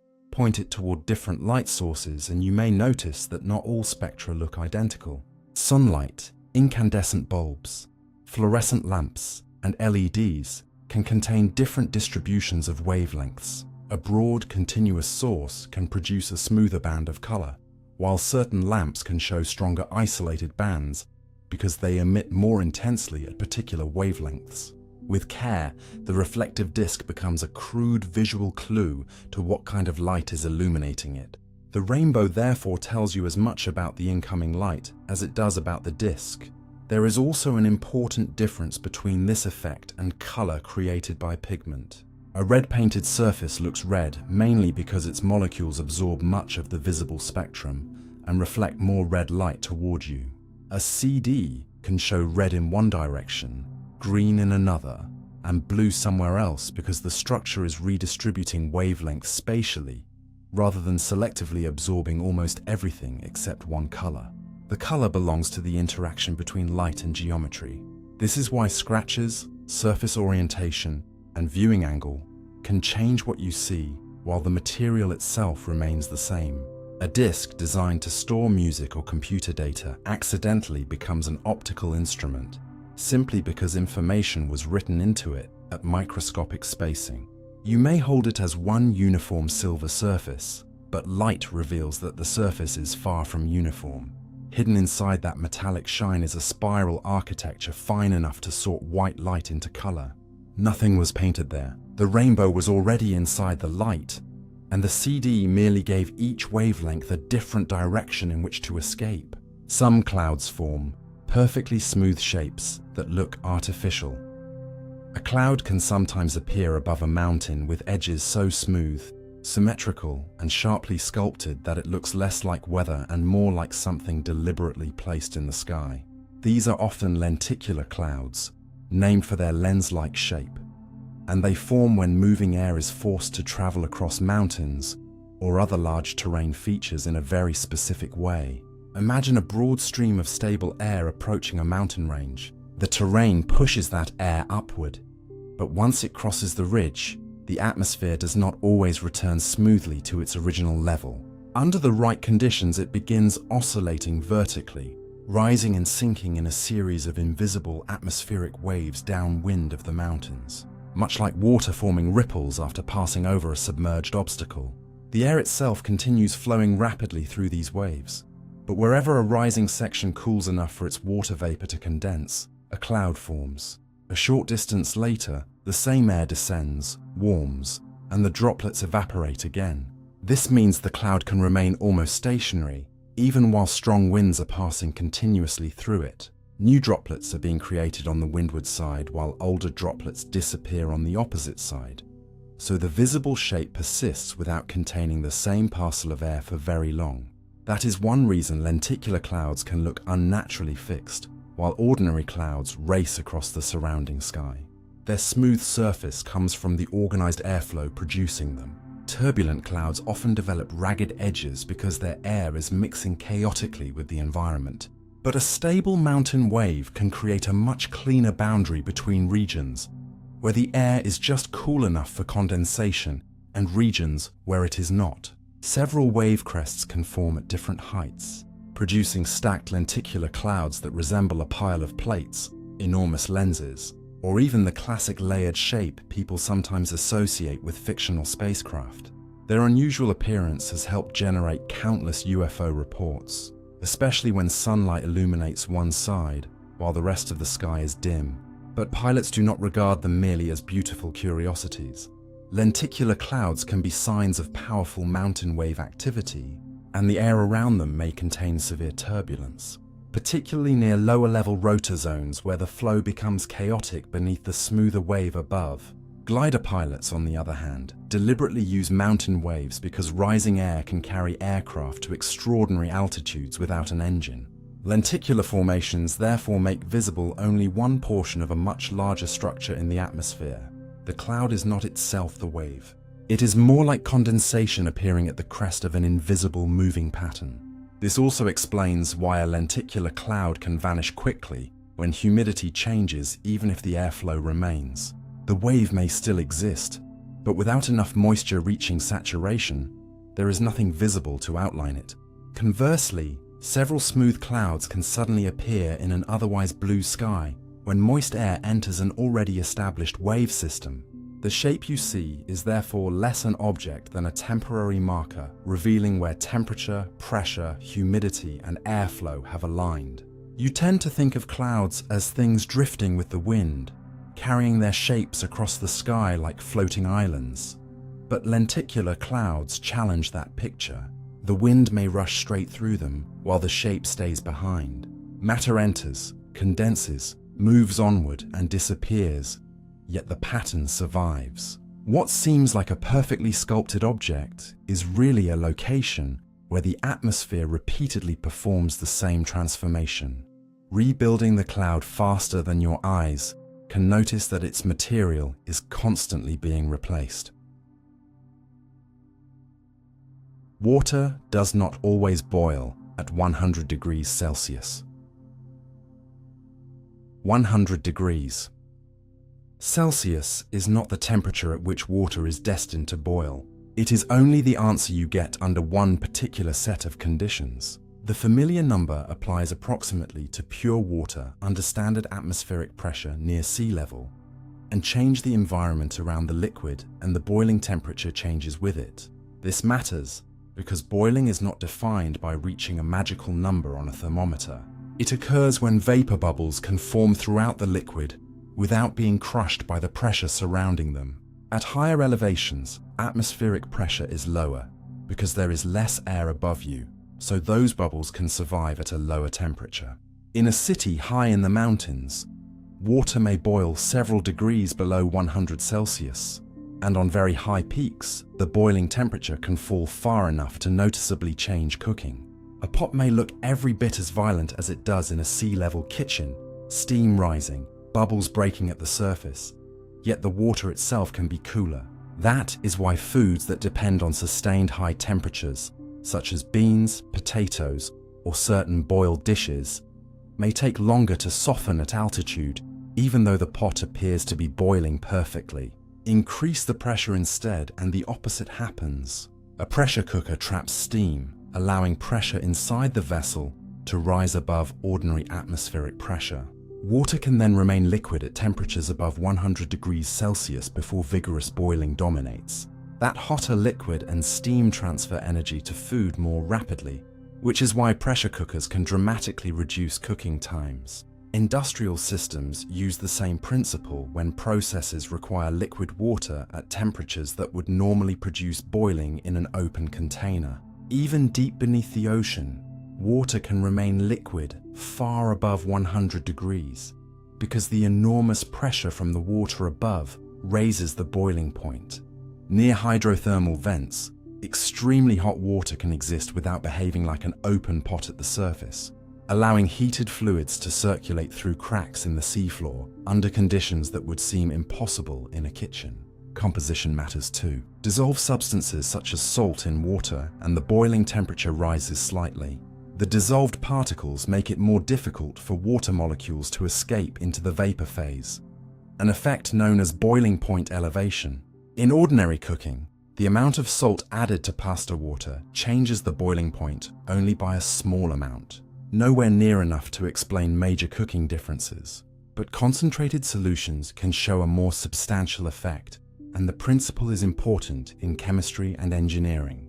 Purity, meanwhile, can affect how boiling begins. Water can sometimes be heated above its expected boiling temperature without immediately producing vigorous bubbles if it is contained in an unusually smooth vessel with few places for bubbles to start. This condition, called superheating, can occur in microwave ovens and can be dangerous because disturbing the liquid may suddenly trigger rapid boiling. The temperature at which you first see bubbling is therefore influenced not only by pressure and composition, but also by how easily vapor bubbles can nucleate. All of these examples expose why the phrase "water boils at 100 degrees" is useful for beginners but incomplete as a law of nature. It describes a convenient reference condition, not an identity belonging permanently to water. The same liquid can boil below 100 on a mountain, above 100 inside a pressure cooker, or remain liquid at far higher temperatures beneath immense pressure. The number changes because the surroundings change. And that is the more useful lesson. Phase changes are negotiations between a substance and its environment. Water does not carry a fixed boiling temperature wherever it goes. It responds to the pressure, composition, and physical conditions around it, turning a number you once memorized into a reminder that even familiar rules often contain invisible assumptions. A circular rainbow can appear around your own shadow. There are rare moments when your own shadow can sit at the exact center of a complete ring of color, making it look as though the rainbow has organized itself around you. This can happen when you are high enough above rain, mist, or cloud droplets for the lower half of the rainbow to become visible instead of being hidden by the landscape.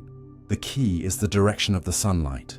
When the sun is behind you, your shadow points toward the anti-solar direction, the point in the sky exactly opposite the sun. That same direction also defines the center of an ordinary primary rainbow. The colored arc is not randomly positioned somewhere in the rain. Its geometry is always organized around that opposite point. From the ground, the center usually lies below the horizon, and buildings, hills, trees, or earth itself block much of the circle. But from an aircraft, a mountain ridge, or another elevated position with illuminated droplets beneath you, there may be nothing solid hiding the lower portion. Suddenly, the familiar arch continues downward, curves beneath the observer, and closes into a complete circle. If your shadow is visible on the cloud or mist below, it can appear near the center of that enormous ring, because both the shadow and the rainbow are controlled by the same sun-observer alignment. This is different from a glory, another optical phenomenon that can surround an observer's shadow. A glory usually consists of much smaller colored rings close to the shadow and is produced through complex wave effects involving tiny droplets. A full primary rainbow is much larger, with an angular radius of roughly 42 degrees, and comes mainly from sunlight entering raindrops, being refracted, reflected once inside, and refracted again as it leaves. That distinction matters because photographs from aircraft sometimes show both phenomena at once. A small glory hugging the aircraft's shadow near the center, and a much larger circular rainbow surrounding the entire scene. The geometry also explains something that photographs can easily hide. The circle has no fixed physical diameter in meters. A rainbow seen against nearby mist and one seen against rain kilometers away can have the same apparent angular size, because the relevant quantity is direction, not the physical distance to a painted ring in space. The droplets creating the top of the circle can be vastly farther away than those creating another section, yet your eye assembles their light into one smooth circumference. The center is equally personal. Someone several seats away in the same aircraft receives rainbow light from a slightly different collection of droplets and sees a circle centered on their own anti-solar direction, not literally the exact same ring centered on yours. This is why the shadow can seem so strangely privileged. It is not that the atmosphere recognizes you or builds a halo around your body. Your body simply reveals the line connecting the sun behind you with the optical center ahead. The shadow acts like a pointer showing where that hidden geometry is anchored. Circular rainbows are particularly dramatic from aircraft because sunlight can illuminate rain or cloud below, while the observer has an unobstructed view into the droplet-filled air beneath the horizon. Waterfalls and high cliffs can occasionally provide similar opportunities, although finding enough droplets in all directions around the anti-solar point is more difficult from the ground. The phenomenon, therefore, turns an ordinary rainbow into something more revealing. The arch you normally see is not the natural shape with a missing explanation. It is the visible fragment allowed by your usual position. Change the viewpoint, remove the landscape from beneath the light, and the optical structure closes around its center. And if your shadow appears there, you briefly become a marker inside the geometry of sunlight itself, not because the rainbow belongs to you, but because your position is one of the ingredients required for that particular circle to exist. Raindrops are not shaped like tears. Almost every cartoon has taught you the wrong shape for a falling raindrop. The pointed teardrop with a round bottom and a narrow tail is a useful symbol, but real raindrops falling through the atmosphere look nothing like it. A very small drop is nearly spherical. Surface tension pulls its water molecules inward and tries to minimize the amount of exposed surface. And for droplets less than about a millimeter across, that inward pull is strong enough to keep the shape close to a tiny ball. As the drop grows larger and begins falling faster, however, the surrounding air pushes against its underside. The airflow creates pressure that gradually flattens the lower surface, while the top remains more rounded. A medium-sized raindrop therefore begins to resemble a slightly squashed sphere, and a large one can look more like the top half of a hamburger bun than a tear. Increase the size further and the deformation becomes unstable. Air pressing upward against the falling water can create a depression in the bottom, stretch the drop sideways, and eventually make it wobble, distort, and break apart into smaller droplets. This is why there is a practical upper limit to the size of ordinary raindrops. Drops much larger than roughly 5 or 6 millimeters across generally cannot remain intact for long while falling through air. They fragment, producing smaller drops that are more stable. So even during an intense storm, the atmosphere does not usually deliver enormous marble-sized spheres of water intact from cloud to ground. Their own motion through air prevents that. The famous pointed shape probably feels convincing because it resembles what happens when water drips slowly from the end of a faucet. Before a hanging drop detaches, gravity pulls the lower portion downward while the water remains connected to the faucet by a narrowing neck. For a brief moment, it really can become elongated and pointed. But once the neck snaps and the drop is freely falling, surface tension rapidly pulls it toward a more compact form. The tail disappears. Photographs can also create another illusion. A moving drop recorded with a relatively long exposure can leave a streak in the image, making falling rain look like narrow lines rather than individual flattened droplets. Your eyes encounter similar limitations during heavy rain because drops move quickly and are difficult to resolve individually. Scientists therefore use high-speed photography radar measurements, and controlled laboratory experiments to study their true shapes. Knowing that shape is more than a matter of correcting a drawing. Weather radar works by sending electromagnetic waves into the atmosphere and measuring signals reflected back from precipitation.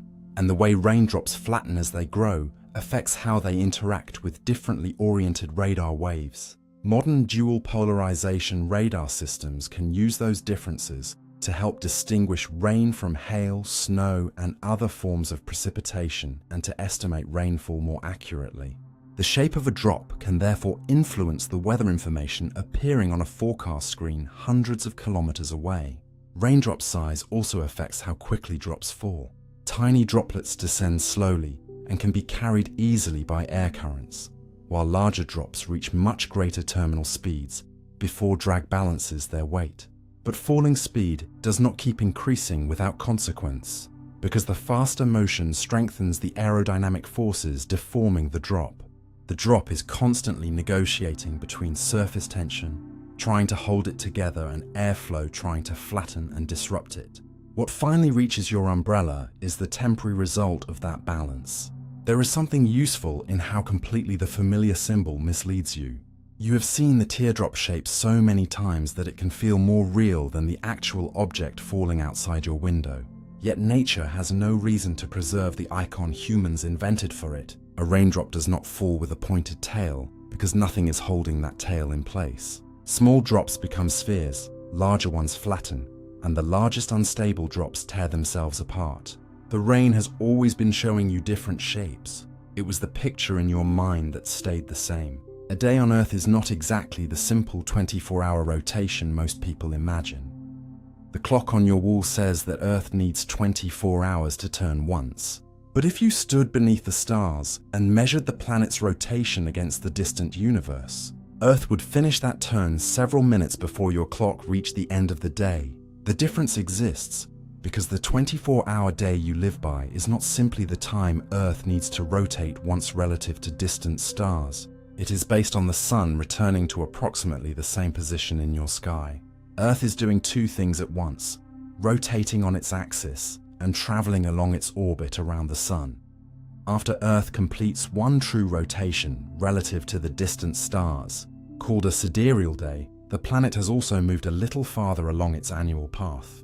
Because of that orbital movement, your location is no longer pointing toward the sun in quite the same way it was one rotation earlier. Earth must turn a little farther before the sun returns to the same position in the sky. That additional turning takes roughly 4 minutes, making the average solar day about 24 hours, while the sidereal day is only about 23 hours and 56 minutes. This small difference accumulates quickly. If you watch the stars at exactly the same clock time night after night, you would notice them appearing about 4 minutes earlier each evening. After a few months, completely different constellations dominate the night at the same hour. Not because the stars have raced around Earth, but because Earth has progressed around the sun while your clock remains tied to the solar day. Yet even the solar day is not exactly 24 hours every single day. Earth's orbit is slightly elliptical rather than perfectly circular, so its orbital speed changes during the year. Its rotational axis is also tilted relative to the plane of its orbit. Together, these facts cause the apparent sun, the sun you would track with a perfectly accurate sundial, to move across the sky at a slightly uneven rate compared with our uniform clocks. Some apparent solar days are a little longer than 24 hours, and others a little shorter. Civilization avoids allowing noon to wander unpredictably through our schedules by using a fictional, smoothly moving reference called the mean sun. The 24-hour civil day is based on this averaged motion rather than the exact behavior of the real sun from one day to the next. This difference is why a sundial and a precise clock can disagree by more than 10 minutes at certain times of the year, even when both instruments are working properly. The changing offset is known as the equation of time, and it leaves a beautiful signature called an analemma if you photograph the sun from the same location at the same clock time throughout a year. Instead of occupying one fixed point, the sun traces a stretched figure 8 in the sky, revealing the combined effects of Earth's tilt and changing orbital speed. Even the idea of noon becomes more layered once you notice this. Solar noon is the moment when the sun crosses your local meridian and reaches its highest point for that day, but 12 o'clock on your watch may occur well before or after that moment, because modern time zones force huge regions of Earth to share standardized clock time. Daylight saving rules can shift the relationship even further. So the 24-hour day surrounding your life is partly astronomy and partly human design. An average chosen because regular clocks, trains, computers, schools, and societies need a stable rhythm. Earth itself provides something messier. It rotates relative to the stars in one period, brings the sun back to your meridian in another, and makes the apparent solar interval fluctuate slightly through the seasons. What feels like one of the simplest facts you learned as a child, that Earth turns once every 24 hours, is therefore a carefully simplified version of a more elegant motion. A day is not merely one spin of the planet. It is the result of rotation being measured against something. And the answer changes depending on whether you choose the distant stars, the real sun, or the smooth imaginary sun that keeps your clocks from following every small irregularity in the sky. 24 hours is real enough to organize a life, but the planet beneath that number is performing a more complicated dance. Cloud can produce brilliant colors without containing any pigment. Cloud that looks ordinary white from one direction can suddenly develop luminous patches of pink, turquoise, violet, green, and gold, as though someone has brushed an oil-like spectrum across the sky, even though there is not a single colored pigment inside it. This phenomenon is called cloud iridescence, and it is usually produced when sunlight encounters exceptionally small water droplets or ice crystals that are similar in size and arranged within a thin part of a cloud. Most clouds look white because droplets scatter many visible wavelengths in many directions at once, blending the colors together before they reach your eyes.